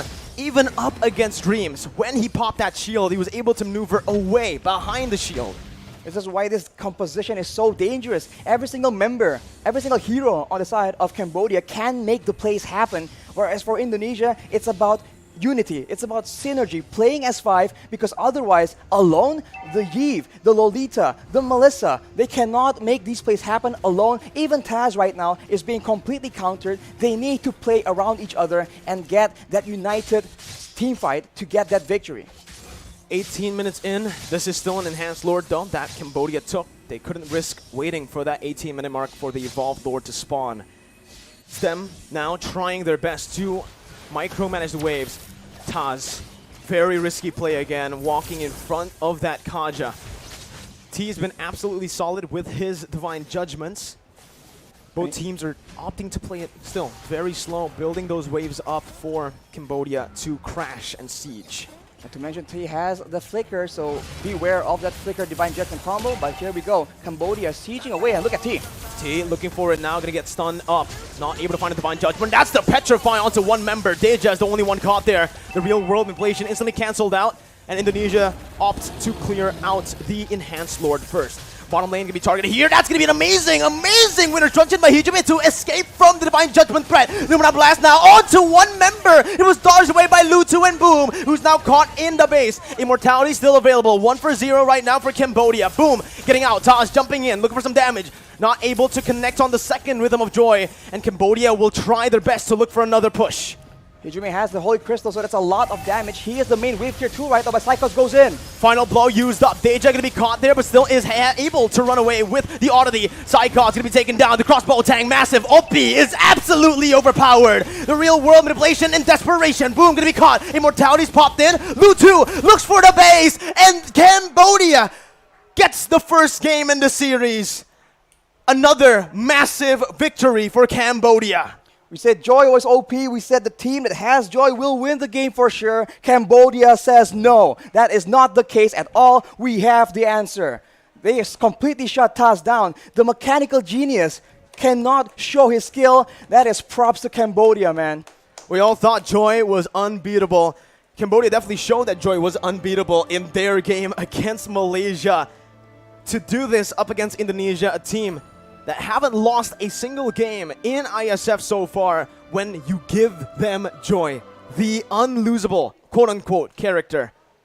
Cambodia right now are on a different level, and this just spices up the tournament even more. The tournament favorites all might be going down to the lower brackets. That is insane, man. You have to question right now, is the Joy pick something that the Indonesians were not ready to utilize, right? Because it does seem like Taz occasionally, as you mentioned, Mirko, misses some of the rhythms, some of the hops as well, comes in at real unfortunate moments. So we'll have to see if the same strategy gets applied. But looking at the highlights, the early game is just absolutely chaotic, and this is how we like it. Both teams wanting to be aggressive. Indonesia, even though they don't have a lot of pickoffs, they are willing to take the fight to Cambodia, and Cambodia are just so happy to oblige. They go in with those pickoffs. They make so many good setups, hiding in the bushes, hiding in plain sight even, and they are able to get a lot of moments catching Indonesia off guard.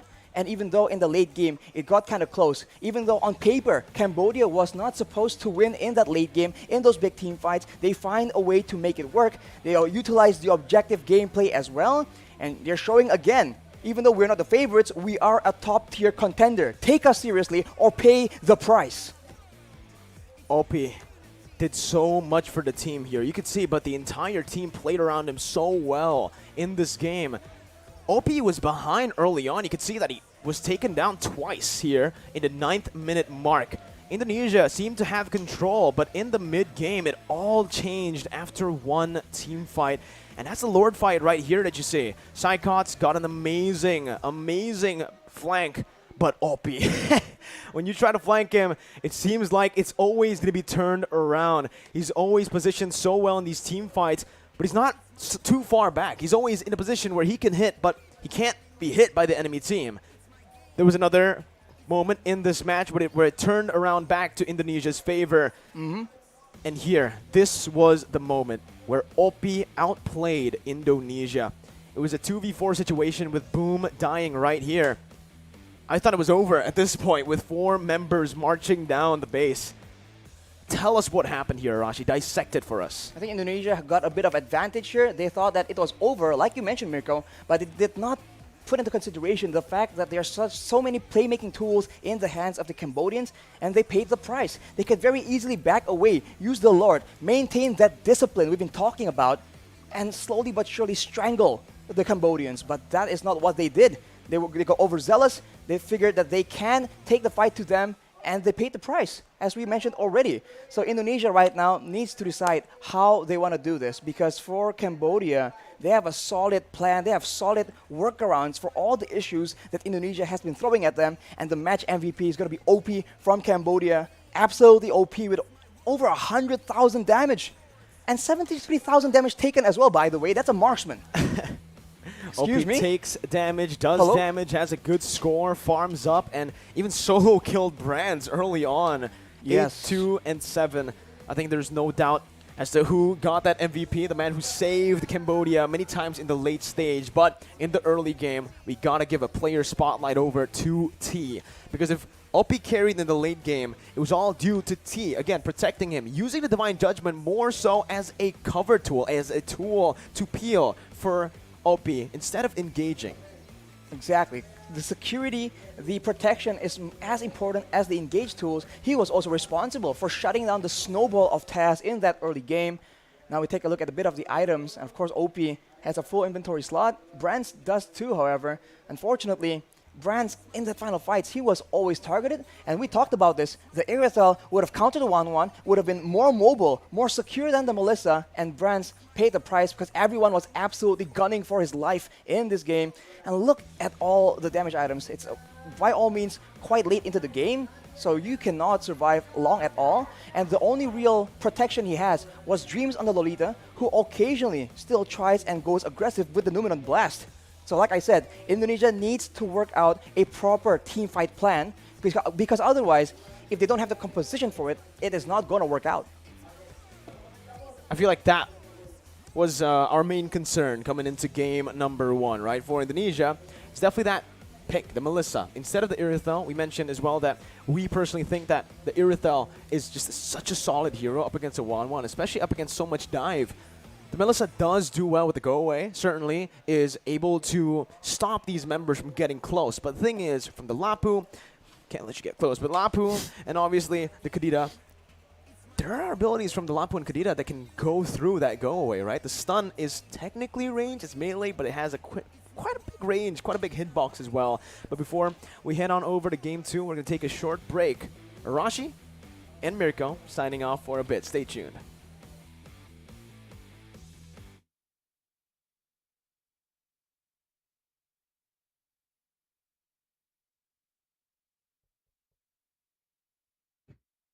And I have a few questions to ask. So the first question, how do you feel about this match? Are you feel satisfied, or maybe there are some things that you all need to improve from this match? From the last match, we feel exciting, and there's a lot of things for us to learn from the last match. Okay, so what do you think about your enemy performance today? Their performance is very strong because they have more experience, and yes, they very strong. So is there any special preparation for the next match? Yeah, there is the draft, the strategy for the next match. Okay, so you already won the game in this time, right? Yeah. What things do you have that your enemy doesn't have? Maybe it can be your chemistry more than good than them, or rather? I think it's our spirit. Together, we all in one. We know what to do, and yeah, we trust each other. We have the same spirit. So how confident are you to win this competition? Our confidence is 50%. 50%. Yeah, 50%. So for the last question, who is the toughest enemy in this competition? Why? I think both of Philippines and Indonesia are the toughest team for us to beat. Why? Because they are the stronger team in ASEAN, and they have more experience, and yeah, their players so strong. So okay, so that's all from my question. Thank you for your time, and I hope the best for your competition. Thank you. Okay, so today we have Age and Textam as a coach and analyst from Indonesian Mobile Legends team in World Esports Championship 2022, and I have a few questions to ask. Okay, so the first question, how do you feel about this match? Are you all satisfied? Or maybe there's something that you all need to improve from this match? Dengan pertandingan tadi kita udah lumayan puas lah ya, kita bisa menang terus, tapi kalau kita lihat kita tetap fokusnya buat di upper bracket final, terus di nanti di grand finalnya sih. Jadi ya kita masih tetap walaupun puas tetap fokus buat dapetin emas sih kayak gitu. So what do you think about your enemy performance today? Musuhnya sebenarnya lumayan bagus, dari draftingnya juga kita lihat mereka udah cenderung ke hero-hero yang meta, yang mereka tahu powernya seperti apa, ngikutin patch banget, dan ya lumayan ngagetin sih musuhnya. Mereka bisa adaptasi dengan meta-meta yang sedang berlangsung lah di Mobile Legends ini. Jadi menurut gua musuhnya lumayan kuat. So is there any special preparation for the next match? Untuk next matchnya lawan Kamboja kita prepare ini aja sih, respect mereka lah. Jadi mereka strateginya apa kita pelajarin, kita siapin, jadi kita nggak kaget lah buat lawan mereka. Jadi kita tetap respect siapapun lawannya, kita akan ngasih yang terbaik lah. Okay.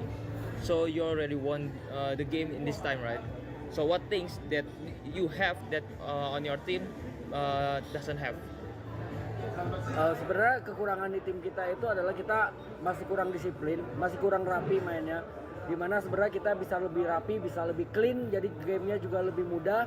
Nah itu yang perlu kita tingkatin selama turnamen ini berjalan langsung. Okay, so for the last question, is there anything to be worried from the next match against Cambodia? Maybe the player or their gameplay? Mungkin lawan Kambodia ini karena kita tahu tadi kita expect-nya kita bakal finalnya lawan Malaysia ya. Ternyata Kambodia bisa ngalahin. Jadi ya kita inilah pelajarin lah kenapa mereka bisa ngalahin Malaysia, dan kita respect dari draftnya juga. Kita baca mereka strateginya bakal gimana, jadi kita nggak bakal kaget lawan mereka. Jadi okay, so that's all for my question. Thank you for your time, and I hope the best for this competition. Okay, thank you. Thank you. Okay, so today we have Malaysia Mobile Legends teams in Esports Championship 2022, and I have a few questions to ask. So the first question, how do you feel about this match? Are you all satisfied, or maybe there are some things that you all need to improve in this match? I mean, we are okay. We are fine with it because yes, before this game we lost, but it was our mistake. I think mistakes are the best teachers, and we learn from it. Moving into this game, we were having another way of thinking, and yes, we won again. A little satisfied. So, what do you think about your enemy performance today? Saya rasa performa dorang bagus, cuma dorang maybe kurang dari dorang leak dari segi drafting. So drafting dorang tu macam dorang pick ni tapi dorang tak tahu combo dengan apa. Tu bagi pendapat saya lah. So, is there any special preparation for the next match? Definitely yes, because we'll be going between Argentina or Philippines. Both are strong teams in their own region. They are both strong teams. Definitely we want to try to win them because we'll be meeting them again in M4. Okay. So you already won the game this time, right? What things that you have, but your enemy doesn't have? Tadi, enjoy. Benjoy. Okay, for the last question, what are your worries for the next match? If my jungler wants to play Franco. Jungler, I don't know. What are your worries? Aku ada apa-apa worry tak? Is there any worries for the next match? Maksudnya apa? Kalau kau ada apa-apa risau tak untuk next match? Oh, untuk next match, jangan bagi Franco jangan lah. Okay, so that's all for my question. Thank you very much for your time, and I have the best for this competition.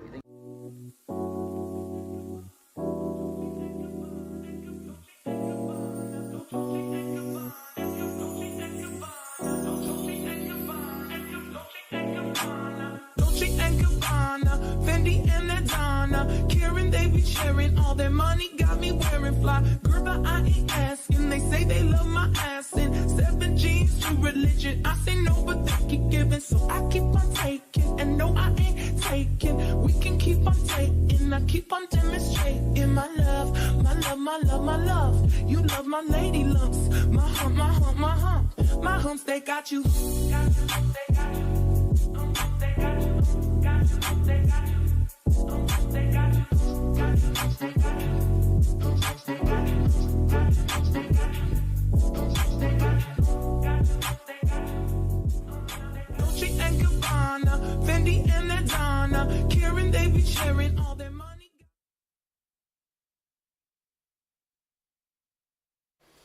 We're back, ladies and gentlemen. We're ready. The players are ready as well. There's a big question over to you guys. I'm going to throw it. Are you guys ready for game number 2? Indonesia versus Cambodia. Cambodia came up to play, came up to, again, conquer this tournament with that performance in game 1. Another declaration of war from a team that, again, was not expected to do this well, right? A lot of people, even me, I predicted them to actually lose up against Malaysia. They beat Malaysia, and right now they are one step away, one game away from securing top 2 in the grand finals. Definitely not the result we were expecting, but Cambodia, man, no joy, no problem, and it really seems like this is their game to play. But speaking of games, Mirko. Well, ladies and gentlemen, our official telco operator partner, Telkomsel, has a message for all you guys. Guys, are you looking for an amazing fun game? Are you looking for an amazing fun game, Arashi? Yeah. Well, take your Samsung phone and open it up, right? Because the return of Condor Heroes, an interesting game with very, very good gameplay. Thousands of characters that you guys will enjoy in the game.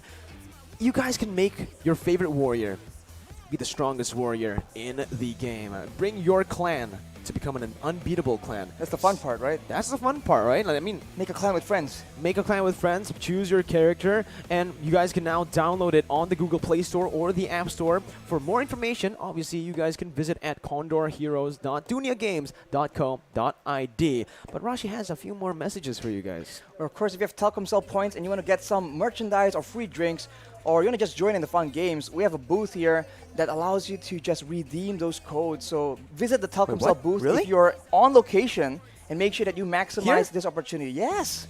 Oh my How God. did you not know this, Did Mirko? you redeem it already? Of course I have. Oh, man. Where do you think I've been in match number 1? I don't know, man. I thought you just disappeared, you know? I've been making moves, man. So redeem your points. You can get a smartphone even. Smartphone? There's like a raffle, like a gacha, like an auction at the mini stage. So check your points, redeem it, put it to good use, because why not? There's more than millions of rupiahs worth of like benefits every day. Every day. Every single day. To this day. To this day. But, ladies and gentlemen, again, a reminder for everybody to come over. You know, Merusaka Nusa Dua. This is where IESF is being held, and it's an offline event that's going to go all the way till the 11th of December. So there's still a lot of days if you guys want to come to visit.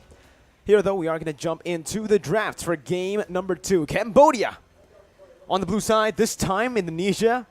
Oh, man, you can see it. Phobia's ban. It's a setup for the Joy. Indonesia bans the Joy instantly. All right. You could see. You can see. Cambodia knows how to counter it, knows how to play it. Just take it out, man. Interesting options in Cambodia. They don't want to let Taz have his signature hero as well, so the Fanny will be banned away. And now you're wondering, what is the approach? Because Indonesia tried that front-to-back, that team fight approach. It wasn't working so well, and maybe they just are suited right now to go for something a lot more aggressive. A bit more of a dive comp, because we saw that Psychots, right, in the right composition with that Yutsong, moving forward, he seems to be in a lot more control compared to this more defensive style. So we'll have to see. Diggy has been banned out, so they have the chance to also have that heavy crowd control, heavy-handed approach. But for Cambodia right now, I think they might be looking towards that Kaja once again. Very flexible with the wave clear, with the pickoff potential as well. Fanny ban coming in from Cambodia. Still, though, even after winning game 1, they are respecting Indonesia's prio picks, comfort picks. The Diggy will be banned out. Similarly to game number 1 by Indonesia. The award is still up for grabs, but the 1-1 now is actually going to be banned out by Cambodia, who has the first pick on the blue side. Technically forcing Indonesia to choose between the Lium, the Kaja, or the Valentina. or the Martis, or Leomord. all the heroes available right now. But It's I think all for so first pick situational. Prio, it's mostly still just Valentina Kaja. For this case, because of all the other heroes banned. I must say, again, with the players being so mechanically gifted, I think having that suppression is just so much more valuable than the other aspects, the other attributes available from these other heroes. So I think I agree, Valentina and Kaja will be important, but will Indonesia ban one of these options, or will they let both open so they can pick one for themselves? It's going to be the Kaja banned out, so Cambodia, no joy. No Joy, no Kaja, no Diggy. Valentina still in the fray for them to pick up. If it's not the Valentina though, Leomord, Martis. I think right now Leomord. Ooh, Leomord. I was expecting the Valentina actually to be picked up here, but it does seem like Cambodia wants to put Lutu on, to put this Leomord on Lutu in the jungle.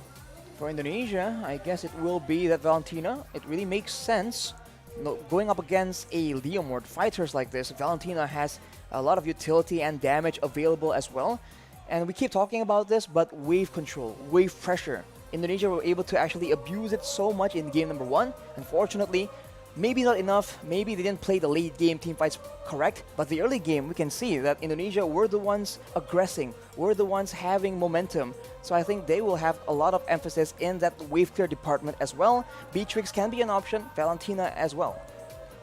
Beatrix Benedetta certainly can be the option to go for here. Valentina, like we mentioned earlier. But Indonesia, usually, if we take a look at their previous games, the Lolita, the Benedetta. Wow, okay. Oh, okay, so it's a different approach, yeah. Usually we see the Fanny, the Kaja, the Beatrix always being the prio for Indonesia, but because a lot of those heroes were banned out, they decide to go for the Yu Zong, a signature pick for Psychots in this tournament so far.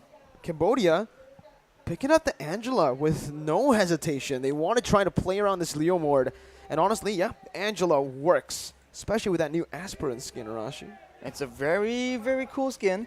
And we've seen, I think, other teams, other countries ban this Angela against Cambodia. So maybe this is exactly what we've been missing out on from Cambodia. We'll have to see, though. Indonesia, understanding that OP is usually just very oppressive, pun fully intended. They go for Psychots on the Yuzong, which has been a very good solution to these hyper carries in the back line. They still go for that Yi for the utility. And now Cambodia with the Cult Altar, though. That means that they're going to be clumping up quite a bit. Maybe Indonesia can set up for some kind of combo. Fairness, Angela, Leomord, very heavy dive comp here, and Indonesia need to pick up a hero that can really withstand this kind of dive or can counter the dive, right? The Fredrin becomes a solid option here, but we've already seen the Yuzong picked up earlier on. Jungle? I've never seen Taz play the Fredrin in the jungle, but the Akai is another solid option, another good disengage. We've seen Taz play that one in the second game against Philippines, and it will be locked in for Indonesia. That's the Akai in the jungle, but it can also technically still be flexed into the roaming position. Ooh, Roma Akai, though, against an Angela.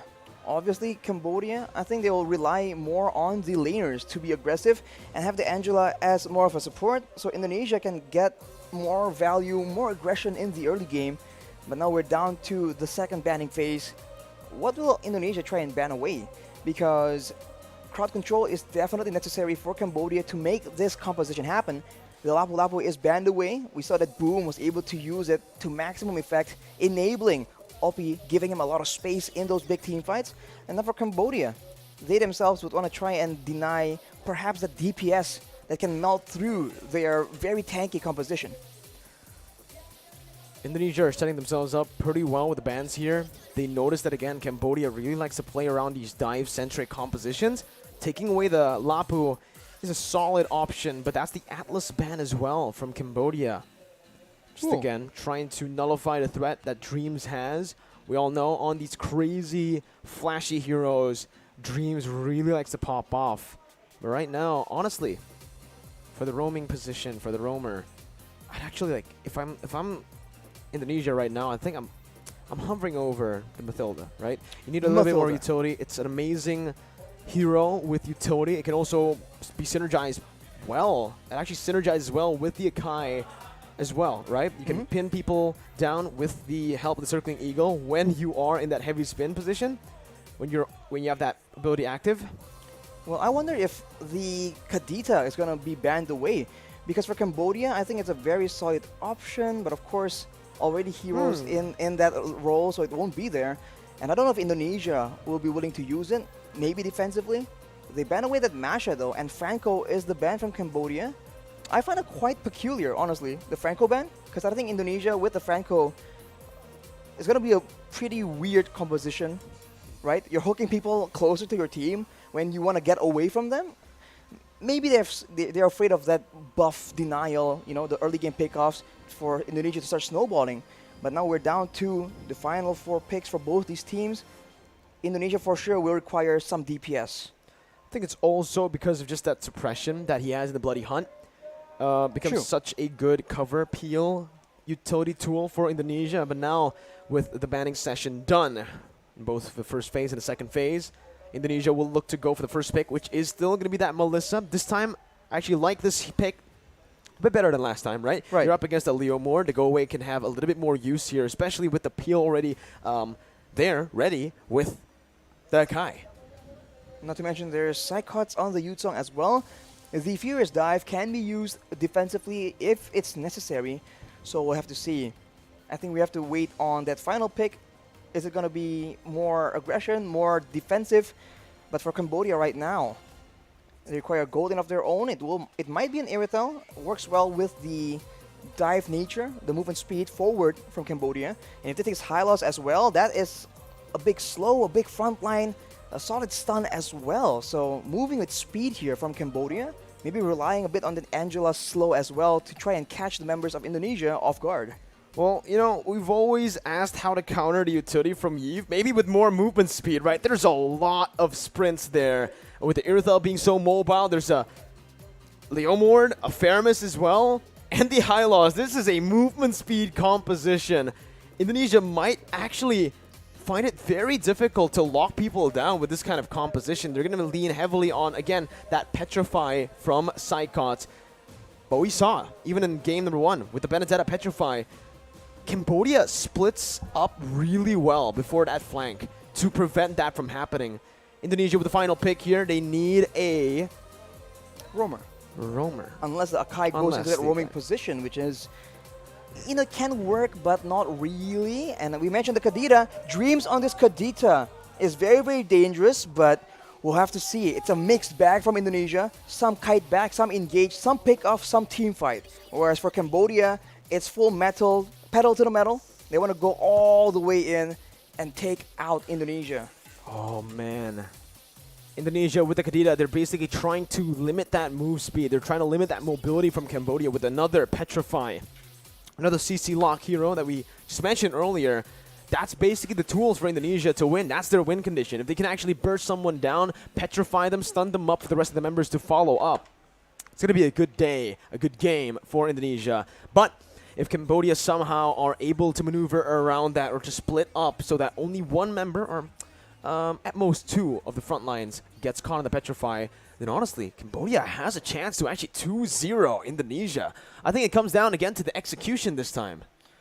I think having a combination of the Yutsong and the Kadira, we've seen something similar from Indonesia when they're up against a very solid gold laner. Someone to dive and threaten the gold laner, and someone to just completely annihilate him with like an assassin pick. So I think Kadira can serve that purpose, but now we're straight back into the Land of Dawn, Mirko. Well, once again, ladies and gentlemen, we're jumping into the Land of Dawn, where Indonesia is trying to equalize, and Cambodia are trying to secure the grand final position with Dreams already very aggressively moving into the enemy jungle, taking a whole lot of damage here as Danger rotates as well. It's first blood before the first minute of the game. Cambodia are on fire.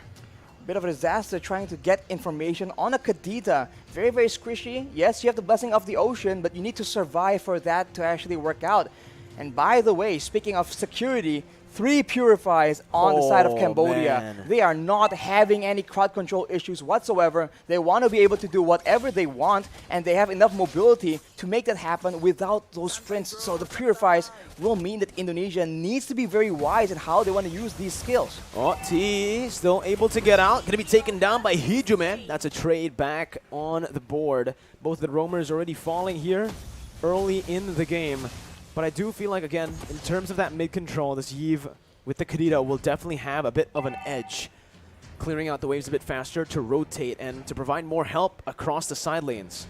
If they roam S3 along with Taz on the Akai, they actually have more advantage, but look at this dive. Oh, Lutsu, too aggressive. Gonna be taken down, punished, and that's the real world manipulation as well. A very aggressive play from Cambodia, but this time it might be too aggressive as Taz jumps in with a heavy spin, instantly knowing where Boom is. The Furious dive as well from Psychox to pick up the kill and to take the lead in game 2. They have the pressure, and now they can go for the turtle, because for Cambodia, this Faramis can save some of their members from the big burst damage, but hang on, as we say that though, that is Deja picking up a kill onto Psychox. Definitely not what Indonesia wants, but there we go. Turtle secured for Indonesia in minute number 2. It's still just a very slow game now that the action has happened early on, Arashi. Both teams will be waiting for the neutral objectives. They don't really want to go for anything too crazy, but just as I say it, Lutsu will be caught for the 2nd time in this game. And this time it's by Dreams, who's taking it a bit personally, that first kill. And you can see as well, Brands just having a good time on that Melissa against the Irith though. Breath of Ocean popped in, OP going to be sandwiched by Indonesia. The real world manipulation as well, forcing OP to use that ultimate to get out of the range. It's still OP who can survive, who can still get out, but look at the waves. Very disadvantageous for Cambodia. It's pushing in towards Indonesia, and Brands is just letting it push. Wave clear advantage for Indonesia and fight skirmish advantage for Cambodia, unless, as we talked about, Dreams can actually start having that pick-off gameplay. He was able to delete Lutu, who is a fighter in the early game, so that definitely is not what Cambodia wants. They are grouping at the bottom side though. There might be a big fight building up here, as they're just waiting there, trying to counter-engage on the possible dive towards OP. This is what you come to expect. They want to make sure that OP does not get shut down. He is the main win condition. But here, so far, Brands has been able to find a whole lot of success in the lane, getting a whole lot of gold. And with the help of Hijume right here, with that real world manipulation constantly, it's just so difficult. And you can see as well the rotations from the XP laner, opting to actually leave that XP lane. Dream spotted out by T, and Psychots even cancelled that recall. Got cancelled by T. Hylos having a better time in that XP lane again, just soaking in as much gold as possible, while Taz is actually going to be the one gifted the job to handle or to match up against that Hylos. Brands now has secured the bulk of that, well, almost the whole thing, the whole turret gold, and with that momentum, Indonesia rotates their top side at the opportune moment, going for the turtle, but there might be a fight here because they are backing away. Oh, that's a very good engage again by Dreams. Lutu taken off, and that's Taz who secures the turtle. Deja all alone pops the cold ulcer to survive, but a pin down from Taz is there. Deja with the Purify still able to get out with the real world inflation, will be able to lock him down for the kill to be handed over to Hijume. The pick-off game from Dreams, man, this is what we've come to expect. It's dangerous and it needs to be respected, but Brands will be taken out. OP is actually getting a bit more momentum back here, and Indonesia might want to just try and funnel a bit more attention because it's going well so far. Why stop here? Yeah, 3,000 gold lead already. Taz also was able to steal away the purple buff. Now, Lutu is 2 levels behind of Taz on a hero that you would really optimally want to go to snowball early on, right? You want to get as much as possible on this Leomord. And if you get to that later stage, you are going to fall off pretty badly, actually.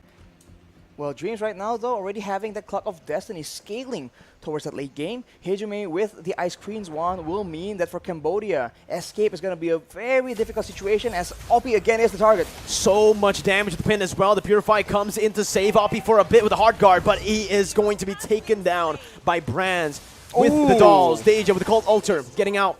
Brands just securing that tier 1 down below and moving back. Indonesia now invading the enemy jungle, and Lutu has no say whatsoever to what's happening in his jungle. Taz is now 3 levels ahead. Psychots is zoning Lutu away, has a Black Dragon form to get out as Taz jumps in, gets the damage down as Dreams, looks for the follow-up now. Tier 1 going to be taken down in the mid lane. Boom, still having the glorious pathway, can get out. And Indonesia decides to play the disciplined game this time, backing off, not overextending as they did in game 1.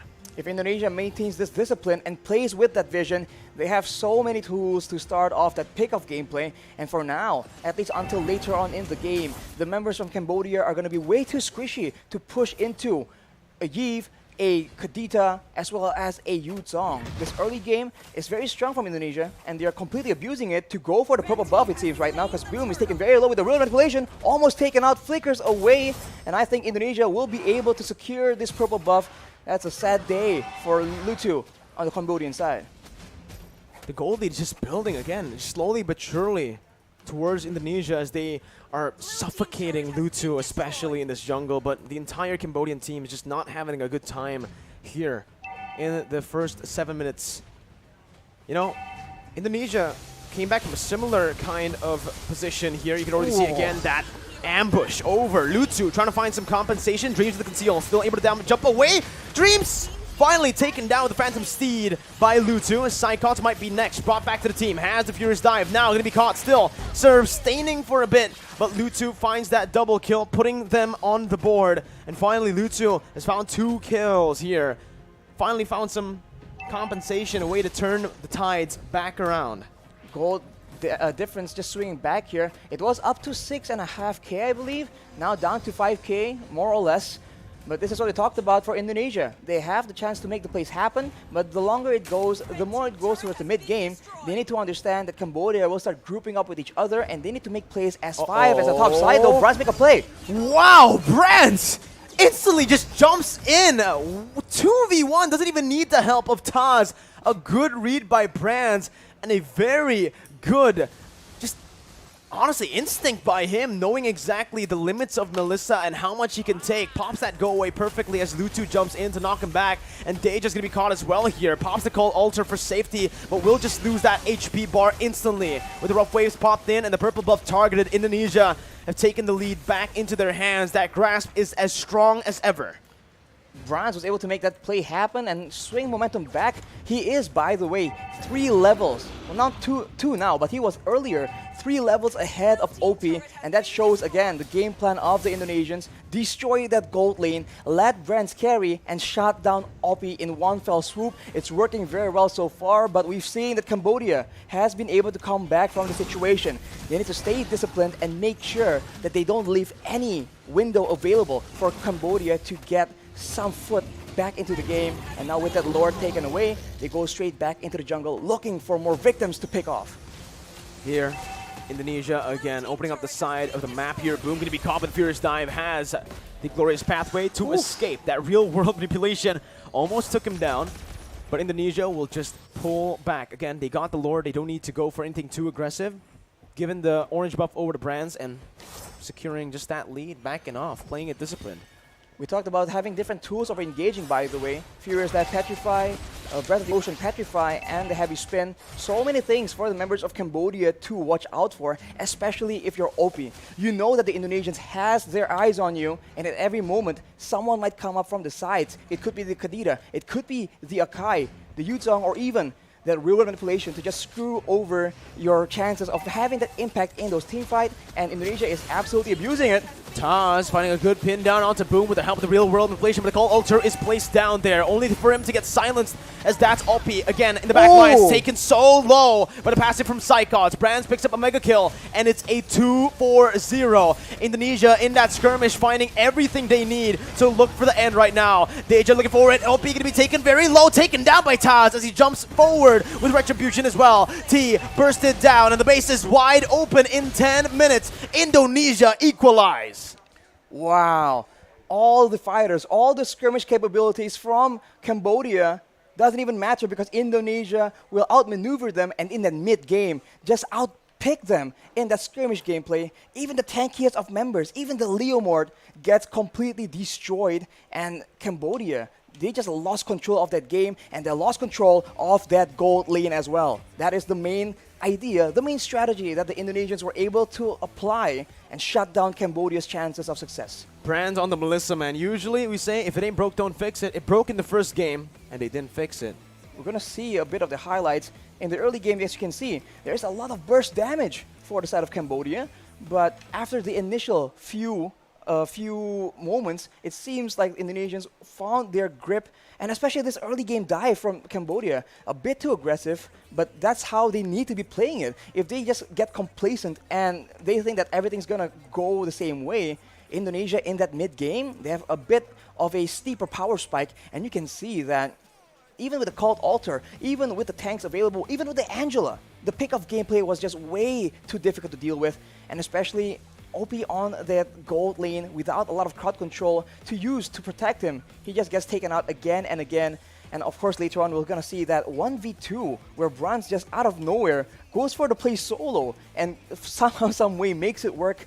But you see, the crowd control difference, I think, is just the key to victory here. Because in game number 1, it seems like with the Divine Judgment, with all the suppressions available from the Cambodian side, they were able to shut down Taz and Brands and take out Indonesia. But now in game number 2, the shoe is on the other foot. With 2 petrifies, 2 knockups, and even the heavy spin, Cambodia are just caught bewildered. They have no idea which one is going to come first.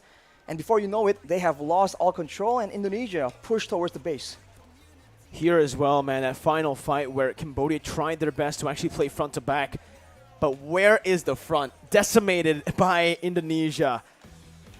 That's how much of a goal lead they got. 10,000 in the end. And you could see the frontliners were just not able to soak in any damage. They got melted down by not just Brands, but Hijume as well, who's opted to go for the utility build. Keep in mind, usually after, struggling in that fight, OP is there to save the day. Hold up. Like the hero that comes in when things are dire. But now, being 3 levels below, how is he supposed to save his team? It just isn't available, and they did not play accordingly. So they need to adjust and find something different, man. But the match MVP is going to be Taz from Indonesia, 1-0 and 6. It seems like he wasn't doing a lot of killing, a lot of pickoffs per se in the early game, but the objective gameplay is absolutely solid. And later on, the threat of that heavy spin is just so good. Oof, you're right. This guy started it off in the early game, right? The first few kills were from Taz. The turtle takes. Again, I don't think this man has lost a retribution battle. I think so. Even He earlier, was a mid laner, by the way. on the Joy. He was a mid laner. He was a mid laner. Not anymore. So, explain to me how. He's so good at retributions? Yeah, I mean, he was a jungler back in MDL, but he's had so much time and experience playing as a mid laner. You think with the role swap again, the layoff, it would actually impact his performance. But right now, it's so solid. Psychots as well, though. Yeah, you gotta give him props, man. On the Yuzong, a lot of people say no Yuzong, no win, but hey, that's a feat. If you can auto-win your games on the Yuzong, why not? Why not? I mean, there's no reason not to. And for Hijume, by the way, he did not go for the Enchanted Talisman because he needs maximum damage. He is not there just to spam out skills and be annoying. He is there to output that damage because they are trying to shut down, to pick off Cambodia. He opts for the Ice Queen's wand directly and then straight for the glowing wand. It's a combination of slow and also every single instance of damage buffed up by the glowing wand, and with so many fighters. Essentially, even the Faramis and then the Hylos as well as the Leomord, when you have a glowing wand, it just does so much more damage against these beefier, higher max HP heroes, and Hijume with this very smart atomization goes all the way. And for Dreams, no Lightning Truncheon, but with the Genius wand, it just has so much synergy with Hijume, and this mix of damage coming in, right? It's so balanced. 1 tank, 2 physical damage dealers, 2 magical damage dealers. There is no easy solution, and especially if you're on the back foot, especially when there's a 10k gold difference, you have no idea how you want to itemize and deal with this pressure. It's a bit too much pressure to handle. I was just looking at the replay here because right after the game, Psychots actually did this. to the enemies. So it's just something I just want to check again. Yeah, he actually did it. I saw it at a glimpse right here, but I wasn't sure. Yeah, he was doing this, and his chair fell down. So it's unfortunate. So I caught, a bit too heated maybe again, but that's just the nature of competition. When you win a game, especially after losing game 1, you get hyped up. Again, Cambodia was also very hyped up, 100% after game number 1. We'll see again as it is 1-1. The second full game series in IESF after, 8 matches, 9 matches? We've had 9 or 8 matches so far, and we've only had one game or one series go the distance. This is the second time, and it's both Cambodia, Malaysia, and now Cambodia, Indonesia. And then they are desperate. They're struggling for it. They really want this victory. But now they also have a bit of an advantage. In game number 1, Cambodia got the better of Indonesia, surprising them with how they were able to counter that joy. Indonesia were able to completely adjust and have a dominant win in game number 2. Now, can Cambodia also make these adjustments and have a dominant win in game number 3? That leaves, you have to wait for that result. But I think with how Cambodia has shown their adaptability, how they're able to absorb that knowledge and experience, Indonesia need to change something as well. They can't expect to have the same kind of picks, the same kind of success, because Cambodia will make adjustments. Maybe banning out the Yuzong, right? Maybe picking something that can protect OP better in that gold lane. Well, to start, if we're talking about the draft, who's going to be on the red side, who's going to be on the blue side, right? Yes. Because so far in the series, there's a pattern. The red side has 100% win rate. When you're on that second pick, getting those 2 heroes in the start, it's kind of an advantage so far, right? If you do ban out the heroes that obviously are pretty broken. But even when Cambodia let that joy go, they were able to find a few counters here. Arashi wants to get into close-up shot. There you go, Arashi. Sorry, did I break your train of thought? No, I just want to highlight that. I was wondering how it would look on camera. It's pretty funny. But of course, we have to go back and focus on this match. It's very intense, very serious. And I think the coaches here, we talk a lot about Coach Bjorn, right? Coach Zace from the side of Indonesia, and he's very smart and cerebral with his approaches. And I think in a way, the Cambodians have a bit of a opposite approach. It's always very instinctive, right? Everything doesn't really seem to make sense on paper, but then you see it just come together in the game, and you're like, okay, this is what they're trying to do. Okay. Getting pretty cool in this game. But ISF 14th World Esports Championships is obviously, ladies and gentlemen, supported by wonderful Indonesia, Kemenpora, NOC, and also Connie. We would also love to thank all of our sponsors: JHL Group, JHL Auto, Nusapay. We also have DAS with Gudang Crypto, Pertamina, also Taiwan Excellence, Hydro Coco, which is amazing, by the way, Merusaka Nusa Dua, the official venue of the event. We also have Indie Home, Telkomsel, HIN, Episode Hotel, Meneski Global, Indonesia Football E-League, and ESID with Lemon ID. And the media partners, which has cooperated so well with our event right here, we cannot have done it without you. We have to thank them as well. Net TV, Trans 7, Detikcom, Esport ID, Video.com, Dunia Games, Dance TV, Dance Play, Merah Putih, Bola Score, and Kami Bijak. Thank you very much for helping us out with this event. It's very, very much appreciated. Well, that will be our benefactors for this event. Absolutely. But Arashi, it does seem like the players are going to be taking a break. Us on the caster desk as well. Mirashi will be back in a bit with Indonesia versus Cambodia, game number 3, to decide who gets to go to the grand finals first. Ciao.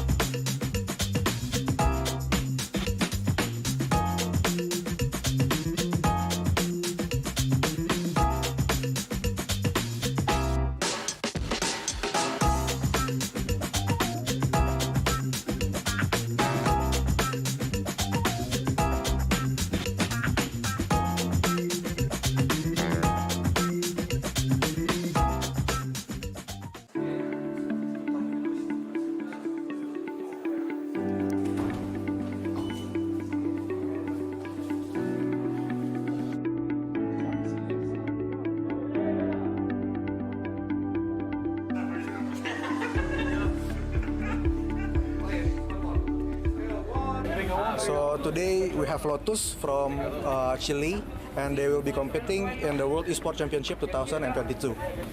So Lotus, how was your trip from Chile to Bali, and what is your impression of the place? Was a very long trip. We came from Chile. We have 3 connection flights: Chile, Houston, Tokyo, Indonesia, and then Jakarta, Bali. So it was a very long trip, 2 days in a row, but it was a lot of fun. We had a lot of fun too. Totally worth it. Bali is a very beautiful place, so we are so happy to be here. We are delightful right away.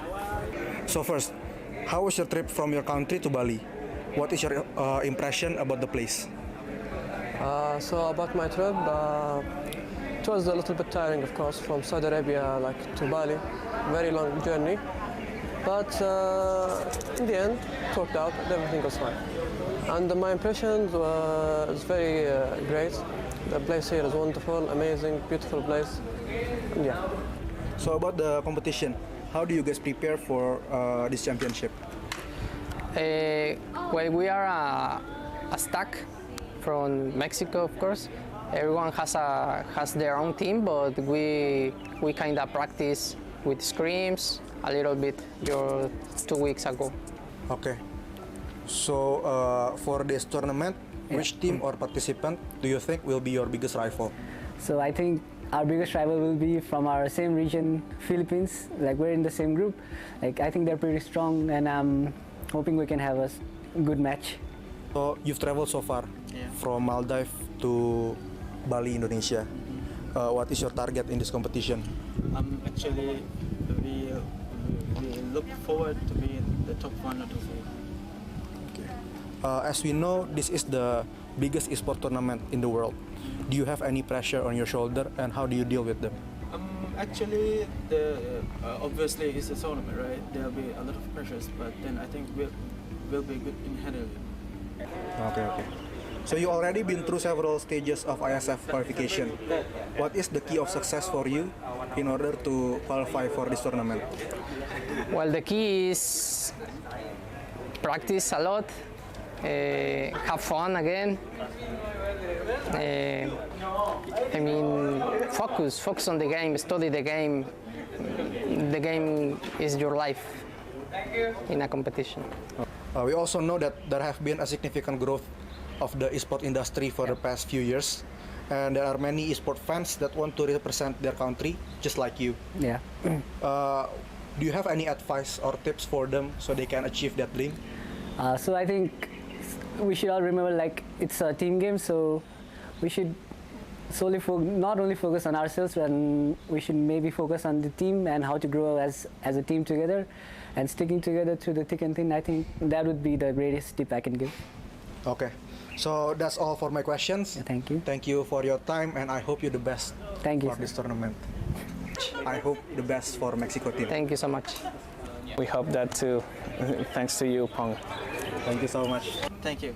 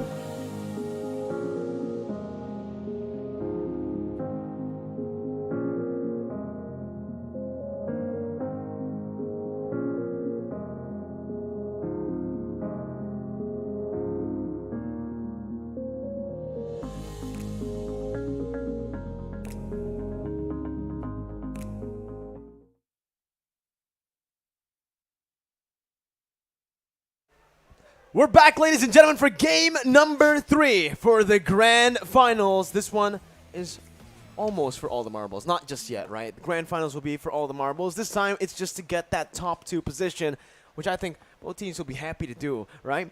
Back again with Mirko Arashi, here on the English caster desk in the live venue in Bali, Indonesia. Mirusaka Nusadua. Arashi, how you doing, man? I'm doing good. Well, this match is not for all the marbles just yet, but it sure sets the tone for the end of the tournament. Games are getting more competitive, more flexible, and a lot more strategic, and that is a very exciting thing, because right now, if you think this game is intense, it's going to get even more intense. It's a hard prospect to imagine. How do you know? How do you know it's going to get even more Because I came from the intense? future, Mirko. Arashi came from the future. Arashi, let's jump into the present as we see Zace and the Indonesian team draft for their side. Indonesia on the blue side, Cambodia on the red side. Remember, the pattern so far in the series is red side 100% win rate. And I think Cambodia, being from the future here, they're going to have a lot of bans towards, planning to get that joy in their hands for sure. They have banned that Fanny away. And for Indonesia, I think for Cambodia, actually, they might actually have a lot more priority for that Kadita as well. That was definitely a big tool for Indonesia to gain steam in that early game. Indonesia will ban away that Digi for now. That is something that we've seen again and again. So far, nothing too crazy. Just the Digi, again, is a standard draft so far, but Indonesia, they're basically taking their game 1 draft and they're swapping it a bit, right? They're already going for the Digi ban and the Wan ban. The Digi was banned out by Indonesia in game 1. What's different is that Wan, they're finally respecting it here, not giving it over to Cambodia for free. And Cambodia goes for Fanny. Still, very similar to game 1. And the Akai, still the same, right? In game 1, they banned Fanny, Valentina, Akai. So if they go for the Valentina as the last ban, we will have the exact same bans for Cambodia as game numero 1. Despite being from the future here, I am really very unsure.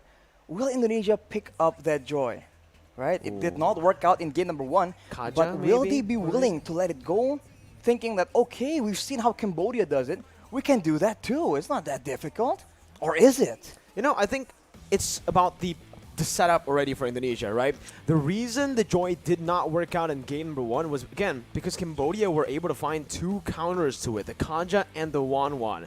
Indonesia have banned out the Wan this time around and the Kaja, so they're basically saying, Cambodia, now we're forcing you to ban the Joy. If you don't ban the Joy, we can pick the Joy and you can no longer choose to go for those counters, the Kaja and the Wan. That's exactly what Cambodia do. They read out the situation, but now it does give over to Valentina, or the choice for Indonesia to go for that first pick. Leomord still up for grabs with, again, Martis as well. The Martis, so many heroes, the Valentina.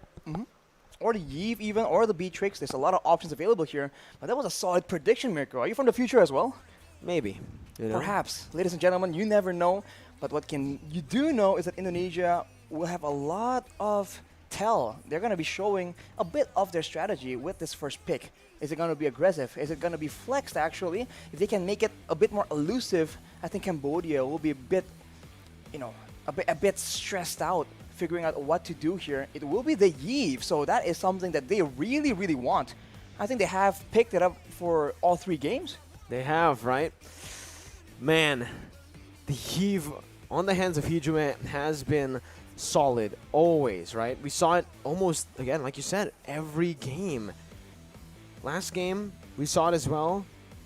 Hijume just really likes this hero, but Cambodia already instantly picking up that Yuzong, taking it away from Psychot, and picking up the Valentina so that they can actually match that real-world manipulation with their own real-world manipulation with that IMU. Indonesia now back to the drawing board for the drafts. Melissa is a solid choice now up against the Yuzong, right? If you're up against the Yuzong, you can always just use that go away to stop that Furious Dive.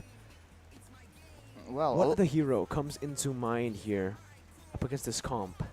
I'm not quite sure, honestly. I mean, if you talk about having impact, the Kadita is still available, and it's a hero that is somewhat signature to Dreams. I mean, he's only been able to use it a few select times because they've been banning or picking it away from him, as far as we've seen. So I'm not sure if he wants to pick it up that early in the game though, but Leo Mort and a Masha perhaps. It is locked in as well. That is a lot of slow compared with two very scary fighters just bolting at you. Indonesia, they're trying to go aggressive here, but of course Cambodia has a chance to counter it.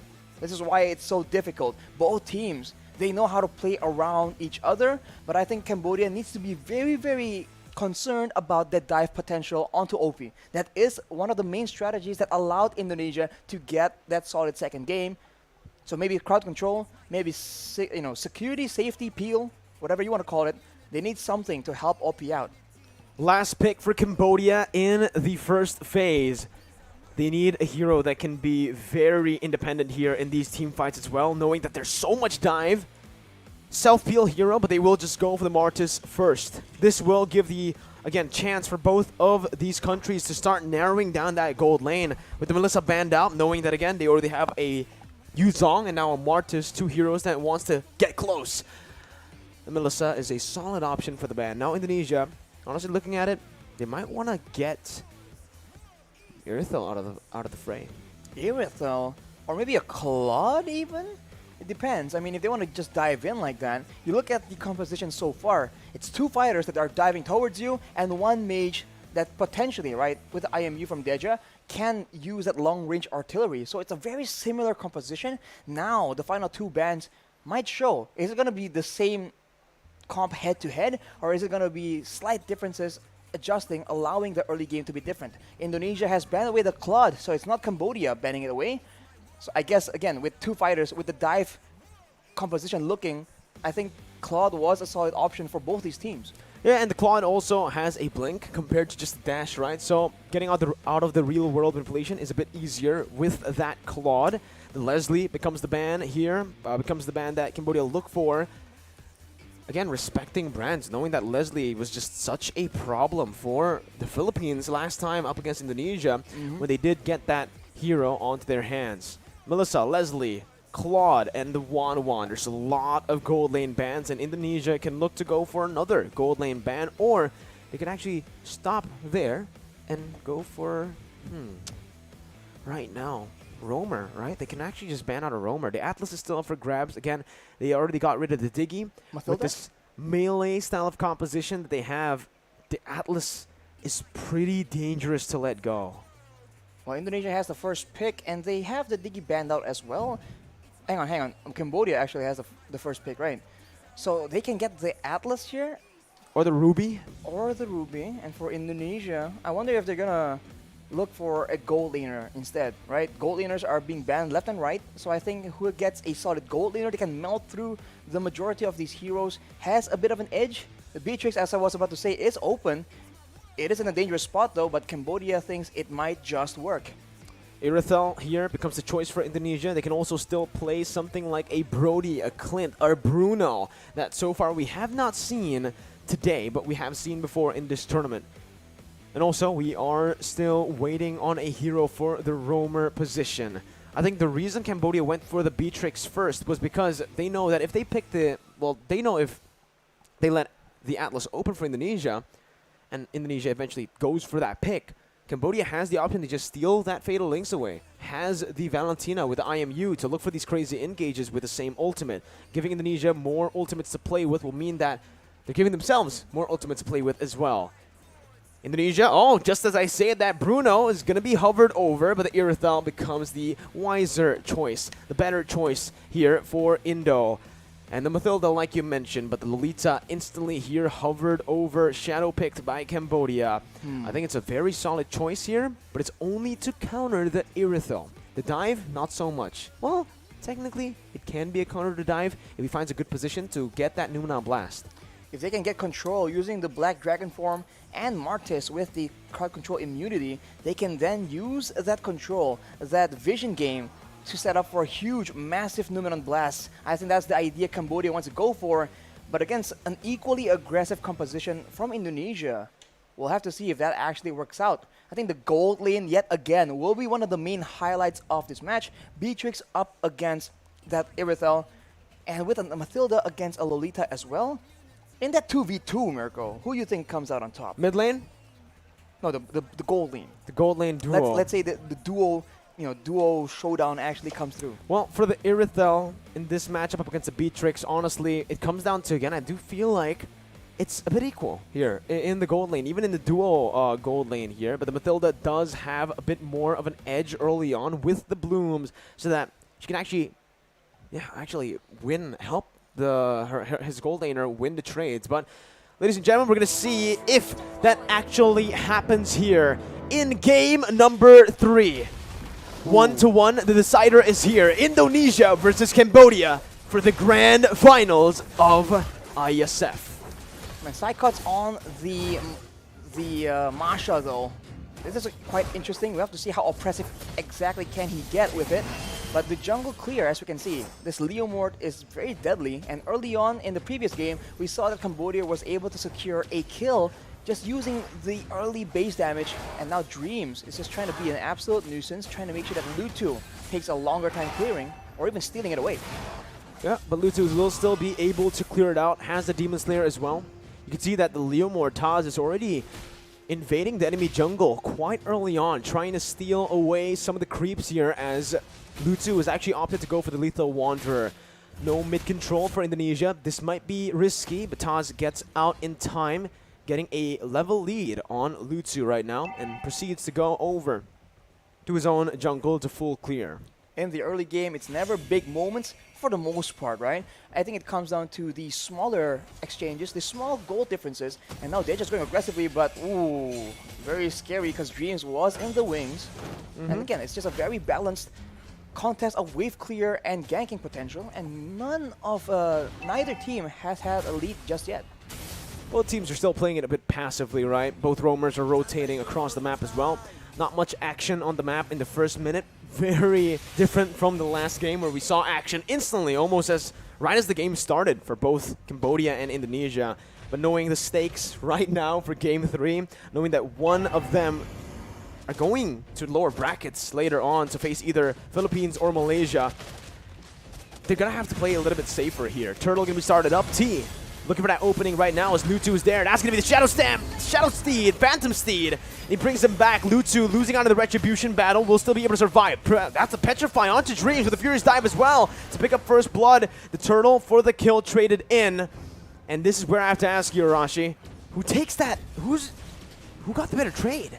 I think for now, especially since in the mid lane there's a bit more aggression, Cambodia definitely has a bit of an edge. They get the shielding from the Turtle and they go aggressively yet again. Indonesia now needs to be very, very careful. They have tools to protect their carries, but if they let Cambodia gain too much momentum, that is a very dangerous mid-game that they are looking at right now. Especially, as we mentioned, if the Lolita can set up, if T can make those plays happen, that is definitely something that Indonesia wants to avoid in order for them to be able to shut down OP in this bottom side. Brands was taken out, so now it really leans in favor of the Cambodians. Well, Deja's going to be caught as well, though, in the real world manipulation. Instantly taken down as well with the damage coming in from Taz on that Phantom Steed.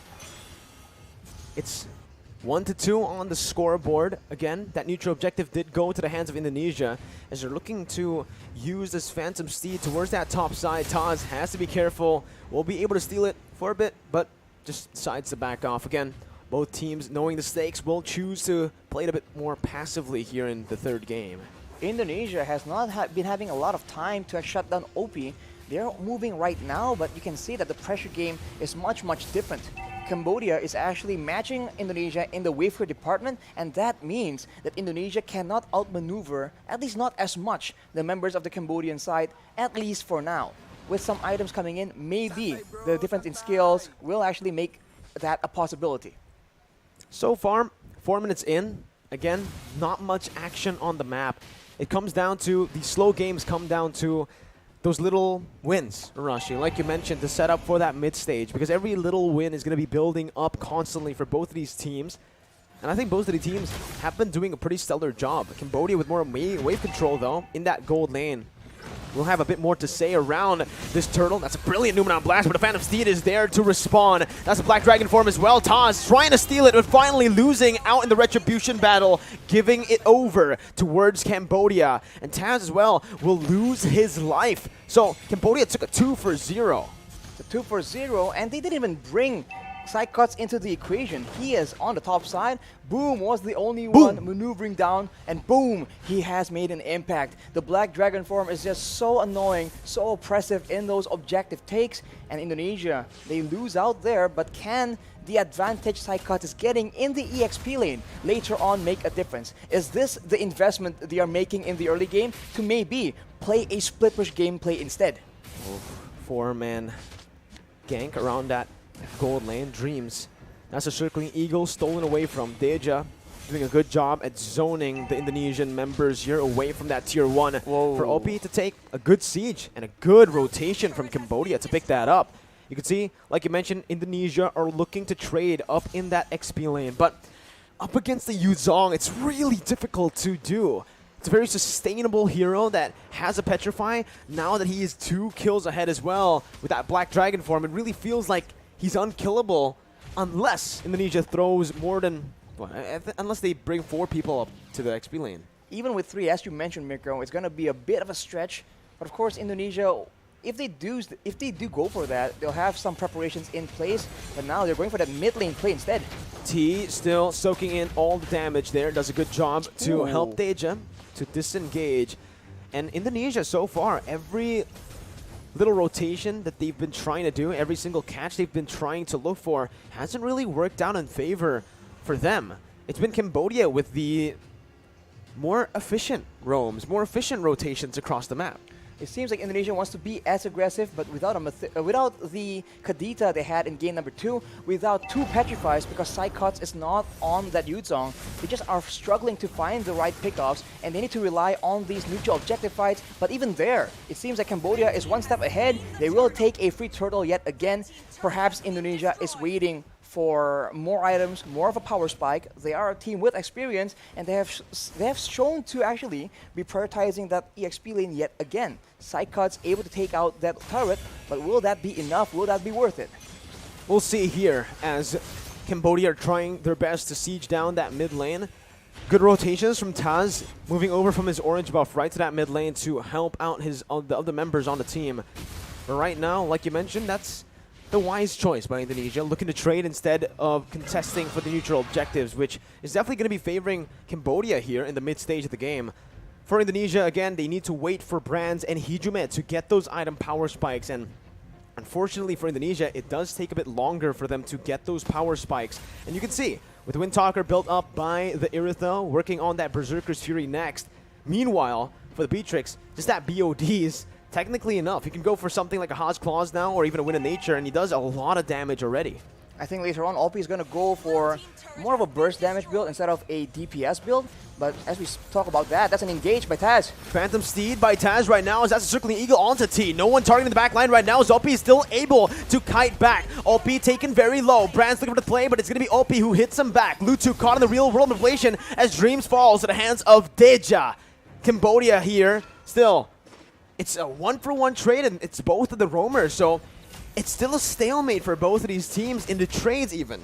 But we talk about the power spikes, and before that, let's talk about that fight initially, because Taz goes for the engage, and you can see that the members of Cambodia spent a lot of time in that real-world manipulation, but they are not clumping up together. So Indonesia failed to get the quote-unquote combo and get massive value from that team fight. Oh, now we have a bit of a technical pause, though.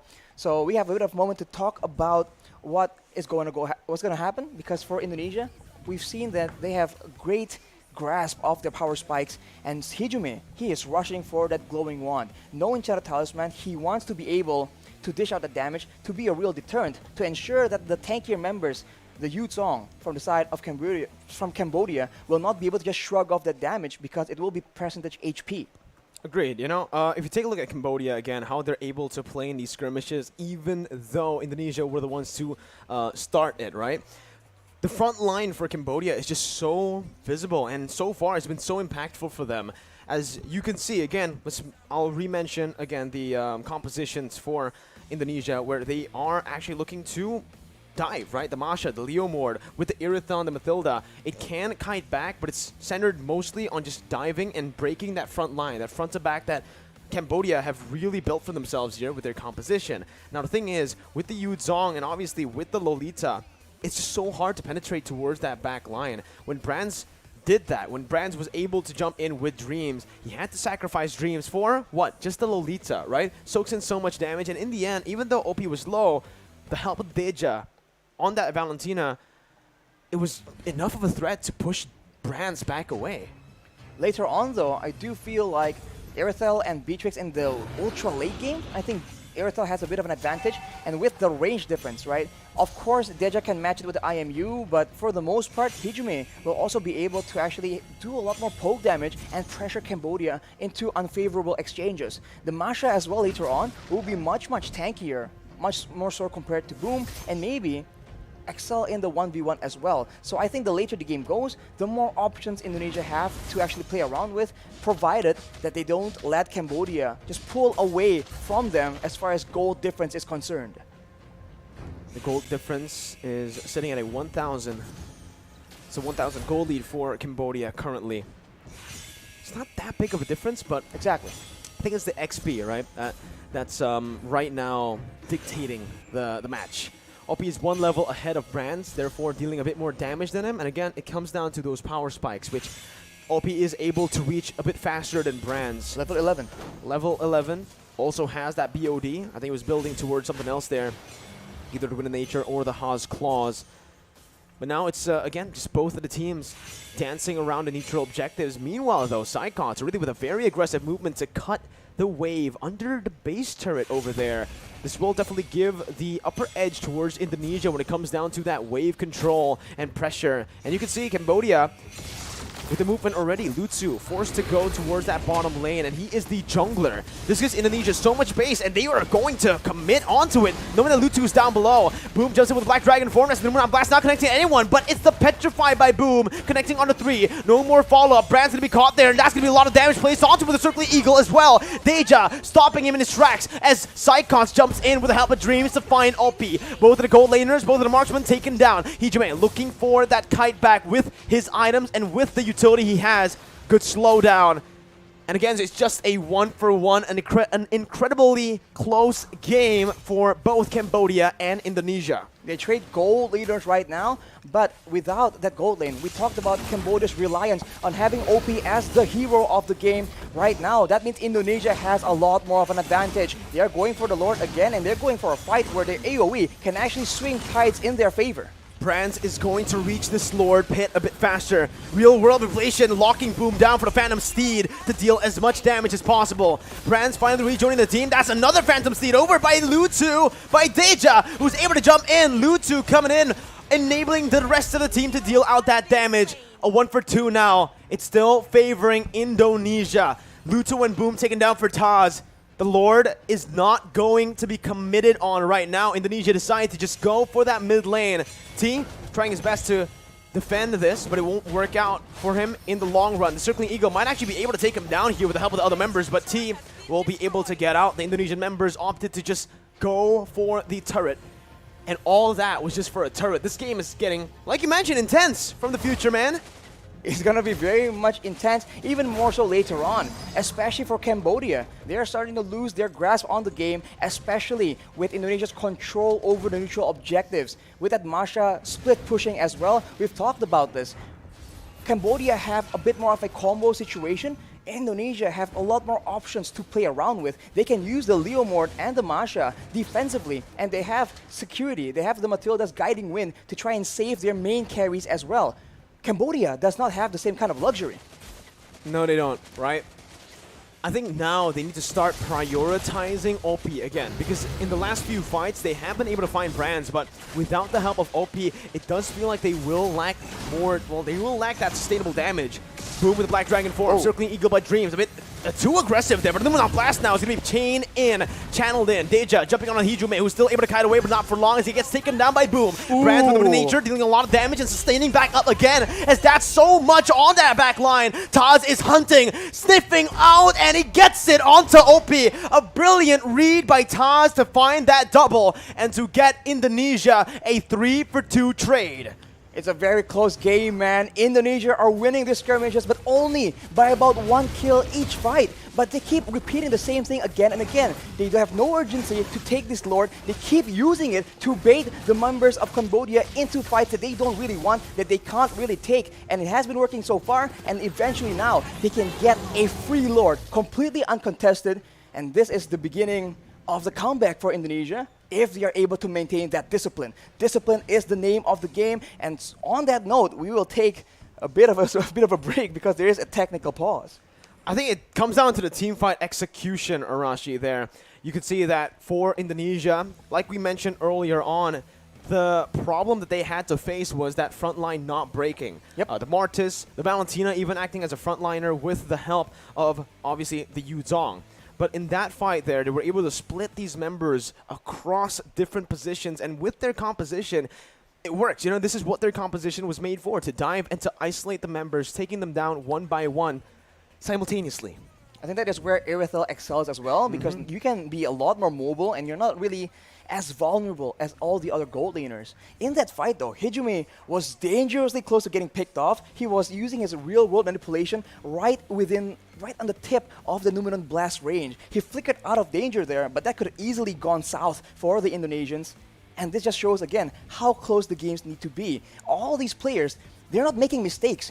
They are forced into those tough choices because the game is that close. Despite the best efforts and the tools available for both teams, any kind of win per se is only by such a slight margin. We have still no idea where this game is going to go. It's crazy to see how both teams are playing right now, out of their minds. And after every skirmish, it's usually just either equal trades or one advantage in the trades for one of the teams, right? We saw a 2-for-1 for Indonesia. We also saw a 2-for-1 for Cambodia. Then, obviously, a lot of 2-for-2s, 1-for-1s here and there, back and forth with the trades for the turtle to the turrets. In the end, we are looking at Indonesia now with a pretty significant trade. They were able to get a 3-for-2. On top of that, the Lord as well. So, makes it a 4-for-2, as they are going to be able to finally push their lead, right? Because both teams so far, I think, have been just going back and forth with that gold lead. 1,000 over to Cambodia, 1,000 over Indonesia. Not really a sustainable goal lead for such a long time in this game. I think of 13 minutes of gameplay, and it's been back and forth completely up until this moment. And now it comes down to how Cambodia fights from behind. Keep in mind though, now Psychots has been such a nuisance, cutting in the waves, being that uncatchable, that very elusive EXP laner in not the same way, in the way that Broom cannot replicate, right? So Indonesia is having so much more macro pressure, and Cambodia, remember, when both teams trade in their gold laners, OP is the main hero for the side of Cambodia. That is not the same case for Indonesia. Anyone has shown, well, not anyone, but a lot of the other members has shown that they can completely step it up. And we've mentioned it again and again. There have been plenty of games for Indonesia where they let Brands take that weak side and take the bulk of the pressure, and somehow, some way, he still stays relevant. So if this continues, I do think that it benefits the Indonesian team a lot more. And I think it comes down to, again, Arashi, that wave control, right? The side lane control in the later stage of the game. Cambodia have been... The division of labor within Cambodia is a bit questionable in my opinion, right? Lutu has been the one sent down to the gold lane to actually clear that minion wave where, again, he's the jungler. He needs to be there. That was the reason Indonesia were able to commit onto Lord and to force Cambodia in a position where they weren't ready to look for a fight. But here it is once again. Nibiru's passion there by OP, but it's going to be cancelled out. That's still the mid lane tier 2 taken down. They have a lot more siege potential here with that Eve, and now look at that flank though from T. Oh, he's going to be spotted out here. It was initially such a good flank, but it's going to be spotted out, and that's the flicker out. The threat of that Numenal Blast flicker is no longer present for Cambodia. That is completely unfortunate. And as you mentioned, Mirko, sending Luto is difficult, but they require Boom to have that kind of backline pressure in those team fights. Indonesia is making Cambodia have the hardest of decisions, and now with that superior siege, with that poke damage, with the counter engage available, they're slowly but surely working up their way, taking control over the jungle, and now Cambodia is in trouble. Can they even send anyone out to try and scout in these bushes? Because T has no flash, no flicker available. Yeah, let's take a look at the items here. That's the Berserker's Fury, the DHS already completed as well. It's done for Brands here on the Irithel. One more item to go. He's working on either a I don't know. Does he want to get a Scarlet Phantom here? I feel like, you know, Has Claws? As late as this, I'm thinking. I feel like Has Claws would be better because how Irithel works out, but maybe he has something else in mind. Hijime, of course, I have my eyes on the Yve with a Divine Glaive, though. You're biased towards Yve, Rashi. I mean, it is what it is. He has penetration now, and that is a lot of AoE, especially if Indonesia is using these lords to actually bait Cambodia into a fight. The Psychots. Oh, Psychots losing a whole lot of HP. OP with a brilliant Wind of Nature there. Baits out that Thunderclap. Now it's the engage once again by Dream. Circling Eagle over to Alpi, but it's a very good knock-up over from Boom. A kill over to Brands as well. Indonesia caught in the midst, now having to back off. Hijime getting the shield down with real world inflation, but Lutu comes in to follow it up. It's a blunder from Indonesia. 3 members falling, and this might be it for Cambodia. That was the moment they were looking for to turn the tides and to get the goal lead back in their hands. 20 seconds for Brands to be back onto the map. The wave is benefiting Cambodia, but their base isn't exactly safe as well. Right now, they go for the Lord, where they could have potentially went for an end push and catch and force these 2 remaining members into crazy fights. They go for the Lord, though, the more calculative approach, but they might lose a turret because of it. Definitely a big benefit for Cambodia, but maybe it could have been a bit more efficient. I think they made the right choice. I think if they went for more turrets, it wouldn't be worth it in the end. The turrets can go later on. Obviously, it's going to be there forever, but the Lord can be contested if the Indonesian members respawn. Cambodia decided to make the right choice over there. Again, playing it disciplined and not getting the pressure into their heads, right? Into their minds right now.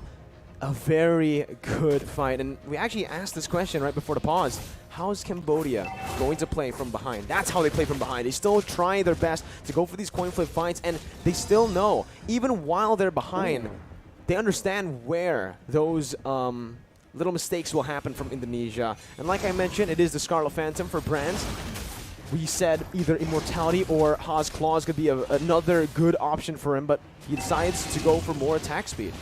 Well, that is why, as well, that is why Cambodia keeps Boom in those team fights. That is the impact he can bring. And now with the Lord here, it will be cleared out by the Indonesians, and it's back to the status quo. It's back to Indonesia, pressuring with that macro game, abusing this Masha as much as possible, but Cambodia has equalized on the gold lead.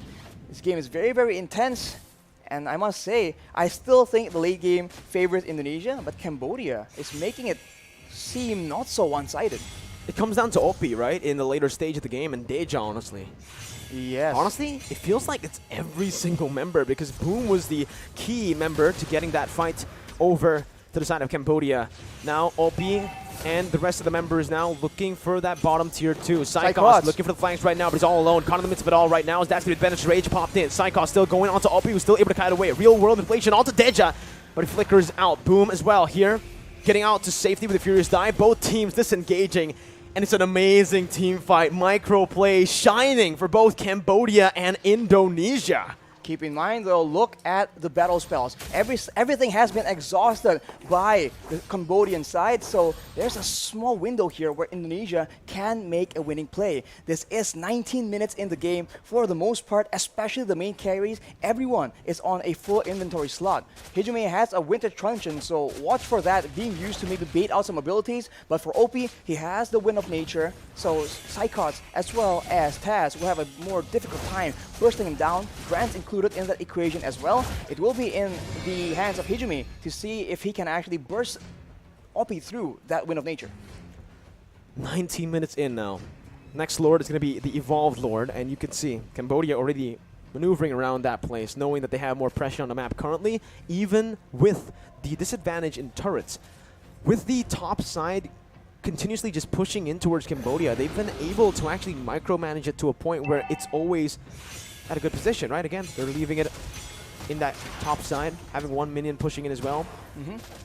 Well, Luto has the Cursed Helmet right now, but Taz has built a Blade of Despair, Brands has switched over to a has clause, as we mentioned, so he won't be easily or as easily bursted down in these fights. That is how the Irital usually operates, but Cambodians are pressuring for the Lord. They might just commit to it. Psychons is looking for that split push here. This is the moment right now as Boom jumps in with the Black Dragon form. Going to be taken very low as Dreams does the same thing. Psychons on the base already right now, looking for that split push, looking for the back door. Boom going to be taken down. That's the immortality popped in. Psychons still looking for the play as T is going to be losing his immortality as well. Boom taken very low. Taz looking for the Phantom Steed, gets the kill. T as well, falling 2-4-0. Psychons manages to distract the other members as well, and Cambodia with the Lord won't be able to do much. It's a 2-0 for Indonesia, and with all the waves in that top lane, the bottom lane, and even in the mid lane pushing into Cambodia, it feels like Cambodia are the ones now at a disadvantageous position. You have to ask the question again, is it worth going for the Lord, trading it for the lives of your members? The longer the game goes, the longer these death timers will be for both these teams, and that must be something you need to calculate. If you take the Lord and lose 2, you might just be at a disadvantage. Indonesia is making Cambodia pay for that Lord take. They're going for the play. The damage onto Opie with real world manipulation, forcing the flicker out. Lutu trying to cancel it out, but will lose his life in the process right now as everybody goes for the base, and it might just be it. Indonesia manages to come back, reverse sweeping Cambodia, and going to the grand finals of IESF. Indonesia got it done. My God. Cambodia made it so difficult. It was in such a difficult stalemate for so long, but in the end, the Indonesians have prevailed. And unfortunately for the Cambodians, they are the ones forced to swallow defeat. It is back to the drawing board because they still have an opportunity.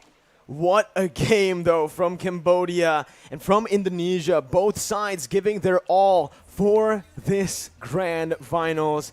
It's unfortunate for Cambodia. It was a nice try in the end. What a game, what a performance. And it was a good call as well from Cambodia, knowing that, again, we have the man advantage. We want to go for the Lord.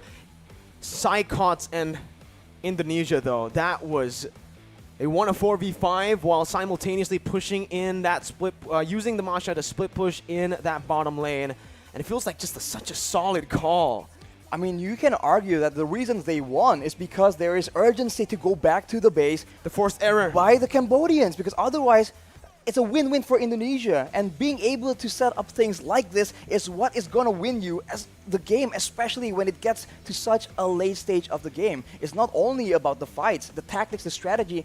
You really see it shine through right here between Indonesia and Cambodia. From both teams, man, there's adjustments being made left and right, but unfortunately for Cambodia, Indonesia are the ones that are just that much more decisive, that much more flexible. But who knows? There's still next time, and we'll have to see what what's going to happen. If you take a look at some of the highlights here, it's just absolute chaos. And it's crazy that you can see the exact moment each side can lose the fight. When Brands got picked off, we knew that Indonesia has lost that fight. When Opie gets cornered and gets a zone out of the fight, we know that Indonesia has the upper hand. The fact that these moments are so small yet so impactful shows again the caliber of these players at this international level of Mobile Legends. The mentality to handle this sort of pressure. There was a few mistakes in the end there. Deja unfortunately flickering towards the Indonesian members, but it all came through in the end. You can see in this position as well, this was the moment where they were able to find a 3-for-2 and the Lord. Another fight here that Cambodia was actually able to win, right? Able to get a very good position on. But Arashi, this was just the first 11 minutes. Now we're getting to that late stage where every single fight mattered, and this was the blunder from Indonesia, where Boom was able to capitalize on, punishing the Indonesian members. This definitely sent a heart attack over to all of the Indonesian supporters. Definitely. I mean, us on the desk, we were like, oh, wait a minute. This might just be it. But unfortunately for Cambodia, it wasn't. And then this is that fight where if you're a Cambodian player in this situation, now you're thinking like, how do we deal with this? There's just so many things happening at the same time. And the answer is you need to deal with it way before. In that late game, you are not doing things for the moment. You are investing your actions for the next 1 or 2 minutes. And the match MVP is going to be Psychots from Indonesia, man. 0 kills, 0 deaths, 6 assists. Look at the damage taken, though. That might be the highest in IESF so far. 146,000. And the macro play, man. It's, again, going back to that macro play. When everyone is equally skilled, and they all just flex flex their mechanics at each other. That macro gameplay is what makes a difference. Psychons has progressed so much, has improved so much since we last saw him, right? A very young player, but so has Taz. Again, this man was given the nickname the fluid player because of how easily he can just, move to a role and adapt to that role. We saw him in the gold lane, in the mid lane. We saw him in the jungle, even in the same season, Arashi. And now he's back to the jungle again, playing pure jungle. His retribution in this game, there were a few that he missed, but hey, it went all good, right? And in the end, he was able to bring a positive impact for his team with the Phantom Steed and with the Leomord. I think out of all the junglers so far, does he have the most unique heroes picked in that jungle? We have to look at the data again, but if you look at the items here, one of the big factors as well is the fact that Indonesia has a lot more damage to work with. You look at Cambodia, Lutu, for example, goes full tank, right? But if you look at Taz, he is tanky, but he has a lot more damage. And Psychots on the Masha, very, very tanky, but he can one-shot OP as well. So the fact that they have more options to deal the damage in the late game means that Cambodia is a lot more reliant and they are more vulnerable to trading out. Because if one member from Indonesia gets taken out, the rest still have some kind of semblance of damage. Whereas for Cambodia, if their main damage dealer is taken out, they're just automatically at a really tough disadvantage.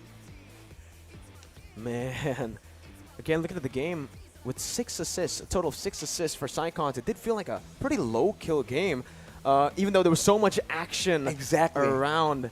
But it just shows again how well both of the teams played around those team fights. And a lot of these team fights as well, no one was taken down. It was a complete stalemate in a lot of these team fights because of how good these players were able to micromanage, even in the team fights, micromanage themselves and show their mechanics. It was just so good to watch, especially that team fight in the bottom lane where no members were taken down. You have to keep in mind, they also have to keep track of the battle spells because at any moment, a single flicker can change the whole course of the game. A single petrify means that you need to completely adjust how you want to position in a team fight. So this game, 20 minutes of all that swirling around in your head, it's definitely a very stressful time for the players. So all support for them, but Mirko, we're hearing that we have extra content for you guys. Well, obviously, Indonesia winning 2-1, a very close game. We would love to hear their thoughts regarding this game. And we have Masger, our wonderful host, to ask them these beautiful, beautiful questions. So, Masger, take it away. It's Mirashi throwing it over to our hosts. Alright, thank you Arashi and Mirko. Now we are with Psychots, Kapten Kita Datang. Seluruh penjuru kota puji kehebatannya. Psychots, game pertama ada apa? Mungkin ada sedikit mistake sih dari kita. Ya. Dan kita game kedua bisa memperbaikin lah keadaannya. Oke, jadi ada sedikit mistake yang bikin kalian nonton lah di game pertama seperti apa segala macamnya. Tapi di game ketiga tadi sempat ada sedikit blunder yang mengakibatkan 3 pemain dari Indonesia ke pick off. Itu bagaimana? Ada apa sebenarnya? Itu miskom sih. Tadinya emang mau balik, cuman karena kayak headsetnya bocor, terus kayak ribut banget dah pokoknya, jadi kayak miskom gitu.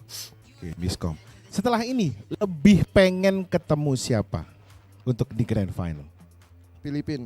Filipina, siap-siap ketemu Indonesia lagi di Grand Final. So guys, kita bakal break dulu untuk mempersiapkan match selanjutnya, match ketiga di IESF 14 World Esports Championship antara Malaysia versus Filipina setelah yang satu ini.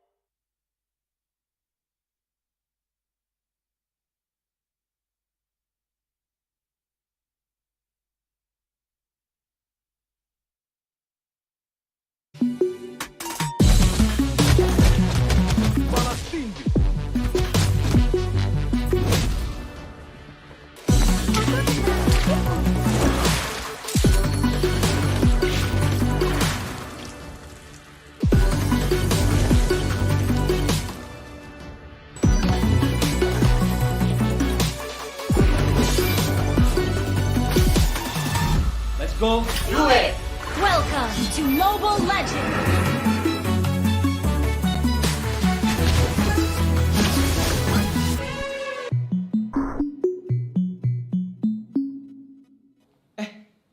Kok jadi stuck gini sih? Padahal udah mau end loh. Aduh.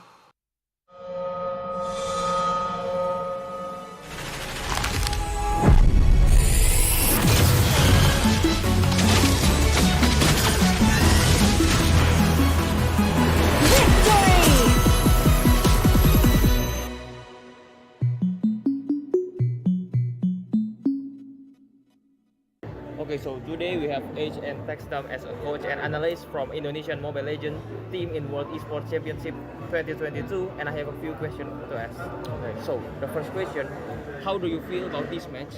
Are you all satisfied? Or maybe there's something that you all need to improve from this match? Dengan pertandingan tadi kita udah lumayan puas lah ya, kita bisa menang terus, tapi kalau kita lihat kita tetap fokusnya buat di upper bracket final, terus di nanti di grand finalnya sih. Jadi ya kita masih tetap walaupun puas tetap fokus buat dapetin emas sih kayak gitu. So what do you think about your enemy performance today?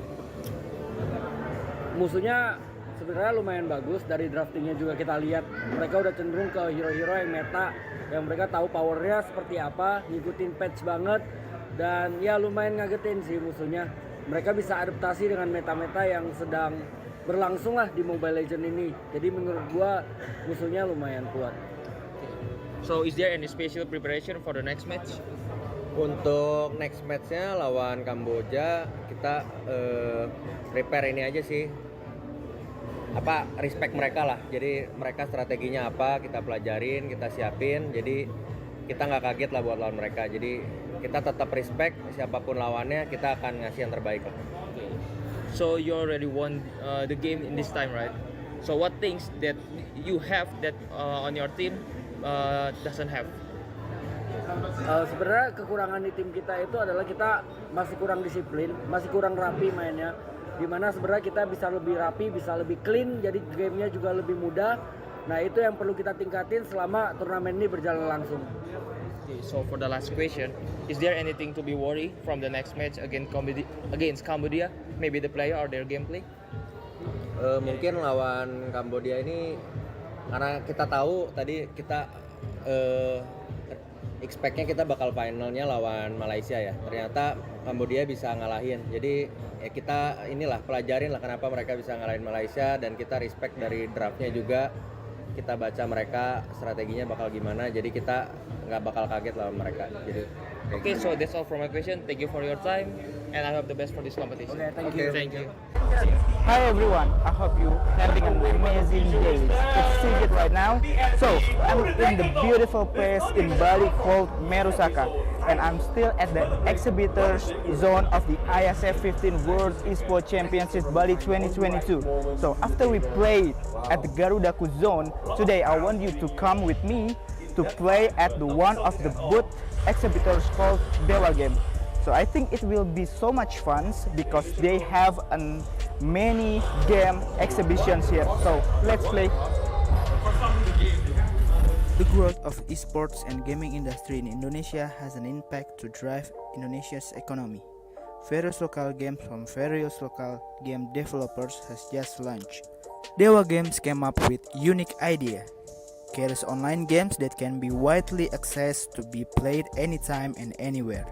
Dewa Game can be accessed by a personal computer on website or through an app on a personal smartphone. In Dewa Games app and website, there are various games that you can play. You can top up a token to play in mode arcade and tournament to get a reward. There's a bunch of rewards that you can get at the Dewa Games, such as Apple product, Asus ROG, music instrument, electronic devices, computer and gaming devices, and many more. So right now I get an opportunity to play games at Dewa Game booth. The Dewa Game crew is really helpful to give explanations about their product, as an explanations by one of Dewa Game crew here. Game itu portal games, jadi kita bisa main games, banyak games lah di Dewa Games. Ada digital games, multiplayer games. Nah nanti kalau main di Dewa Games itu kita bisa dapat diamond. Diamondnya bisa ditukar sama hadiah. Hadiahnya di handphone, macam-macam deh pokoknya. Main di websitenya dewa.game atau di Play Store juga ada, sama App Store. Dewa Game, oke? Jangan lupa main ya. Enjoy the activation booths. Which else should we explore? Stay tuned and don't go anywhere. So, how is it? Exciting, isn't it? We're exploring more other booth tomorrow, so stay tuned and cheerio. Hi guys, back again with me, Butros Topo, as your fellow host. So right now, I'm in a Dewa United booth. As you can see behind me, this is a RV car. You know what? Dewa United is the first esports team that have this RV car. In RV car, you can play PS5 games like Tekken, eFootball, and not only that, you can bring your friend here to play 5 vs 5 PUBG Mobile and Mobile Legends Bang Bang. And of course, if you want to get into the RV car, you can see all the trophies and the jersey owned by Dewa United. And if you want to get the same polo shirt like me, you can go to the Dewa United booth because there is a lot of merchandise. There is a lot of cool stuff like jersey, t-shirt, jogger pants, and anything. You can see and you must visit it. And later at 4:30 p.m. GMT +8, we will having a 2 vs 2 challenge with Rizky Faidan from Bali United and Romi Hadiwijaya. So if you are the eFootball player and if you want to play 2 vs 2, you visit Dewa United booth. Ada sebuah cerita tentang mereka yang bangkit dari keterpurukan, melawan keterbatasan, merajut karya untuk berdaya bersama, membuka jalan kemudahan dan rasa percaya akan masa depan. Di tengah tantangan, mereka suarakan harapan, bergerak untuk perubahan. IndiHome, aktivitas tanpa batas. Hi, welcome back to the IESF 14 World Esports Championship Bali 2022.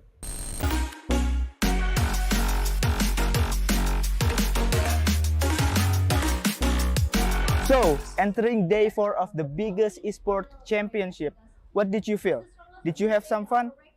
Anyway, entering the next round of this tournament, the competition is getting louder, more intense, and more entertaining. Today, there is 4 games that will be played in this tournament. CSGO on the ice stage, Dota on the earth stage, Mobile Legends on the water stage, and PUBG in fire stage. So, are you ready to watch more matches on this day? But before that, here's the joy of the day 3 of the IESF 14 World Esports Championship Bali 2022. Enjoy!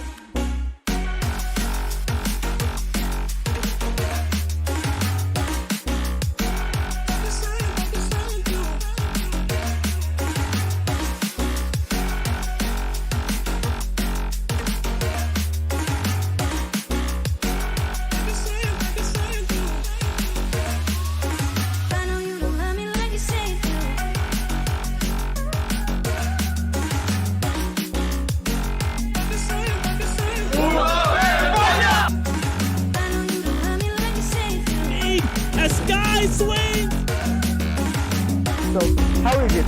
Exciting, isn't it? We're exploring more other booth tomorrow, so stay tuned and cheerio. So today we have Cambodia that will be competing in Mobile Legends Bang Bang in World Esports Championship 2022, and I have a few questions to ask. So the first question, how do you feel about this match? Are you feel satisfied, or maybe there are some things that you all need to improve from this match? From the last match, we feel exciting, and there's a lot of things for us to learn from the last match. Okay, so what do you think about your enemy performance today? The performance is very strong because they have more experience, and yes, they very strong. Okay. So is there any special preparation for the next match? Yeah, there is the draft, the strategy for the next match. Okay, so you already won the game in this time, right? Yeah.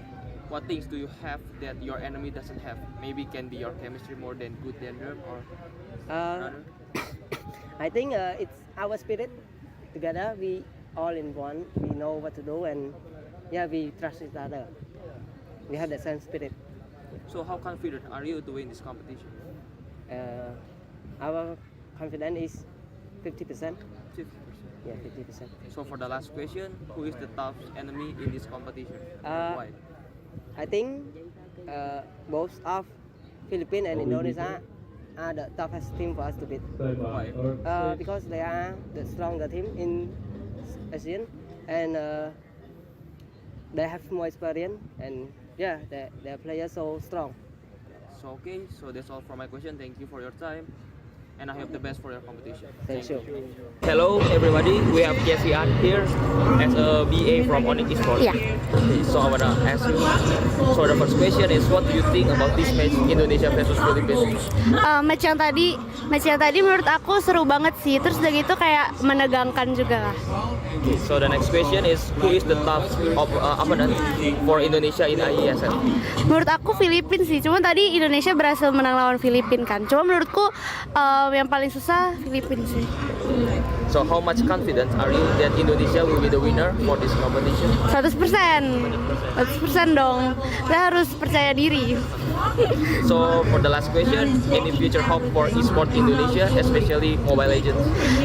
Semoga makin berkembang.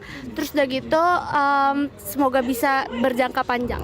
Thank you. Thank you. Thank you for your time. Esports Indonesia. Jaya. Thank you, Kak Kezia.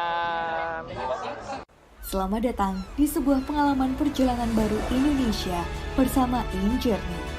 Terbang bersama kami untuk melihat pariwisata Indonesia. Sirkuit internasional, bentang alam, ragam atraksi budaya, produk lokal asli Indonesia, warisan budaya, keamanan dan kenyamanan. Journey membawa keramahan Indonesia ke dunia. So today we have Philippines that will be competing in Mobile Legends in World Esports Championship 2022, and I have a few questions to ask. So the first question, are you satisfied with your performance in this match? In this match against Slovenia? Yes. Yeah, I think we're very satisfied with our very satisfied in this match versus Slovenia. But in EVOS, I think we still have some things to work out. Okay. So what is your key factor to help you to win in this match versus Slovenia? Key factor. Ano key factor? Key factor. What's the key factor? The key factor is we work together. Yeah, we use our strategy. Yeah. Do you think there are things that you can make improvement for the better match? More practice. Yeah, and adjust on cell phone use. So you will facing other country in your next match, Vietnam, right? So will you use the same strategy? Yeah, we still have more strategies we're not showing yet. We're gonna show it in our next match. Yeah. So what is your biggest challenge to beat your opponent? Biggest challenge. I think our biggest challenge is adjusting to the phones and the comms. Because the comms is delay and the sound is very weak. And I think the biggest adjustment is the phone because we use iPhone in our country. Yeah. So how confident are you to win this competition? How confident are you in this competition? 100% confident. Yeah, 100%. So this is the last question. Who is the tough enemy in this competition? I think Indonesia and Cambodia, Malaysia. Yeah. Cambodia and Malaysia. They are competitive. Yeah. So okay, that's all for my question. Thank you for your time, and I hope the best for you all in this competition. Thank you. Thank you. Filipinas, lahat matatag! Okay, thank you. Congratulations, Philippines. Thank you. Support Philippines. Thank you. Thank you. Very much. Hello, can you guess where I am? Yes, we are the exhibitions here. So we are gonna explore this freaking cool area and see what we can do with all tenants. So, come here. Basically, Garudaku is a product created by PBSI or Federations of Esports Indonesia. Garudaku is one-stop solution for esports industry in Indonesia. In this platform, you can create your own esports community, join tournament, searching for player database, esports company, or even community in every game category. All members that registered in this platform can join many various tournaments in every game category like Dota 2, Tekken 7, Mobile Legends, PUBG, eFootball, FIFA, CSGO, Point Blank, and also Free Fire. Garudaku also has an esports academy for every non-professional players and professional players. They provide coaching clinics and all academy members can be lead to be professional players in every game category. Garudaku became one of the exhibitors at the IESF 15th World Esports Championship Bali 2022. They had a very interesting activity here. Besides, they will teach you how to use their platform and become one of their members. They provide gaming corners. Visitors can use as long as they like to play many games in PlayStation 5. You can play Tekken 7, eFootball 2023, and FIFA 2023. On the other side, they collaborated with Racing Lab to provide a racing simulator that you can try at their booth. The attendee is very helpful to give guidelines on how to use racing simulator machine. This one is very interesting because they give me an experience using a racing simulator and make me feel like I'm the real racer. So, that's what I got from the Garudaku zone, and I really want to explore more at these exhibitor areas. So keep following me and stay tuned.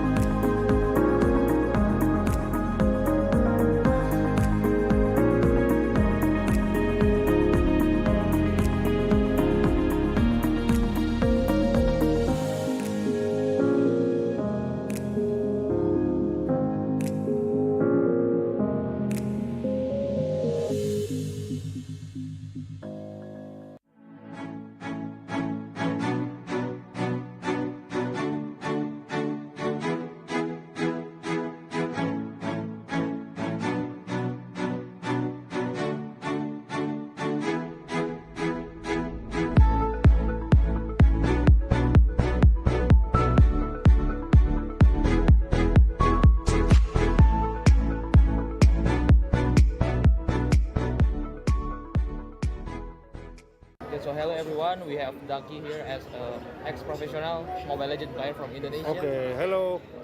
So the first question is, what do you think about this match, Indonesia versus Philippines? Sebelum match ya, pakai bahasa Indonesia aja ya. Jadi menurutku matchnya itu bagus banget, tapi menurutku Indonesia masih punya PR karena secara early Filipina lebih bagus, masih lebih bagus, tapi secara mid game mungkin tadi Filipina over PD, ada yang game 1 over PD, akhirnya Indonesia bisa balikin. Tapi maksudnya menurutku kemenangannya belum clean aja. So who is the top opponent for Indonesia in IESF? Filipina. How much confidence are you that Indonesia will be the winner for this competition? 70% ya. So for the last question, any future hope for Esports Indonesia? For Esports in Indonesia is semoga banyak tim baru bisa masuk MPL termasuk GPX. Okay, thank you. That's all. Thank you.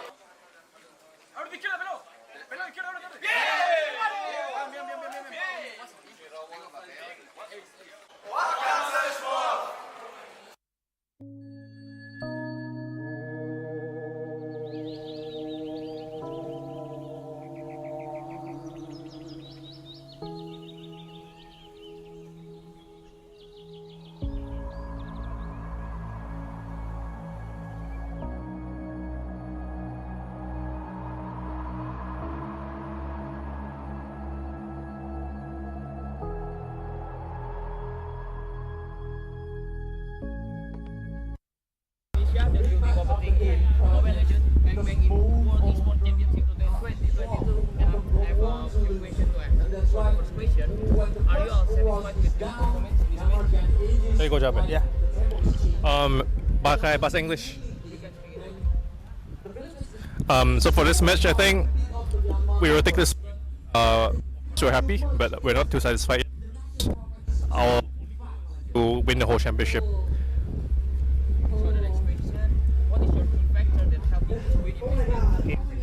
Key factor that was win this match is everyone's hard work. Everyone really put in the effort, the time, and mainly just trust between everyone over here and everyone doing their job. Because without everyone's contribution, we wouldn't have been able to do it.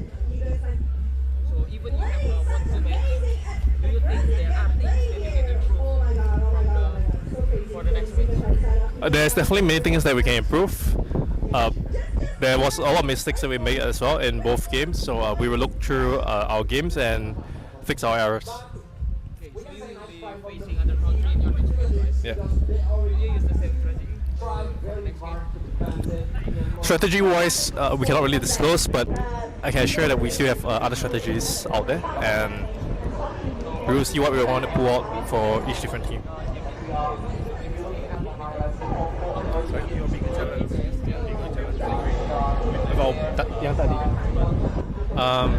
The biggest challenge was because I think Philippines is the favorites, and there's a lot of pressure because our players are all new, and this is our first time representing Indonesia itself. So I feel like the biggest challenge is just the pressure itself.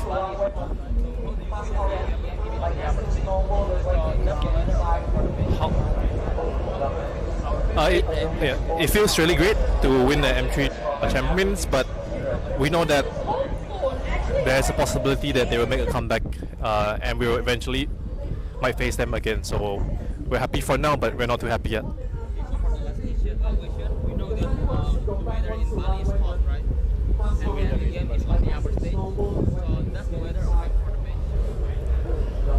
I would say the setup overall is really good. The weather doesn't really affect us, and the setup, the equipment, everything covers the weather, so we don't really feel the heat. Thank you so much. Indonesia, jaya, jaya, jaya. Okay, thank you, congratulations Indonesia. Thank you.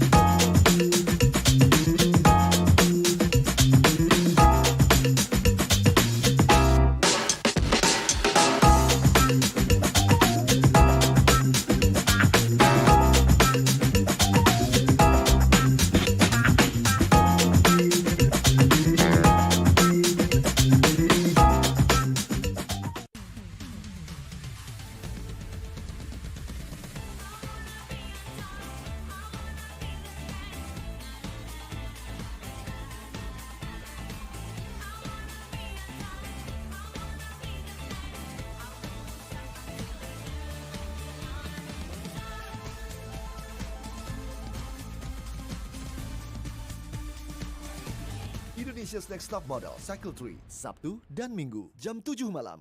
Okay, so today we have Malaysia that will be competing in Mobile Legends Bang Bang in World Esports Championship in 2022, and we have a few questions. So the first question, are you satisfied with your performance in this match? I think the boys are quite happy, but they are not overconfident because our motive is to go straight into the finals. So for the next question, what is your key factor to help you to win in this match? Menangkan Momo lane.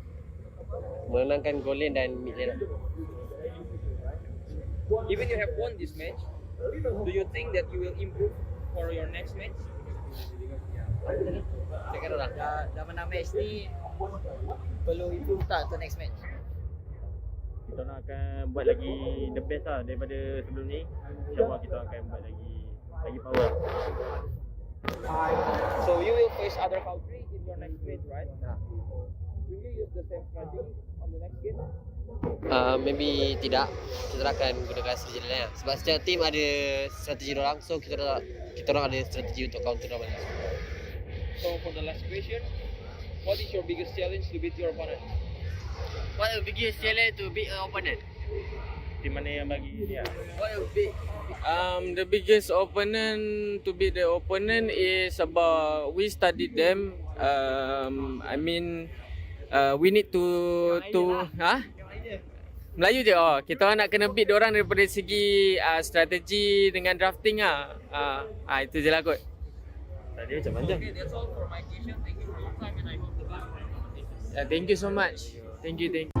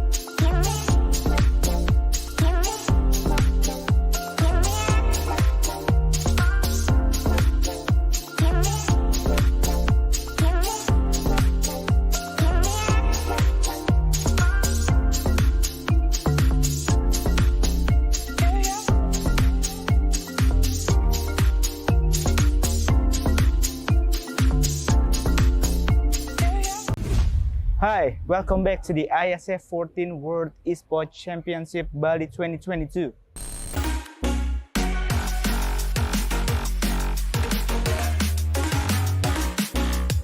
So, entering day 4 of the biggest esports championship, what did you feel?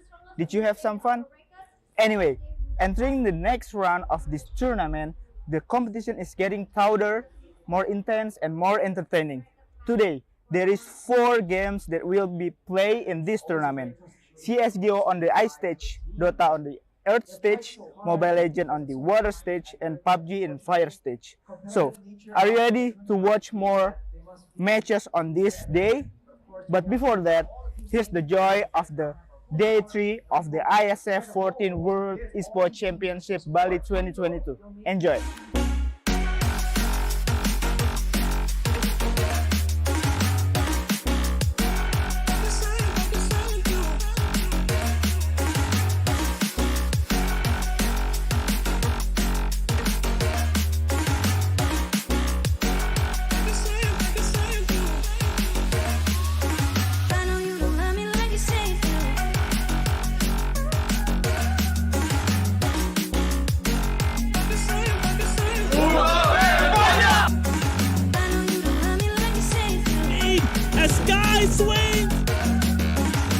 So, how is it? Exciting, isn't it? We're exploring more other booth tomorrow, so stay tuned and cheerio!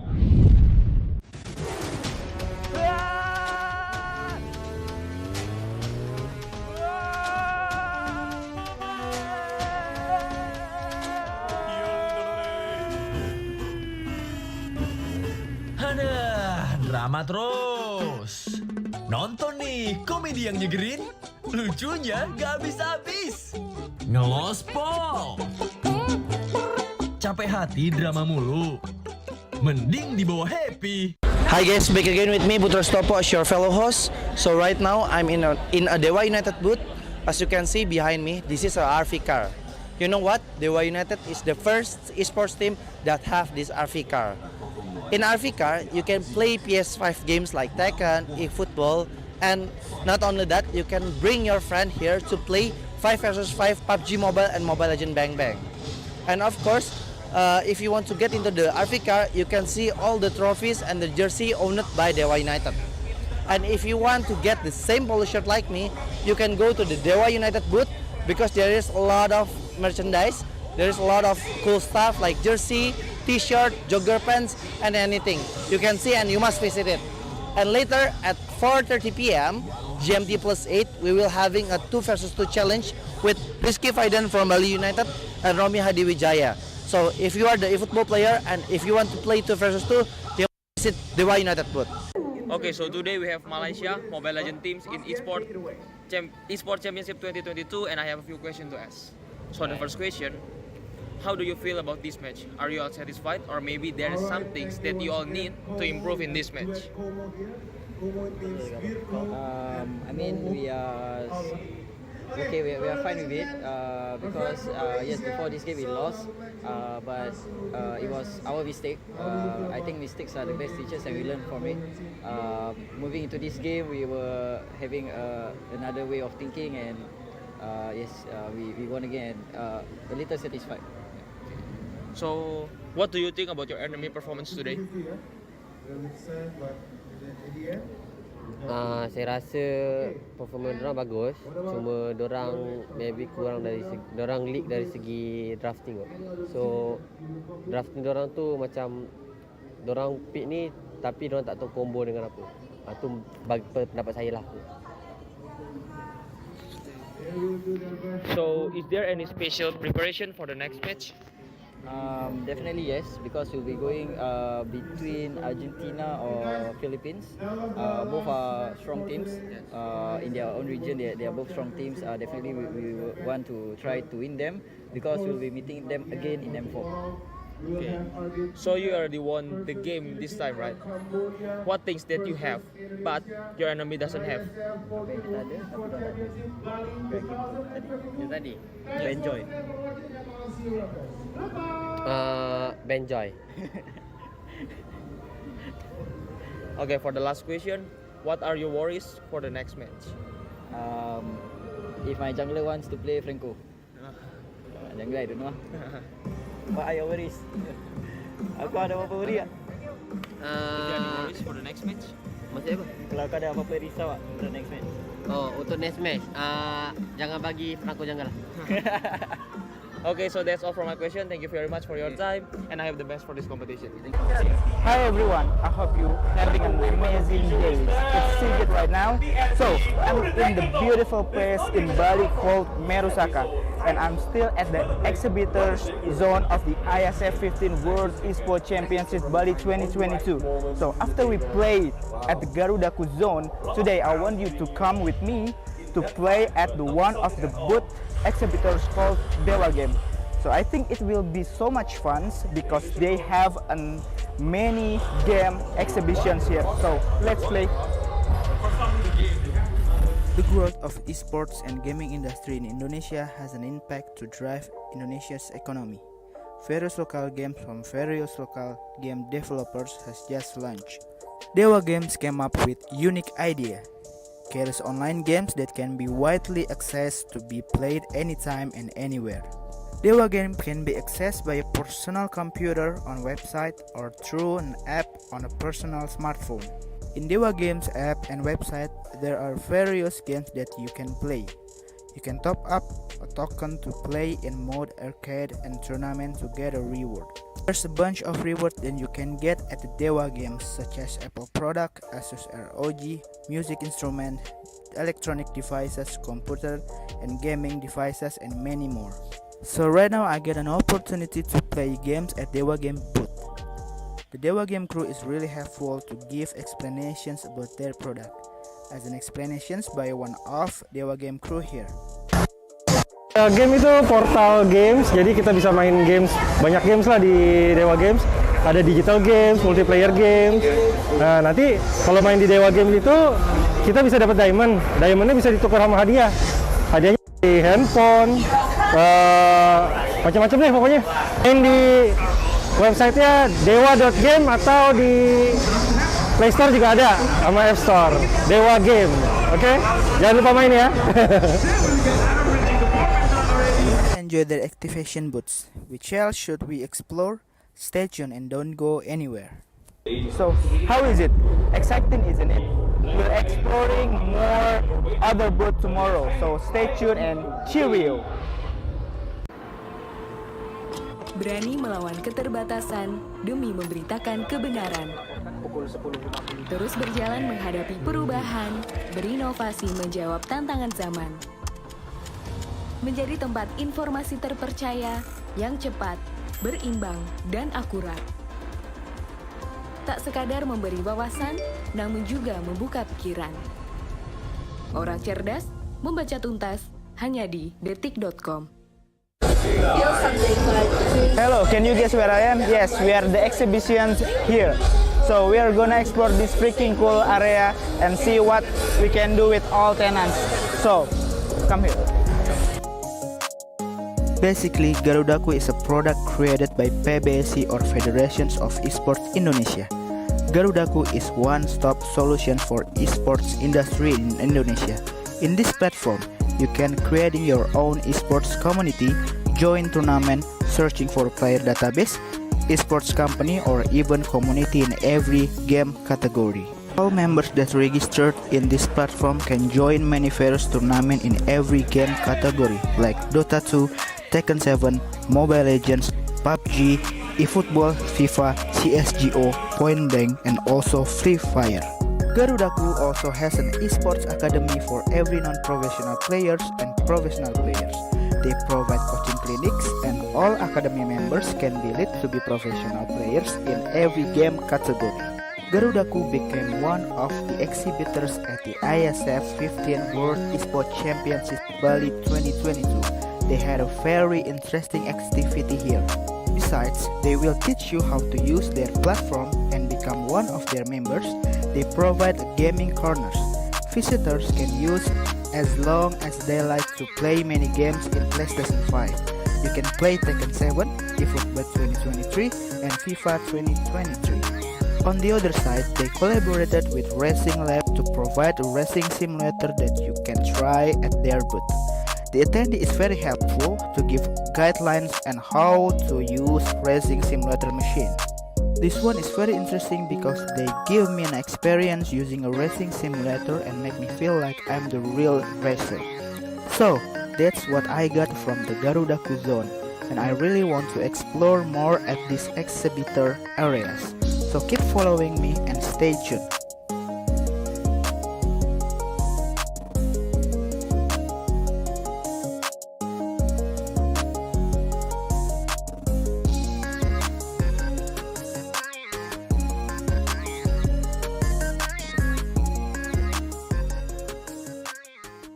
Hello everybody, we have Jeffy Art here as a BA from Onyx Esports. Yeah. So I wanna ask you, so the first question is what do you think about this match Indonesia versus Philippines? Match yang tadi menurut aku seru banget sih. Terus udah gitu kayak menegangkan juga lah. So the next question is who is the top of opponent for Indonesia in IESF? Menurut aku Filipina sih. Cuma tadi Indonesia berhasil menang lawan Filipina kan. Cuma menurutku yang paling susah Filipina sih. So how much confident are you that Indonesia will be the winner for this competition? 100% dong. Kita harus percaya diri. So for the last question, any future hope for esports Indonesia, especially Mobile Legends? Semoga makin berkembang. Terus udah gitu, semoga bisa berjangka panjang. Thank you. Thank you. Thank you for your time. Esports Indonesia. Jaya. Thank you Malaysia. Okay, so today we have Malaysia Mobile Legends teams in Esports Championship 2022, and I have a few questions to ask. So the first question, how do you feel about this match? Are you all satisfied, or maybe there are some things that you all need to improve in this match? I mean, we are okay. We are fine with it because yes, before this game we lost, but it was our mistake. I think mistakes are the best teachers, and we learn from it. Moving into this game, we were having another way of thinking, and yes, we won again. A little satisfied. So, what do you think about your enemy performance today? Saya rasa performance dorang bagus, cuma dorang maybe kurang dari dorang leak dari segi drafting. So drafting dorang tu macam dorang pick ni tapi dorang tak tahu combo dengan apa. Tu bagi pendapat saya lah. So, is there any special preparation for the next match? Definitely yes, because we'll be going between Argentina or Philippines. Both are strong teams in their own region. They are both strong teams. Definitely we want to try to win them because we'll be meeting them again in M4. Okay. So you already won the game this time, right? What things that you have, but your enemy doesn't have? Tadi, enjoy. Benjoy. Okay, for the last question, what are your worries for the next match? If my jungler wants to play Franco. Jungler, I don't know. What are your worries? Aku ada apa worry tak? Is there any worries for the next match? Maksud apa? Kalau kau ada apa-apa risau tak for the next match? Oh, untuk next match, jangan bagi Franco jangan lah. Okay, so that's all for my question. Thank you very much for your time, and I have the best for this competition. Warga plus 62 emang banyak maunya. Dari drakoran sampai banjir air mata. Nonton action yang mantul. Sampai nonton tendangan cantik. Maksudnya ini. Mau nonton apapun, semua ada di video. Mulai dari yang bikin berbunga-bunga, keringet dingin, ketawa, sampai bikin gak ngedip. Jadi nonton apa sekarang?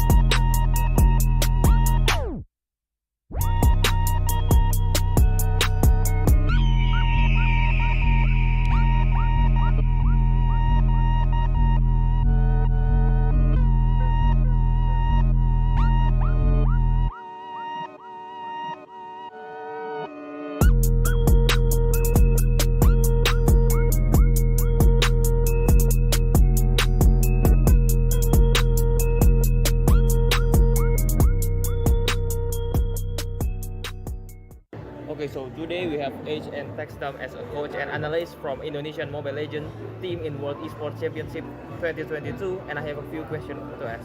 Okay, so the first question, how do you feel about this match? Are you all satisfied, or maybe there's something that you all need to improve this match from this match? Dengan pertandingan tadi kita udah lumayan puas lah ya, kita bisa menang terus, tapi kalau kita lihat kita tetap fokusnya buat di upper bracket final, terus di nanti di grand finalnya sih. Jadi ya kita masih tetap walaupun puas tetap fokus buat dapetin emas sih kayak gitu. So, what do you think about your enemy performance today? Musuhnya sebenarnya lumayan bagus, dari draftingnya juga kita lihat mereka udah cenderung ke hero-hero yang meta, yang mereka tahu powernya seperti apa, ngikutin patch banget, dan ya lumayan ngagetin sih musuhnya. Mereka bisa adaptasi dengan meta-meta yang sedang berlangsung lah di Mobile Legends ini. Jadi menurut gua musuhnya lumayan kuat. So, is there any special preparation for the next match? Untuk next match-nya lawan Kamboja kita prepare ini aja sih, apa respect mereka lah. Jadi mereka strateginya apa kita pelajarin, kita siapin. Jadi kita nggak kaget lah buat lawan mereka. Jadi kita tetap respect siapapun lawannya, kita akan ngasih yang terbaik lah. So you already won the game in this time, right? So what things that you have that on your team doesn't have? Sebenarnya kekurangan di tim kita itu adalah kita masih kurang disiplin, masih kurang rapi mainnya. Dimana sebenarnya kita bisa lebih rapi.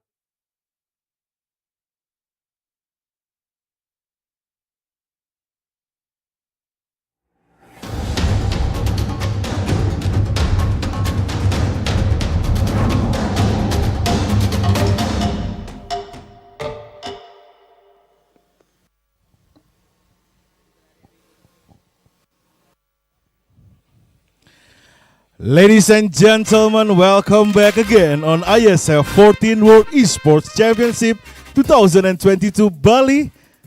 And now, we are still on our stage!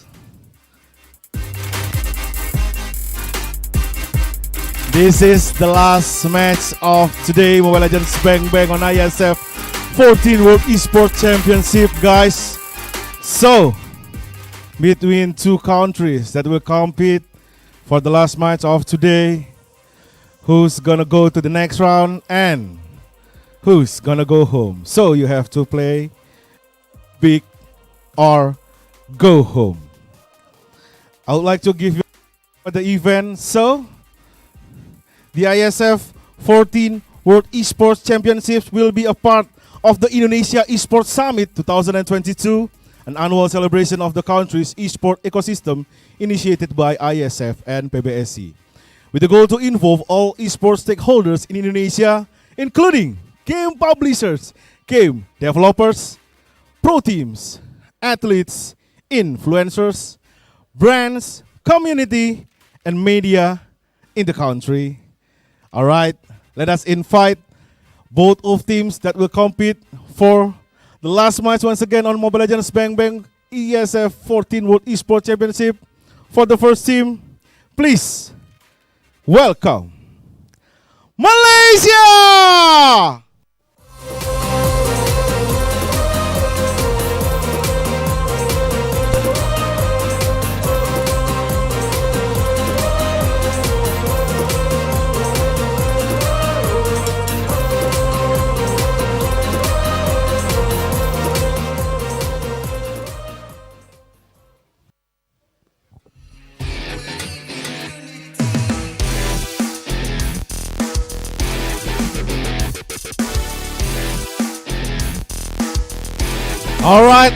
All right. Pasukan is coming to the. This is it. Okay, guys, let us invite the second team. Please welcome Lagat Matatak, Filipina!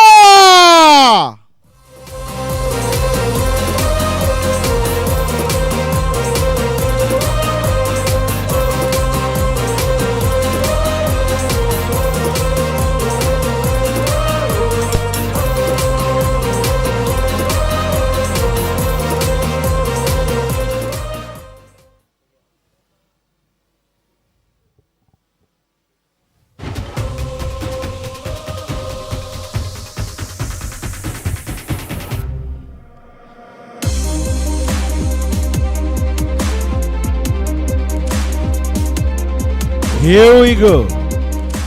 The boys from Manila, Filipina is entering the stage and they are so ready for the match today. Okay. Oh, already calm. Yeah, you guys media can come first. All right. Are you ready for today? Ready. Ready? Why you so like? Please, I repeat it. Are you ready for today? Ready. Still so soft, yeah? Yep. Are you ready? All right. Okay. Both of the team handshake, sportsmanship live. Good. Selamat berjaya. Do your best for your last game of the day. Mobile Legends Bang Bang on IESF 14 World Esports Championship that will lead by our beloved caster Moshi Duet, Momo and Arashi.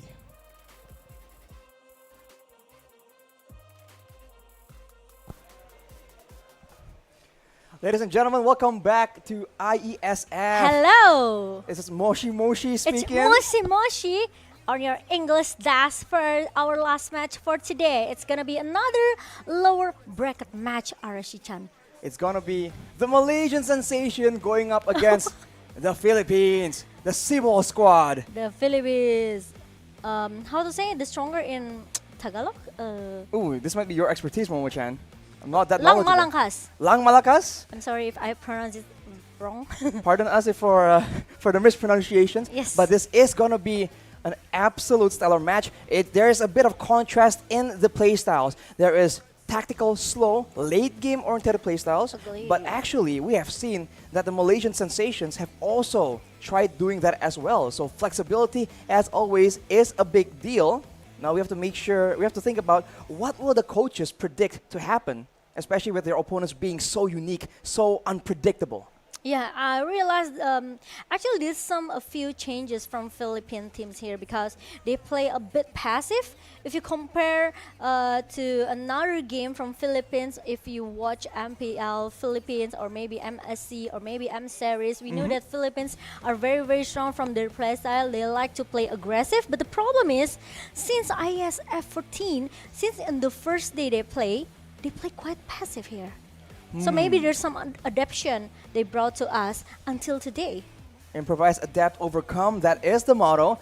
And here's the real question, Momo-chan. Yes. Is Arashi? Joy going to make an appearance? We saw in the previous match, the Cambodians have shown that it is not omnipotent. It can be stopped for sure, given the right circumstances. But considering that there are 3 bans, we have seen that with the right bans, this Joy can also become a massive problem that even the Cambodians do not know how to deal with. So, having seen that, will one of these teams try and abuse that hero yet again? Agree, Arashi. If we talk about, this Joy appearance here as the strongest heroes in MLBB, but before we talk further about it, let's take a look to our update bracket, which is Indonesia. It's already in the grand final, waiting. Who will against them? Is it from Cambodia or is it gonna be Malaysia or Philippines? Because we will see who is the strongest. Is it gonna be Malaysia or Philippine Lang Malangkas? We'll have to see. They have to wait for 2 more matches to decide who is going to go up against them. That is the benefit of being on top. So that is definitely something that they are very happy about. But back to this particular match, the team versus Malaysia and the Philippines, Yums and Villaluna being highlighted here. Of course, when we talk about early game, about rotations, about pickoff, both these players as the roamer have such big shoes to fill in, but you also need to remember that it's a bit of a contrast. Yums does a lot of playmaking, Villaluna a lot more utility orientated. As we have mentioned, the Philippines, the way they play, it's all very team orientated. And now we take a look at the player head to head, and on paper at least, you see quite a good balance. Some stats favoring Momo, not Momo-chan, but Momo, and some stats favoring Soriano. And interesting, it's very interesting if you talk about the gold lane position here, because Momo and Soriano, both of them has the same comfort hero pick here, such as Batrix, right? So maybe there's some adjustment from maybe even Soriano or also Momo, because or maybe we will see that Batrix will be banned out by both of the teams. But I just feel whoever got this Batrix, of course, he will be more comfortable by using it, right? So maybe either Momo or Soriano, both of them, maybe they have to choose. Either if they don't get the Batrix, maybe Iritel or Cloud, or maybe Melissa will we see in the draft later. Or the 1-1, although that hero has been very That's right. prioritized, pick or ban. So you have to see, the gold lane is definitely very dynamic because sometimes teams like to send the roamer, making it not exactly a 1v1. There's just some interference there, especially when the mid lane also has a great amount of wave clear, just moving around the map. And we saw, especially against Cambodia, if you rely too hard on the gold lane, you can get absolutely shut down by strategy, by tactics in that early game. So, both these teams, we have seen that their gold laners are very, very strong. So, are they going to try and duke it out in the top side, in the gold lane, or are they going to try and maybe play for the EXP lane? Because Formays, for example, going up against Dapodap, both are absolutely solid XP laners, and if you let them get an advantage, they will take over that game. We talk about the EXP laner. They could be become the front laner for the team itself. So we would like to see how about the draft ban epic here from both of the teams as our lower bracket match started now. But yeah, if we talk about Joy, if we talk about this hero, I think Malaysia, they have their own nightmare, right? Because they lose with this Joy by 2 times be picked by the last team, Cambodians. this Cambodian. Deja. So I think they won't let it go.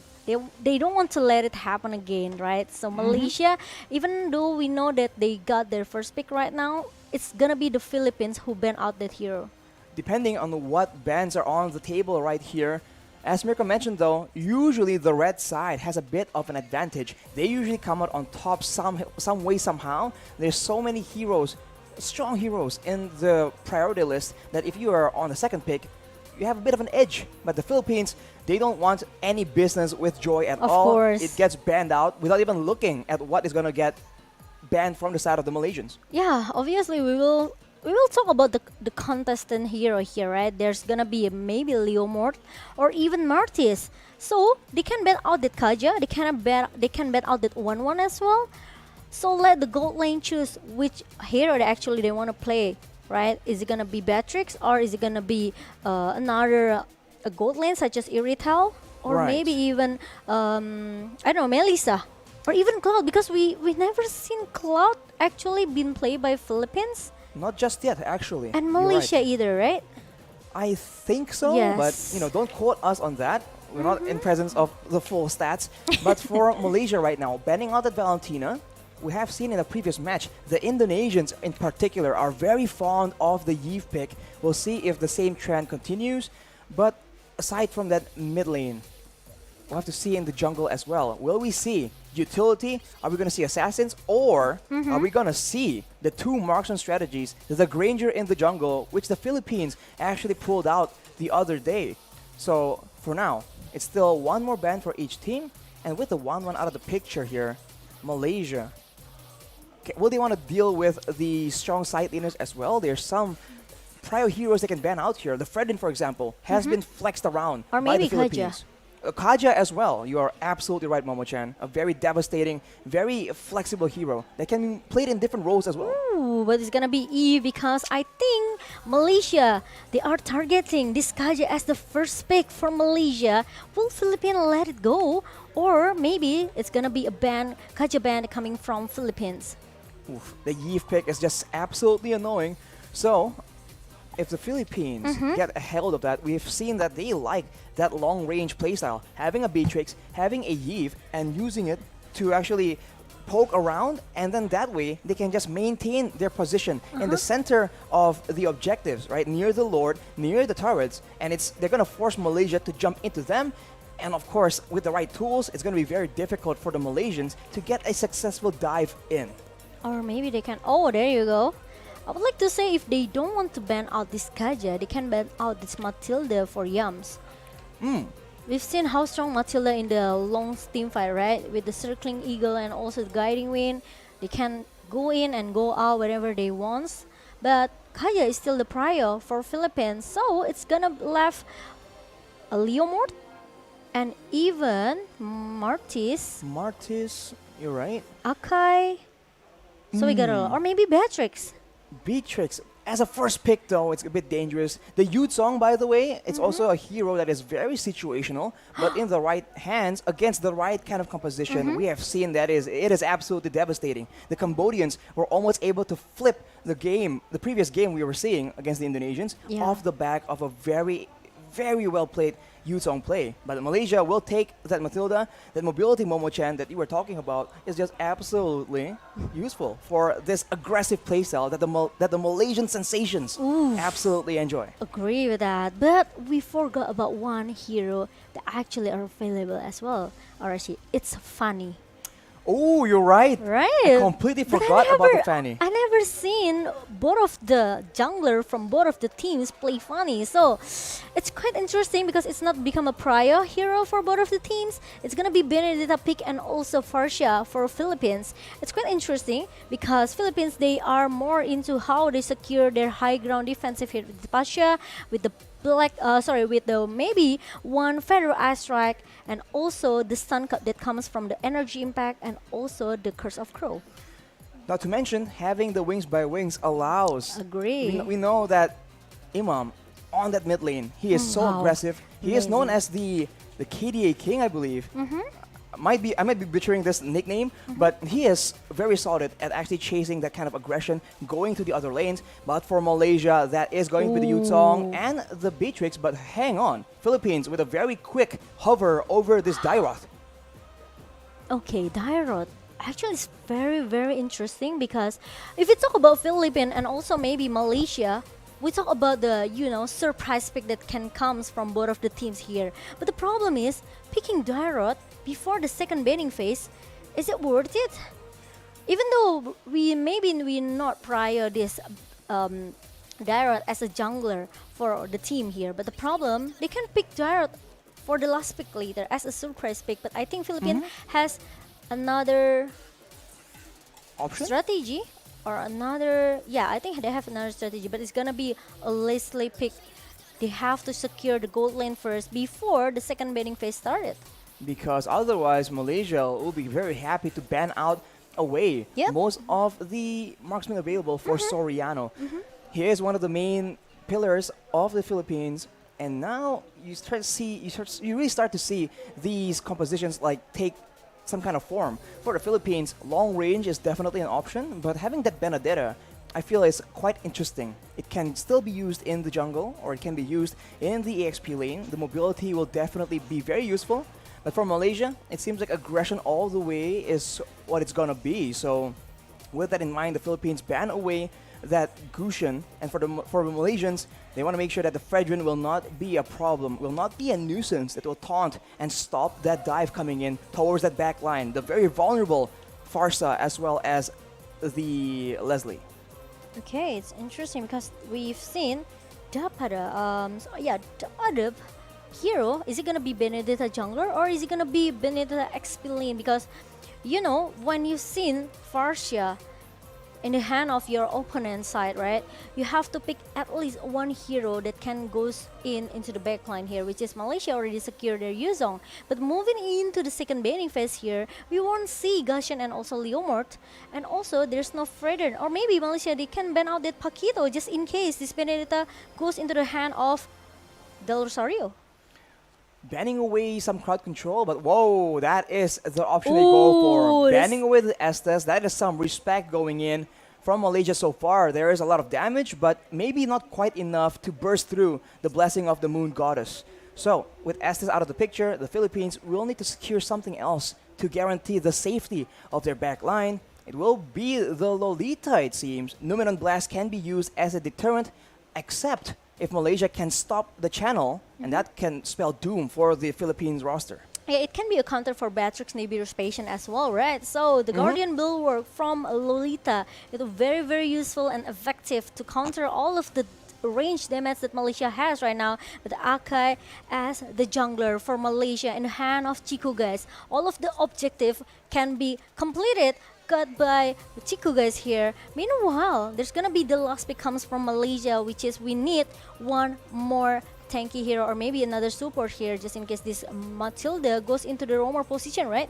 So they need one magic damage here from Malaysia? Is it gonna be Kagura, or maybe they want to go for the for Lilia as the burst damage in the early here? Kagura seems gonna be a solid pick for Malaysia. We haven't seen the Kagura that often, and that Akai pick, by the way, is quite smart. If the Benedetta is going to the EXP lane, then having a Akai in the jungle will allow the Philippines to disengage from the majority of the fights. But now Malaysia has control for the neutral objectives, and they can go aggressive with a heavy spin as well. The Philippines are hovering over the Barretts, but will that be enough? Usually, the slow mobility means that he will require a lot of assistance if he wants to be active in that early game.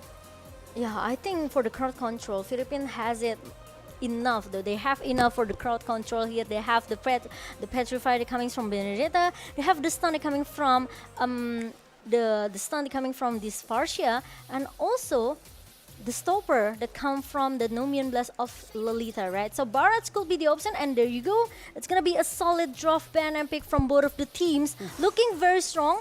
But we will see how about the initiation that comes from this both of the teams, and who will take the game number one. But how about you, RC? You seems that you have some vision about the draft pick. Because I heard that from the second match just now, you came from the future. I came from the future, and Future Man here thinks that the Malaysians, they have a lot more options to play around with. We saw what that means when we saw the Indonesians go to a very close game with the Cambodians, right? The longer the game goes, the more options you have, it's just better, because now you can feint around and just confuse your opponents. I feel like the Philippines, it's a solid composition, but it's not nearly as flexible. Whereas for Malaysia, right now, they have a lot of tools, and they have a lot of ways to just confuse you, right? Are they going to engage with the Yin Yang Overturn? Are they going to go with the Circling Eagle? Are they going to go with the Black Dragon Form, the Petrify, Furious Dive? Or are they going to go with everything else that they have? Yep. Heavy spin as well. But now we go straight into the Land of Dawn for the match between the Philippines and the Malaysians. Let's get straight into it, Momo-chan, as the junglers are just clearing as fast as possible, setting the tone for what is possibly a very intense early game. Okay, but Yam's trying to invade the jungle. Both of the teams, actually, both of the jungler, they succeed to get their own buff without any aggressive invasion coming from both of the roamer here. Meanwhile, Imam knows that actually Yam's waiting there, and there's no engagement coming from Philippines towards that. The little wanderer here. Meanwhile, Chiku guys prepare for that. One more level to get the level 4 from both of the jungler and Moon. Tries so hard to clear the minion as soon as possible. Especially against a Farsa, it's very difficult as well. Yep. When we're talking about rotations, it all comes down to wave pressure as well. And so far, it does seem like it is even. Both players are actually going aggressively in the bot side though here. It does look like Dappadap gets very, very low. Not quite enough though, but Formace now has pressure. He can rotate, he can push, and definitely the members from the Philippines will be looking out for him. Yeah, agree. Now, I think if we talk about the line management here, we know how smart Philippines try to play more objective here. With the passive play style coming from Philippines, I think it's going to be an advantage as well for Malaysia if they want try to force the team fight. Because Chiku, guys, he already has that heavy spin. He can go for the initiation anytime that he wants. And Momo maybe, or even Moon can try to follow up the heavy spin. Ooh, trading here coming in from Soriano though. Very aggressive, and Momo is out-traded, but in the bottom side, Pero gets secured by Del Rosario, and that will be a small victory for the Philippines. No kills just yet, but the Feather Airstrike is being used in the bottom side. Formace is safe from all that pressure, but the Philippines showing some aggression right here, wanting to take control and take the initiative in the early game. It's interesting because Chiku, he didn't use that retribution on the turtle, so it will let the Philippines can secure the turtle objective right now. And let's see, Formace trying to chase Dappadap away. Meanwhile, it's not gonna be a solid, or maybe they don't want to force the skirmish at the bottom lane. Chico, guys, with the heavy spin used defensively. Numeron Blast Numeron Blast. being charged up by Villaluna. It does land onto Moon, and that will be followed up by a stun, but everything else is being poured out. Predator Airstrike will be able to almost secure the kill, but the flicker is being used very defensively, and the Malaysians are on the lookout. It seems like the Philippines are not done just yet, though. Del Rosario is walking up to the purple buff. Most of the ultimates from the side of the Philippines have been used right here, so it's a dangerous situation. The Retribution comes in, and it does seem like Chiku was able to secure its own buff. There was an intense exchange off the back of aggression of the Philippines yet again. Yeah, I just feel that now Philippines is going back into their, old Philippines playstyle here, playing a bit aggressive, trying to invade into the opening jungler, but they have to be careful because Del Rosario needs to find that passive. He needs to be a big guy to give more damage towards Malaysia. So it's not easy for Del Rosario as well. If he wants to really to make some initiation, all the Philippines really need to follow up very fast. For sure. I mean, right now, it does seem like the Philippines are aggressing, and that is not what the Malaysians want. Right here in the late game with a Leslie, with a Farsa, that's a lot of damage they're facing. So the early game is where they're supposed to get a bit of an advantage. Maybe in the mid game, they're going to ramp it up. In the bottom side, though, it's non-stop action between 4Maze and Dapadap, just trading it out. The Turtle is being contested, though, in the mid side. Moon and Iman just trading out skills. Yin Yang Overturn is being used, and Iman is taken very low. It won't be enough, though, as Dapadap and Villaluna makes the play. That will be the stun located onto Moon, and that is first blood taken by Dapadap coming in from the XP lane. It's totally a benefit for Philippines because they get the turtle, they also got Moon in the mid lane, which is a bit questionable here for Malaysia because Chiku are not able to get the turtle objective here. Meanwhile, Del Rosario and also Villaluna keep disturbing Malaysia, trying to invade the jungle as fast as possible because we know actually Chiku, he has to play a little bit brave. I think he has to, do an aggressive movement here since he has that heavy spin, and I just feel that Yams sometimes he's ready for the big team fight here. But the problem is we didn't see it coming from Malaysia. 4Maze outside the map, trying to buy some time. He gets taken out by Del Rosario, though, and that will be a turret taken by Dapadap as well. The Malaysians, they're not getting enough steam in the early game. Right here, with that Akai pick, they are not able to secure any mutual objectives, and Imam will be the main target here, but he wings by wings us away, and Dapadap comes in with the Electro Final Blow. Moon is now the main target. No Dapadap, but again, no real action just yet. Both teams very disciplined, but Dapadap, very bravely makes a play. Yin Yang Overturn does not land, and non-stop action as Jumps gets stunned, and Soriano already having quite a bit of damage. It's gonna be even worse once the game gets longer into the late game. Yeah, but now Dapadap still looking for more and trying to do some Phantom Slash towards a Malaysian team here. Meanwhile, this is what makes maybe all of the EXP laner very comfortable with this Benedetta because even though the heavy spin connect just not like Chiku did, Dapadap still able to run away with the eye for an eye. So there's no CC can connect to Dapadap really easily. He just can easily avoid it. It seems like Imam, he is not using the Feather Airstrike to, he's not saving it as much as possible for the fights. He has no problems using it to clear waves to get that pressure. Moon here will be late to the party as he gets zoned away by Dapadap, but the Black Dragon form from 4Maze is used to contest. Del Rosario will secure the turtle, and now a full fight breaks open as everyone is mixed out apart with each other. 4Maze will be taken very low, but he is still sustaining. The heavy spin has been already used though. Villaluna in the front, tanking some damage, getting taken out, but Soriano takes a kill, and Imam gets one as well. That is a 2-for-1 so far, and the fight is not over yet. Snipes from Soriano take some HP bars away from the side of the Malaysians, and with 3 men available, they are gonna go straight for the top turret. It's 2-for-1 trade coming from Philippines, and now they even got more turret objective in the top lane. Meanwhile, the ultimate snipe from Soriano is not enough to take down Moon, but almost. Dapadap cancel that recall from Moon.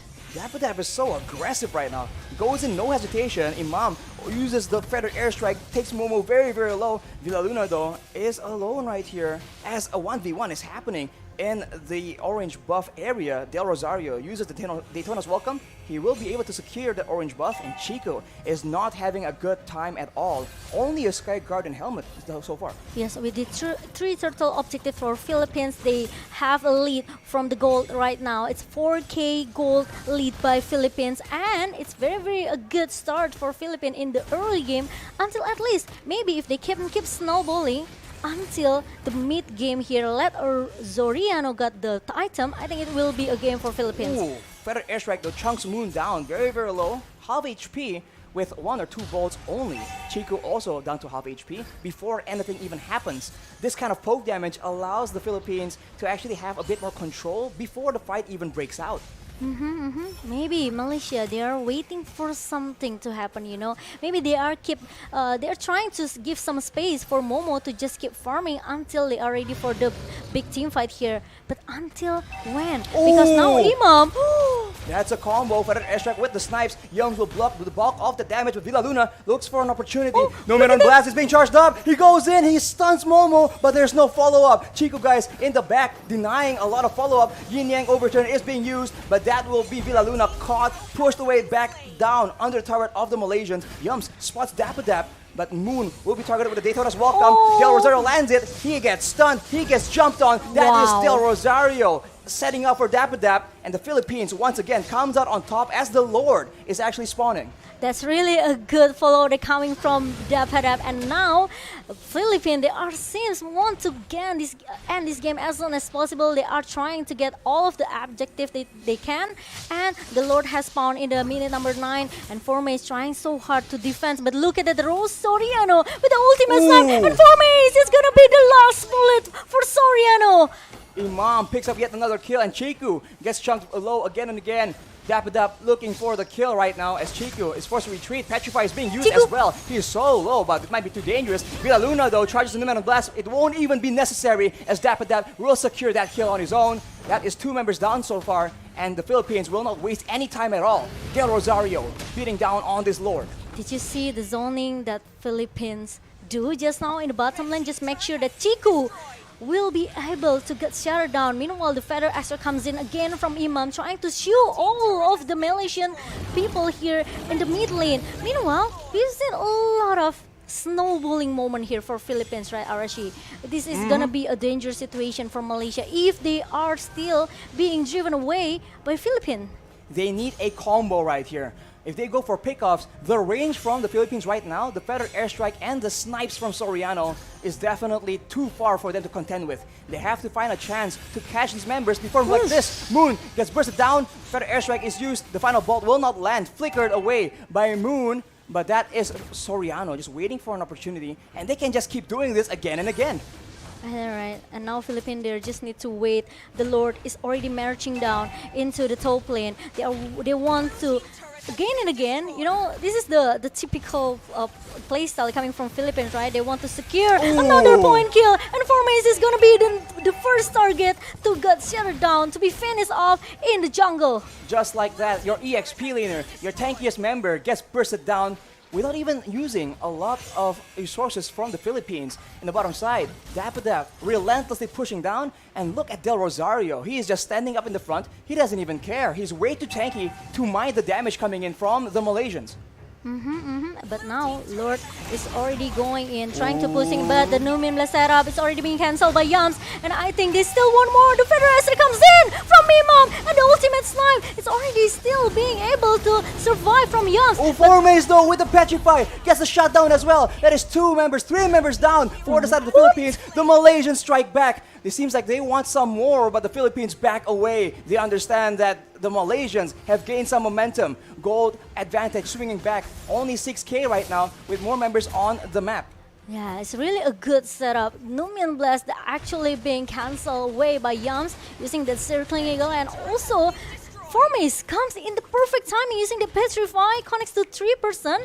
After that, he used the Fury Dice to, you know, get all the lifesteal that he wants to from Philippines. That is what they required. A big engage onto multiple people. Look at his items. It's not even a lot of damage, but when you follow up that kind of engage with a lot of damage, that's just all you need. Chico, guys, though, gets taken with a lot of damage as well. 1,600 true damage coming in from Soriano. At this point, that is way too much to be ignored.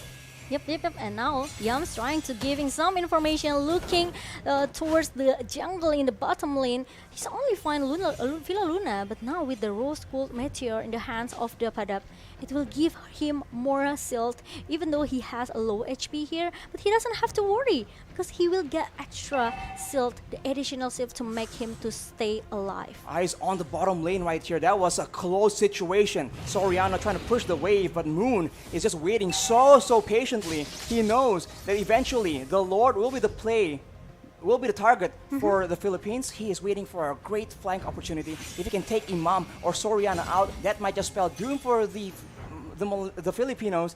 But in the top side, Dapadap is just taking away so much pressure, and now they're using that macro pressure from Dapadap to get more advantage, more control in the Lord Pit. But no one knows where's Moon, because Moon is still hiding inside the bush in the bottom lane here. And Philippines, they want to try to bait Malaysia. They want to try to bait in the lower pit right now. They want to force the team fight with Malaysia, as Dapadap trying to make some distraction in the top lane. Moon is spending so much time in the bush here. If this pays off, this is some big brain 5,000 IQ play. Chico, guys, though, very tentatively moving around the Lord Pit. He knows their members. The conceal play is being used, though. Feather airstrike is being used. The stun from Villa Luna. The snipe coming in from Soriano. But that will be it. And look at Moon. He is on a mission. He is undercover. And the Malaysians know they have an opportunity here. They are moving in. Dapadap, I think he used the electric final blow. But look at Formace coming in. Oh, there's an overturn being used by Moon, but it does not land. Soriano, he's alive, but he's jumped on by Formace. It won't be enough, though. Everyone else, it's Formace against the world. But Soriano is just snapping him down. That's a mega kill picked up as Del Rosario bullies away the Malaysians, and they are forced to back away. They are trying to find Soriano who stay in the backline, but it failed. Malaysia, they use Moon and also for Mace, but it failed. Now it's gonna be 4 versus 5. Yams, the ultimate is already being used by Imam, and the immortality broke from Yams. Another members down from Malaysia, and it's gonna be a Lord for Philippines. They're able to get a tower at the top side, but that will be 2 members down and a Lord taken by the Filipinos. Soriano at this point, 5-0-4. But look at the items, Momo-chan. That is disgusting damage. Wow, 12k for Soriano. He already got the Berserker Fury for the critical. He got the attack speed from the Windtalker, and also the highest physical damage coming from Blade of Despair, and a true damage coming from this endless battle. That is just so much trading. He does not have to sit still and dish out that kind of damage. He can just occasionally poke down with the 1,500 true damage. And now with the Lord coming in, the Filipinos, they have arranged for the waves to come in at the right time. Formates, as you mentioned, Momo-chan, looking for an opportunity. But for now, the Filipinos are gathering with the Lord, trying to get some advantage. They're still worried about the engaged potential for sure. But now, look at Dapadap just pushing everyone back in. Feather airstrike has been used to zone away, push back the Malaysians from their own tower. And will the Filipinos actually go for the end right here as the bottom final base turret gets taken out as well? From the looks of it, the Lord is still very much healthy. They can make a play, but they need to be very careful unless they get comboed like the last time. Formace still on the side, pressuring, threatening to flank, and that will ensure that the Filipinos will need to back away. How disciplined Philippines. Their playstyle, they don't want to force the team fight. They don't want to force a skirmish inside the base of Malaysia. As long as they can secure the 3 best turrets, they let the super minion goes in. Another Feather Aster comes in from Imam, trying to give a lot of poke damage towards Chiku. And now Chiku needs to get out from that jungle. Now with the wave in the bottom side, the Filipinos, they are just still very patient, very disciplined. They understand that they excel when they can control the tempo, when they can just poke around and deal damage from a very safe distance. So now knowing that the Malaysians, with their back to the base, they're just waiting and farming up a storm. Blade of Despair and the Holy Crystal computed at the same time. That long-range burst damage is just gonna get worse and worse for the Malaysians. Oh my god, the life the Philippines life, I think, is relying on this Farsha and also Leslie, right? So with the item that they have, actually, it's enough for them to giving a lot of damage here towards Malaysia. So Malaysia, they have to be careful, especially they don't have.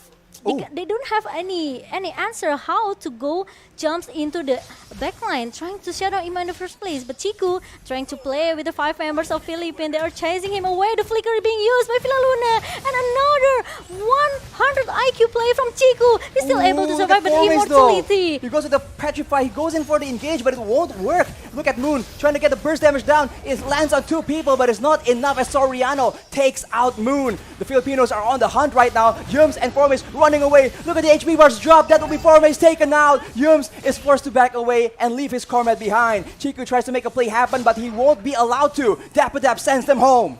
Wow, wow, wow. 2 members down from Malaysia, and now the Lord is free for Philippines. This is what I said before. They don't have any answer how to shut down Imam.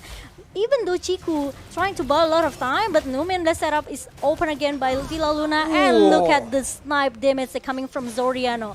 It just melted Chiku guys away. 2,300 true damage, and now Momo takes a lot of damage as Daffodaf shoos him away. Yums now is the main target. Daytona's welcome, does take him out. He is going to be very low as the Immortal actually is popped up. Momo trying to do damage, but it's been blocked by the Bullrock from Villaluna as Daffodaf goes in with the Petrify. He is 1v2 right now, trying to make the plays happen. That's one Immortal popped, but that's the rest of the Philippines committing too hard actually as Formis comes in and punishes. The Winter Trudge is being used by Imam, but he will eventually get taken out. Soriano is still alive though. He's still doing a lot of damage, but barely enough. The Philippines survive with all 5 members and end the game. That is gonna be game number 1 going into the hands of the Philippines. Wow, 1-0. The first game secure by Philippines.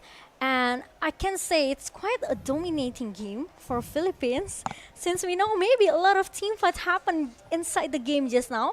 But I also saw how hard actually Formay tried to defend the base in the last team fight, right? It was so close. They were all so low. I know, right? But the Lord is already marching down into the mid lane, and they don't have any best threat anymore. It means the Super Minion will just goes in and just anyhow end the game as soon as possible. Exactly. That's why the lane management, the fact that the Philippines were able to actually manage the waves so that it crashes at the same time, and from then on, all they have to do is keep the Malaysians occupied trying to fend them off, and if they go for the Lord, they get killed in the team fight. If they go for the Philippines, as you can see, the Lord and the minions will take out the base. This is why that Lord is such an important tool to ending the game, and the Filipinos absolutely take advantage of that. And yes, Soriano become the MVP for our first game. A lot of free space, a lot of free time for Soriano to get what item that he wants, you know. Wherever that he wants, he can get it because no one can shut him down. And Imam with the Pharaoh Astrike again and again. The Curse of Crow, the energy impact from Imam, the stun connects to all of the members from Malaysia. It seems that Malaysia, they are very, very confused how to go into the backline here, especially to put up with this Benedetta using that Petrify, right?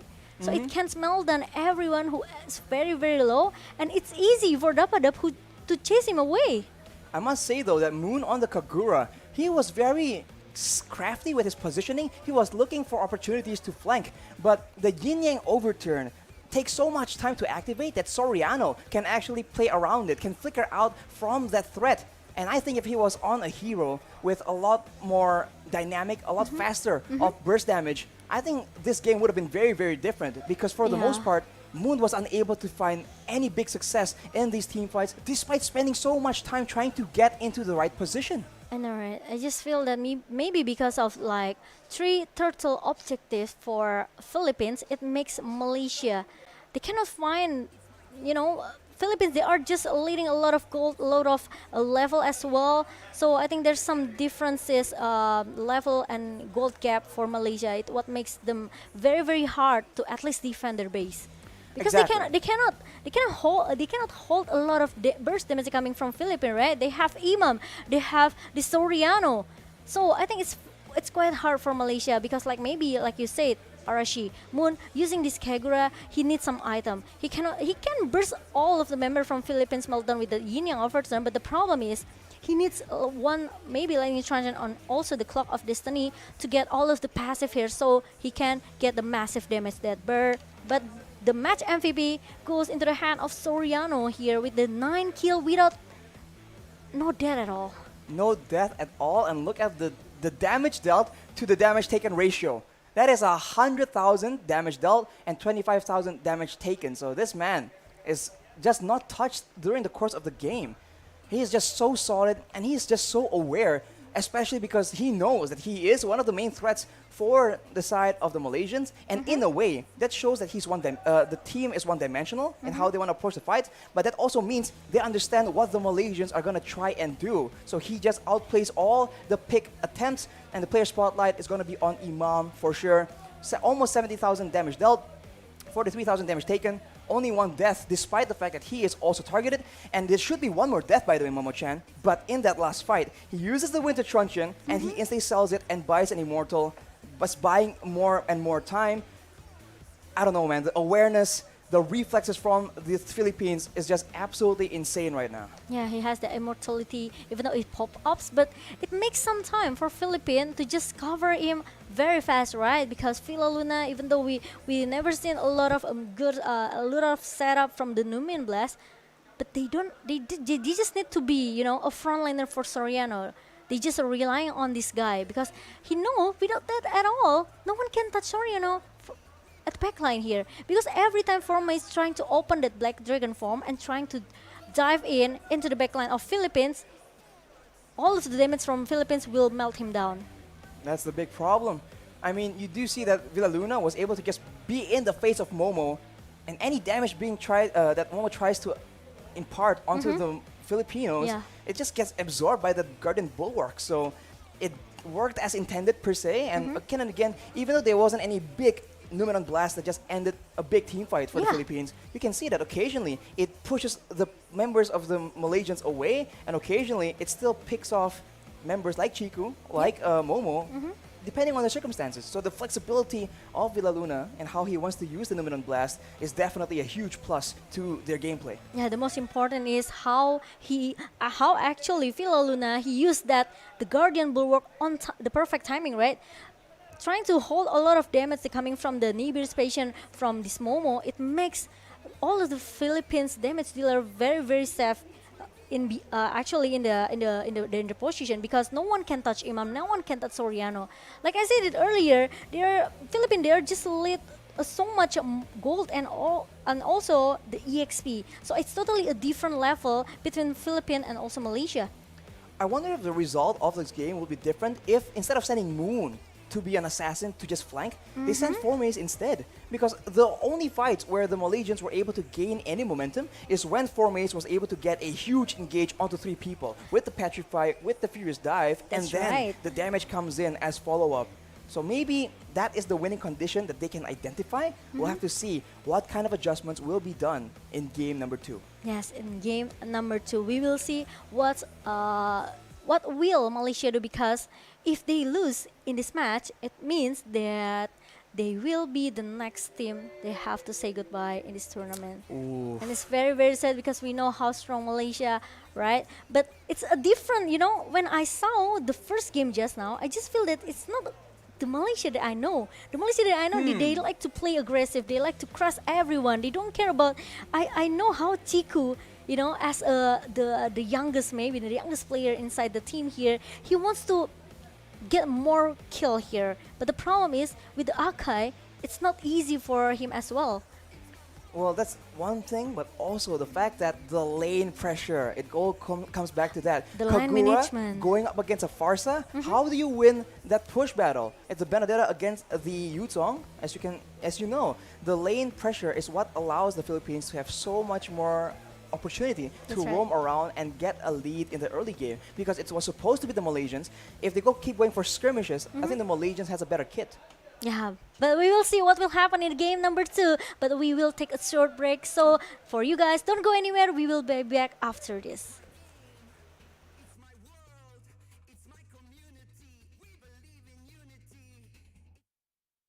Welcome to the IESF 15 World Esports Championships Bali 2022 with me Sigit as your field host. So this is the second day of the IESF 15 World Esports Championship Bali 2022, and we still have a lot of interesting match and games in the game category of eFootball, Tekken 7, CSGO, Dota 2, and also Mobile Legends Bang Bang. You can see full match schedule on our Instagram at the ISF_official and also garudaku.se.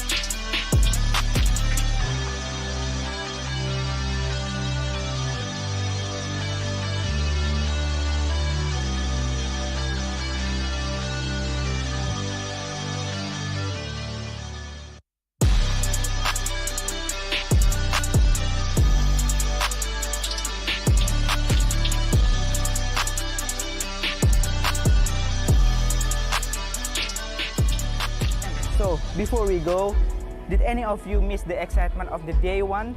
Don't worry, here's the recap day one of the ISF 15 World Esports Championship Bali 2022. Enjoy!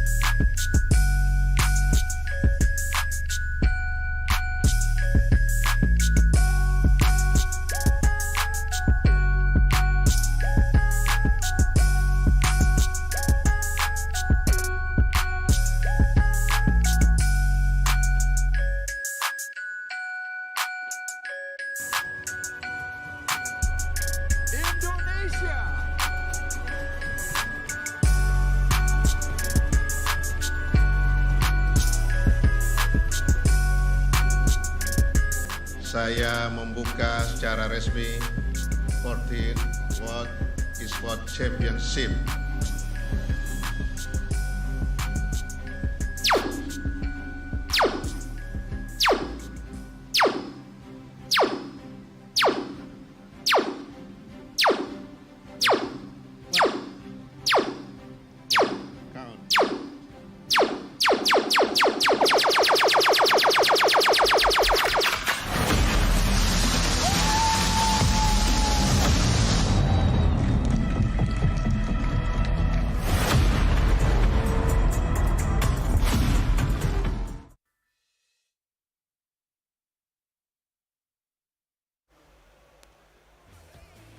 Ladies and gentlemen, welcome back to match number 3 of the day. The Malaysian Sensations taking on the Philippines.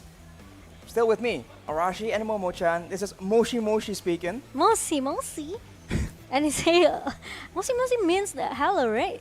It means hello, yes. In Japanese, right? Hello, Moshi Moshi. Exactly. Hello guys, how you guys doing? Because now we are into game number 2. Game number where 2. we can see, will the Philippines get a clean sweep unexpectedly against a contender as serious as Malaysia, or will Malaysia begin to attempt a reverse sweep? Yeah, I just feel it's this is not the Malaysian that I know.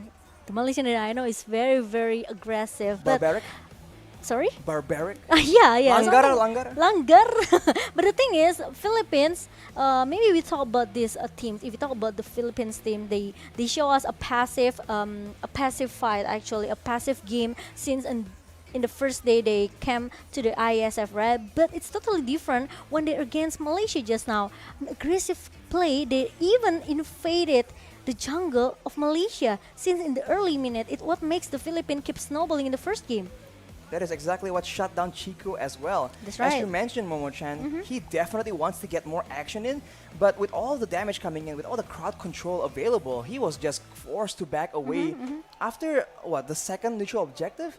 So for the Malaysians, if they want to fight the early aggression, they require good lane management and a solid mid laner as well. I mentioned it already, but I am not fond of that Kagura pick because Me too. it just takes way too much time for the damage to come through. And against a team as aware as the Philippines, we've already mentioned it, they will not allow that kind of damage to come in. Yeah, that's true. Agree with that. Maybe the other burst damage such as Lunox or maybe Lilia could be the answer for Malaysia in the first game. But let's move on. Let's go into the game number 2. Philippines versus Malaysia. It's going to be the first pick for the Lang Malangkas team here. There's going to be a Yuzong ban out. A totally respect for Formace. And there's no joy as well because Malaysia totally had a nightmare because of that. Ooh, the joy being banned by Malaysia. But remember, Momo-chan, there has been a pattern. The team on the red side usually comes out on top. Right now for the Philippines, though, I think it's not too different. It's the Yuchong being banned away. Of course, that part is different. But then the Yiv also banned out to ensure that if the Philippines want to go for that long-range situation, I guess if Malaysia wants to pick up that Farsa, the Philippines won't really have a replacement. For now, though, Malaysia is content just batting out that Diggy, ensuring that if they want to go and grab the Filipinos in the middle of the fight, they can do so without any interruptions. Diggy ban out from Malaysia. It means they want to secure more the crowd control hero here. Maybe such as Benedetta, or maybe they want to give a slow damage as well, right? But it depends on the last ban coming from Malaysia because Philippines, they ban out this Kaja. So it's left 1-1 open for Philippines in the hand of Soriano if they want to. But will Malaysia give it away to him? Might be a bit too dangerous, but you can see that for the Philippines, what is the main focus? To ensure that we do not get caught. They understand that the Malaysians, they enjoy that very brutal playstyle where they just keep going in. So if they're able to actually avoid that engage from the Malaysians, you can see in game number 1, despite all the flanks, all the aggressive movements from Malaysia, they were able to kite back and comfortably just pick off the members of Malaysia one by one. But they will ban away this 1-1 from Soriano. Yeah, I think it's a wise decision from Malaysia to ban out this 1-1 away because in the hand of Soriano, maybe not just Soriano, we know how strong 1-1 is after the weakness point breakup.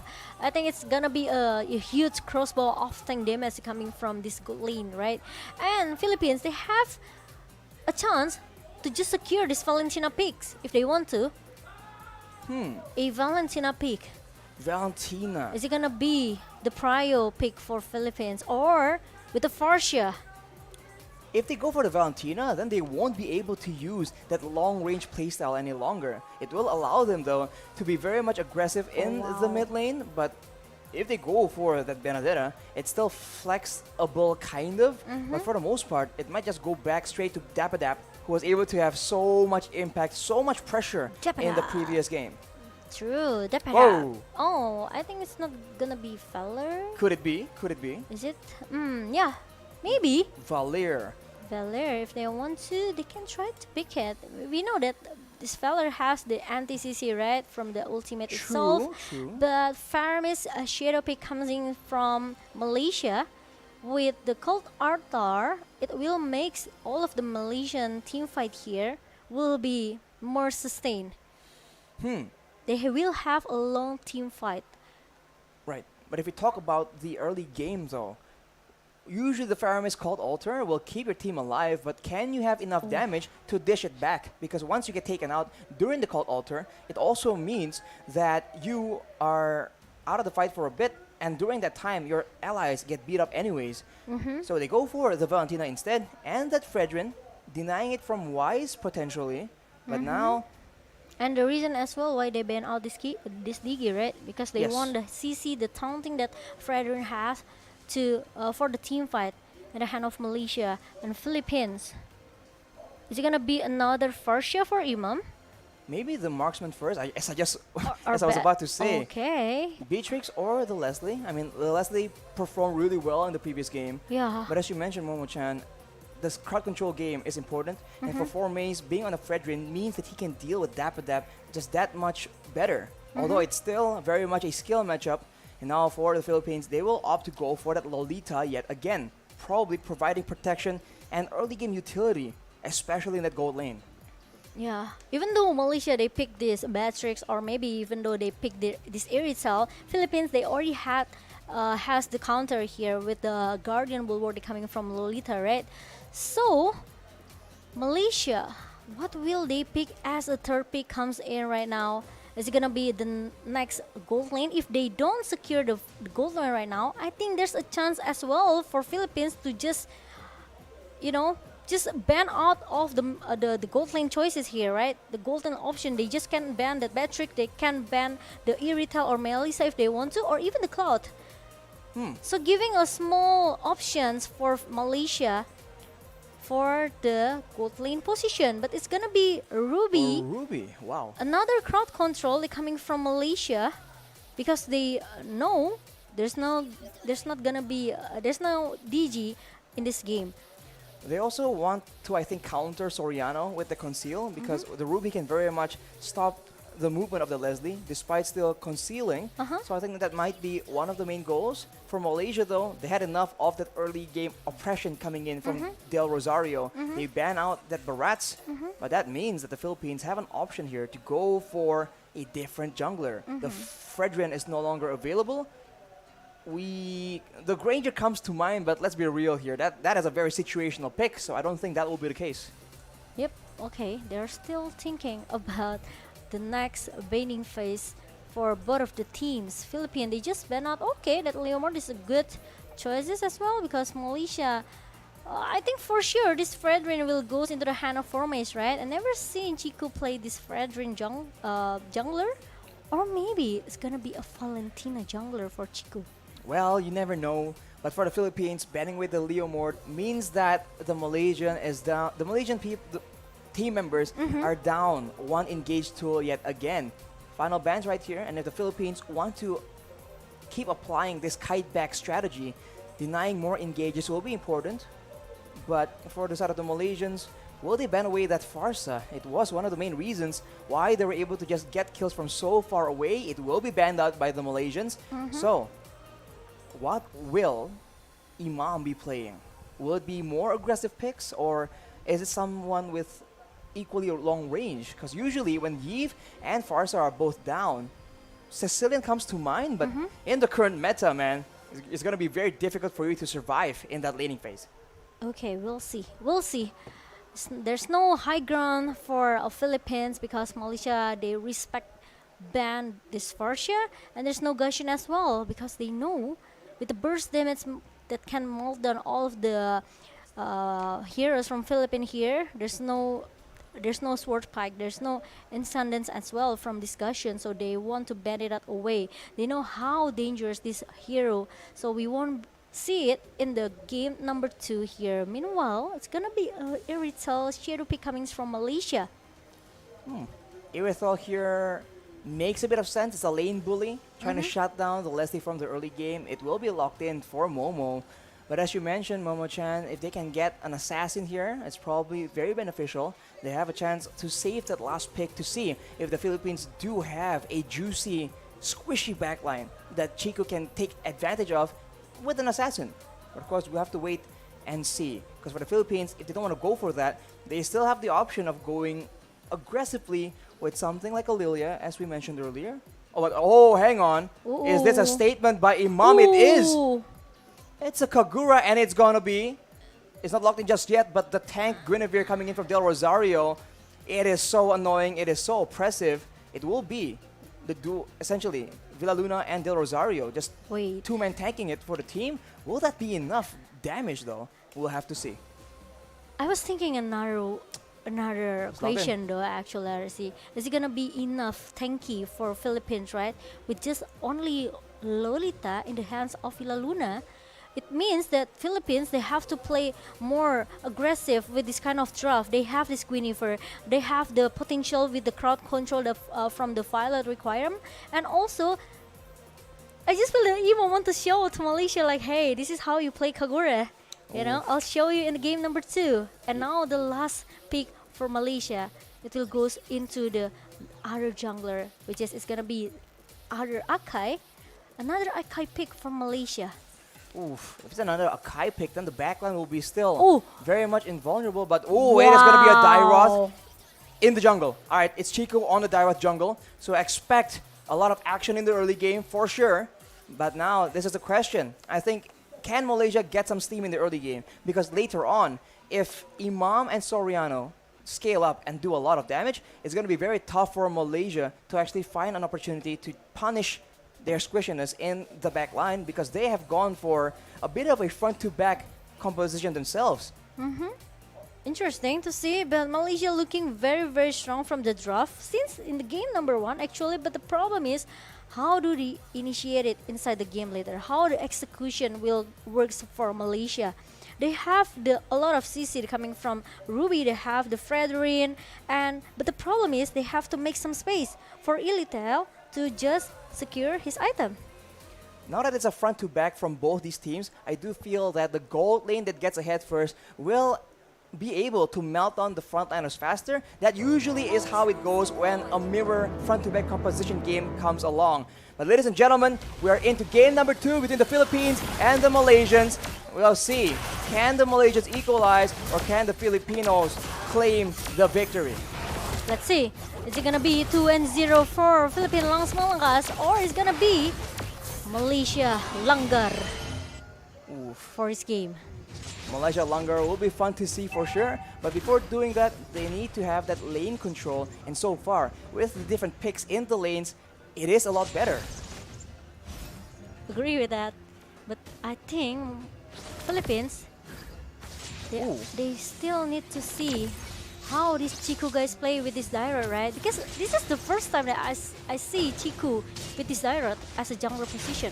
Exactly, it's not exactly an orthodox pick, but look at the mid side. Imam trading out against Moon, already getting a bit of an advantage, and Soriano on this Leslie. You would think that he is going to be losing, right? He's going to actually have a tough time in the lane, but he's actually holding his own against Momo. And that is a bit concerning for the Malaysians for sure, but we need to wait and see, can Chiku start getting the ball rolling?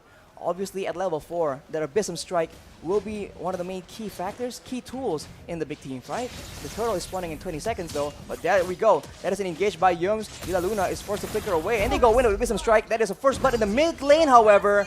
Imam shows the Malaysians how it's done, and on the bottom side, yet another duel, and Momo attacked the minions a bit too much there, and Soriano is able to secure a very good trade. Really a good poke damage coming from Soriano, but as 1-for-1 in the early minutes here for both of the roamers, I think it's quite fair for Malaysia as well, right? But Villa Luna tank a lot of damage coming from Malaysia with the Guardian Bulwark. Meanwhile, they want to try to contest this turtle. Chiku guys going for the turtle, still getting petrified though with the Electro Final Blow combo. There we go. Turtle actually gets taken by Dapadab. That is a disaster as Chico gets taken out, and now the rest of the team will follow as Yums is being knocked up. He gets taken out by Del Rosario. Yin Overturn is located, but it doesn't actually land. And Del Rosario actually picks up one more as Soriano comes out of nowhere. Moon trying his best to survive, but it won't be enough as Dapadab goes straight back in. The Filipinos are taking control right now. If I was Soriano just now, I will just say, hey, can you just give me the kill points? I need it actually. And the part of it just, anyhow, okay, I will just use my Phantom Slash to finish it. He walked all the way there and he did not get that kill, but here we go. I'm offended being used, and Villa Luna gets taken very low as Momo. He's walking around, keeps attacking again and again. He is still alive, not for long though, but can the trade back be secured? Yums will be able to deny that, and the Malaysians get a bit of a small victory. The snipe from Soriano. Combo with the overturn though. That is Moon making the plays happen, and Soriano picks up one more kill. Abyssum Strike though will take out Imam as a consequence. And we have a game in our hands, boys. Wow, at least it's 1-for-1 for both of the teams right now. And look at the combo that comes from the Yin Yang Overturn pop-ups by Imam. It makes sure that one member from Malaysia, of course, will be dead. Ooh, here we go, the Luminous Blast being charged up. Villa Luna with the flicker actually won't be able to secure as Momo will jump away with the ultimate. But now with 3 members down here, the snipe is being used by Soriano, but they won't be able to secure any kills just yet as Chiku is all over the map trying to farm up. He is one of the main win conditions for the Malaysians. Maybe we'll see a play happen in the top side.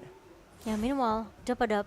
Ooh, the flame shot coming from Imam, and Moons need to be forced to using that flicker to run away to get out from the death Del for himself. Rosario, he just comes in and tries to secure the kill with the Retribution. Unfortunately, just very slightly off. And now without the Retri available for just a while here, they're going for a play. It's still a 3v2 right now. Electro Final Blow has been used as Chico gets very, very low. A Risen Strike onto the turtle, but it's still alive. Retribution will secure the turtle finally, and the Malaysians will be able to survive, save Chico, and it's no one downed from either team.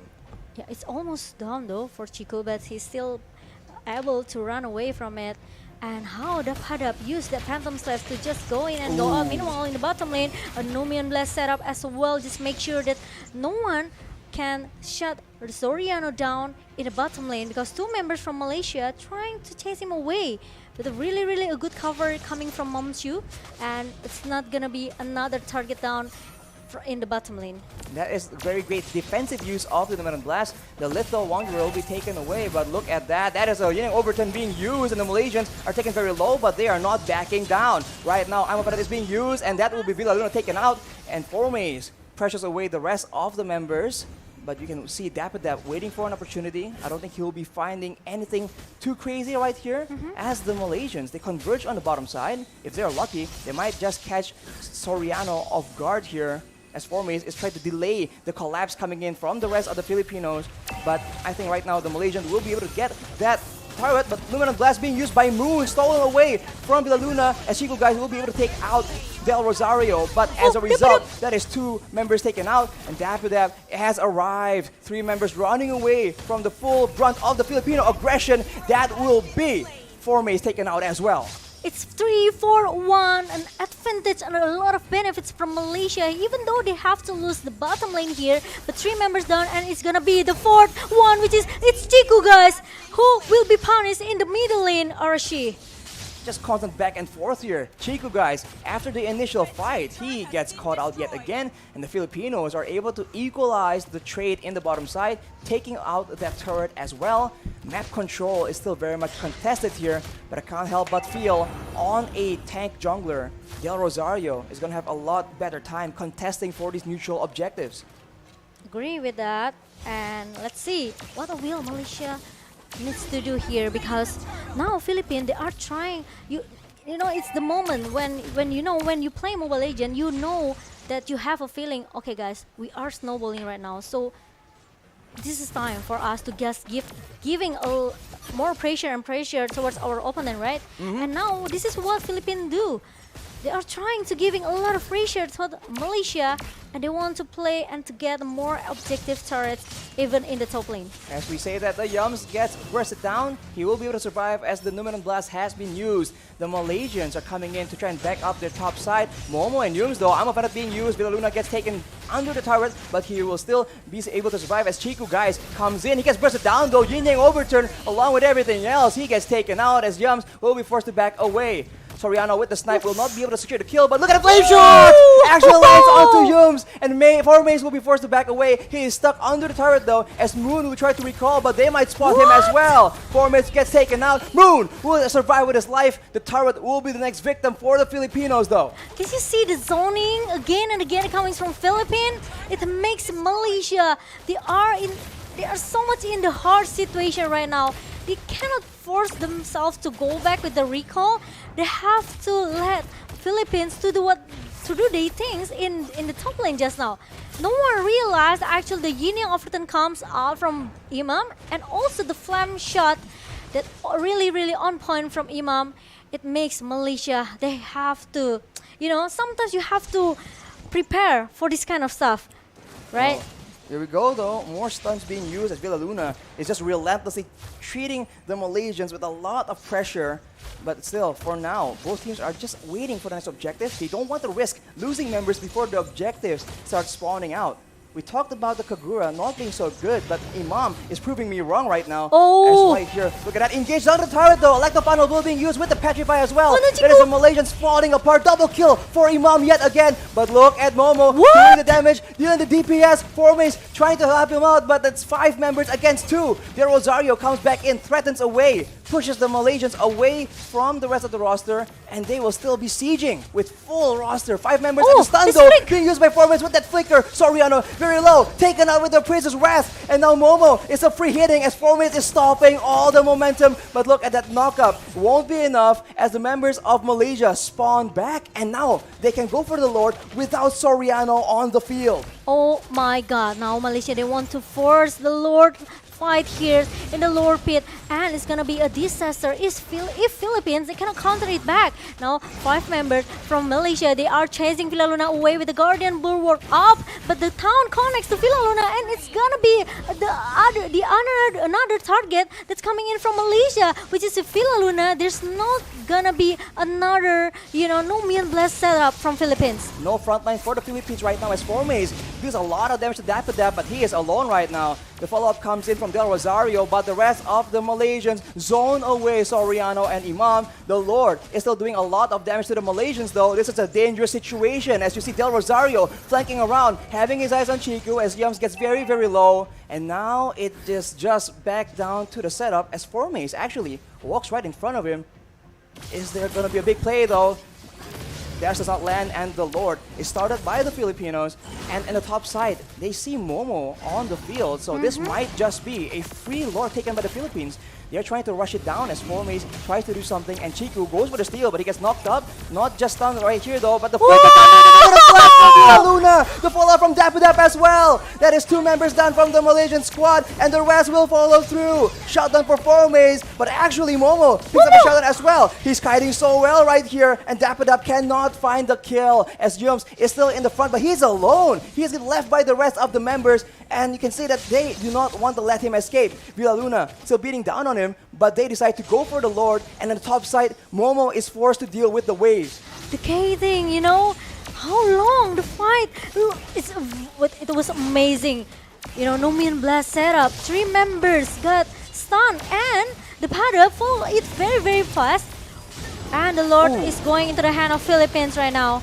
That is the Lord secured. Yums tries to do a lot of damage as Momo is still free hitting again and again. He is not under control right here as Villa Luna gets taken out. He's unstoppable, but for how long? He gets bursted down by Soriano with the snipes. Filipinos are not done just yet though as a flame shot nearly takes Yums out, but Formaze is alone, struggling for his life with the Prince's Wrath. It won't be enough as Imam picks yet another kill up. Chiku in the front, Yums trying to survive, but he gets taken out as his immortality is popped up. Moon tries to do damage, but Soriano will continue gunning down the members from Malaysia. That is a 3-for-1 right now, and the Lord is walking down the mid lane. It's insane, Arashi. Did you see the K thing? It keep happening from Philippines and also Malaysia. And did you see that Formaze deal a lot of damage towards Soriano, but it's not easy to take him down. And now the Lord is marching down inside the base, into the base of Malaysia. Ooh, Stone Luminant Blast being used, but Imam goes in instead. Mina Overton does not succeed in landing. Chico, guys, takes out Imam. That is a great pickup as the Malaysian look for some more. Chico goes in, but the Petrify like the final blow combo used by Dapadap. He's unstoppable. He's going in 1v5. He finally gets knocked down. Wait, he is still terrified, but he is going for Moon. Moon, very, very low right now, but that is a shutdown picked up by Momo. Ooh. Wow, Dapadap. He tanked all of the damage. 1 versus 3, 1 versus 4, trying to give some distraction in the other lane just to make sure all of the members from Philippines, they're actually very, very low, can go back and recall safely to their base. This is amazing plays that are coming from Dapadap. But I realized Formaze, he also tried so hard to be the front laner for Malaysia, and he hopes that actually the damage dealer from Malaysia, which is it's gonna be Momo, can try to follow him up. But the problem is not easy as well for Momo because he needs to pay attention with his positioning. That is a concealed play by the Malaysians though. Villa Luna will be the primary target, but he will be able to escape as Moon dashes in though. He is in the sights for a big Luminant Blast. It actually lands onto Yums, but the snipe coming from Soriano will take him down. Dapadap gets very, very low. The Yin Yang Overturn is used onto Formaze. That's a double kill for Soriano. The rest of the roster from Malaysia, 3 members running away, and the Filipinos have a 1-for-2 trade. Oh my, I'm so confused, honestly, because it's very, very It's very long team fight, yes, and it's very chaos here. Malaysia, they seems refuse to surrender. They seems refuse to give up, and they still want more. I mean, Blast lands! Oh my god, that is Yum's getting taken out. Unstoppable. And Momo, very, very low, but he'll be able to survive. The snipe lands on the Chico instead, and the Malaysians are on the back foot. It's a 4v3, but Formace is up right now. He is relatively squishy, but he has enough crowd control to spell disaster for the Philippines. They're clearing the waves, and the Philippines recognize the threat. Formace leading the charge, looking for something more, but it does seem like the Philippines will be able to back away as Dapadab already proactively pushing on the other side of the map. Did you see the damage from Imam towards Momo? With the Yin Yang overturn connects with the umbrella? It makes Momo has to at least respect with the magic damage that Philippines has. But look at that, the final requirement open up again and another setup from Villa Luna. And I think it's gonna be a fight for Philippines here. Moon tries to do a lot of damage, but it won't be quite enough. Villa Luna will eventually get taken out, but Formace is out of the battle as well. Momo is doing a lot of damage, but he gets taken out on the other side. Chico does his best with the Abyssum Strike, but Dapadab is just so lethal right here. Dashing around. Soriano with the monster kill. Yum's now the final target. Imam picks up yet another one, and that is a wipeout for the Filipinos. They are pushing, they're looking for an opportunity here. There is 16 seconds on the shortest death timer of the Malaysians, and they think they have a chance here. Soriano pushing the wave, cutting it as soon as possible. 8 seconds for Formace, the tankiest member. Will the Filipinos be able to take him out before he stops the minion waves? Here we go, the base very low. Formace spawns, but it won't be enough. Look at Matatak, the Filipinos have done it! 2-0 for Philippines without any sweet refrains that coming from Malaysia.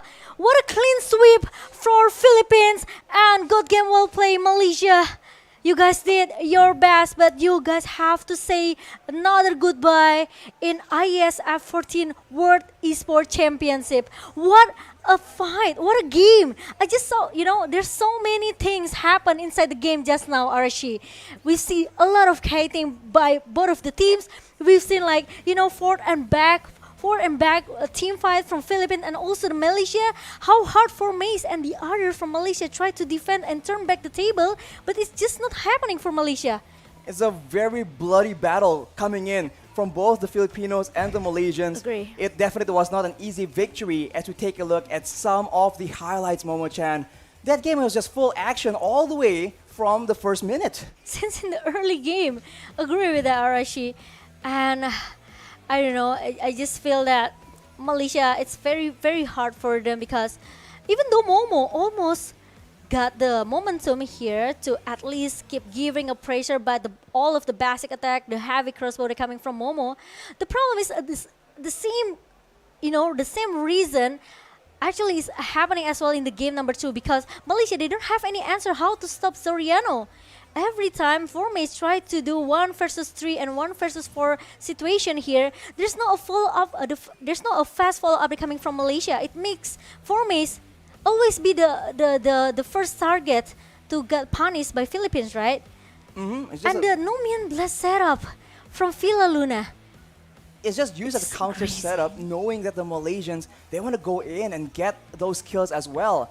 They keep trying to get Soriano and Imam, but at the same time, everyone else is just so lethal here. Del Rosario with the utility, Dapadab just going in and out. You barely see it, and we talked about, again, I'll admit full defeat here, okay? I said Kagura was questionable. Imam says, really?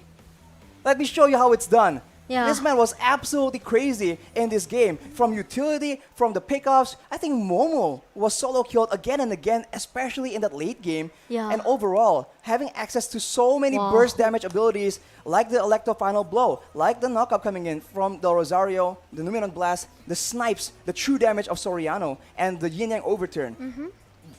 The Filipinos were just so much better at finding opportunities to just burst down the backline from the Malaysians.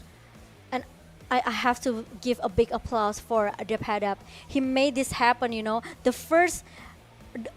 early game, he tried to crush everything. He tried to even chasing all of the members from Malaysia that looks very, very low, right? Even though sometimes he has to be countered back by Malaysia, but at least he got one, Arashi. Wow. It's always 1 for 2 or maybe 1 for 1. It's enough for Dapadab. It's almost like a different formula here because Formes was also just taking a lot of attention, putting a lot of pressure on the rest of the rosters. But he is, in the end of the day, a utility tank, and Dapadab was just lethal going in and out. If you ignore him, he will take you out before you even realize. So there's just so many problems for the side of Malaysia. And if there was one guy, they can probably take him out. But when everyone on the side of the Philippines can dish out that much damage, it's just such a tough game. Wow, and MVP goes into the hand of Imam Hussein. Let me teach you how to play Kagura here with a 0 kill and a 77k damage deal by the Union Overturn, by the umbrella that he used. It's enough for Imam to giving a lot of burst damage here towards Malaysia, especially the Malaysia composition team fight here. They need to get close each other, right? So the Valentina need to copy the No Man Blast setup from Lolita. Frederick need to knock up someone and also need to do the taunting stuff. And Ruby using the I'm Offended. So it makes all of the players from Malaysia who stick together, it's easy for him to just show up the Union Overturn. And the Villa Luna, again and again, if we talk about Momshu, we know how great this player, right? All with the Lolita, with the Ruby, even the No Man Blast setup. It changed everything for the Philippines. Sometimes it can turn back the table. Sometimes it can be the cover as well for the Philippines teammate here. So with the 16 assists and also the damage taken 94k. Basically 95k. Basically, yeah. He is so flexible, Absolutely knowing what to crazy. do, what to do and when to do it. He just knows. Is it experience? Is it game sense? Is it instinct? Whatever it is, Villa Luna absolutely has it. And as you mentioned, Momo-chan, with Imam as well, sometimes his damage taken was quite high as well because he understands that, okay, you can trade the kill back to me, but if I take Momo out of the equation, that is going to be Soriano just gunning everyone down.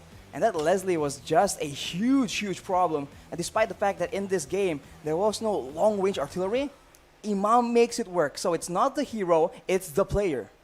Yeah, but unfortunately, Malaysia, they don't have enough time to at least make the score 1-1. They have to let the tournament goes. They have to say goodbye with 2-0 point for Philippines. Even Momo become the MVP here. He already got his item. Like I said it earlier, it was very, very close for Momo, right? He almost got his momentum, but the timing is just too late for Momo. Maybe not only for Momo, but all of the member here. For Macy, he already secured that brute force burst split, and also the Athena seal to totally respect the magic damage coming from Philippines here, from Del Rosario, from this Kagura, especially with the burst damage. But it's not enough because the Philippines is just way too strong.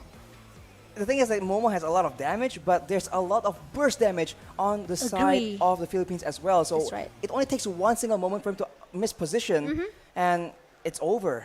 But of course, we'd like to extend, a very warm, massive thank you to our supporters, Wonderful Indonesia, Kemenpora, NOC, and Koni, and of course our sponsors, JHL Group, JHL Auto, Nusa Pay, Das, Gudang Crypto, Pertamina, Taiwan Excellence, Hydro Coco, IndiHome, Telkomsel, Hin, Episode Hotel, Merusaka Nusa Dua, our beautiful venue, Mineski Global, Indonesia Football E-League, ESID, and Lemon ID. And thank you for all of media partners that we have. We have Net TV, Trans7, Detikcom, Esports ID, Video.com, Dunia Games, Dance TV, Dance Play, Merah Putih, Bola Score, and also Kami Bijak. But I think we have to pass away to Mas Gary, Uncle Gary. Our Uncle Gary for the interview. So please take it away.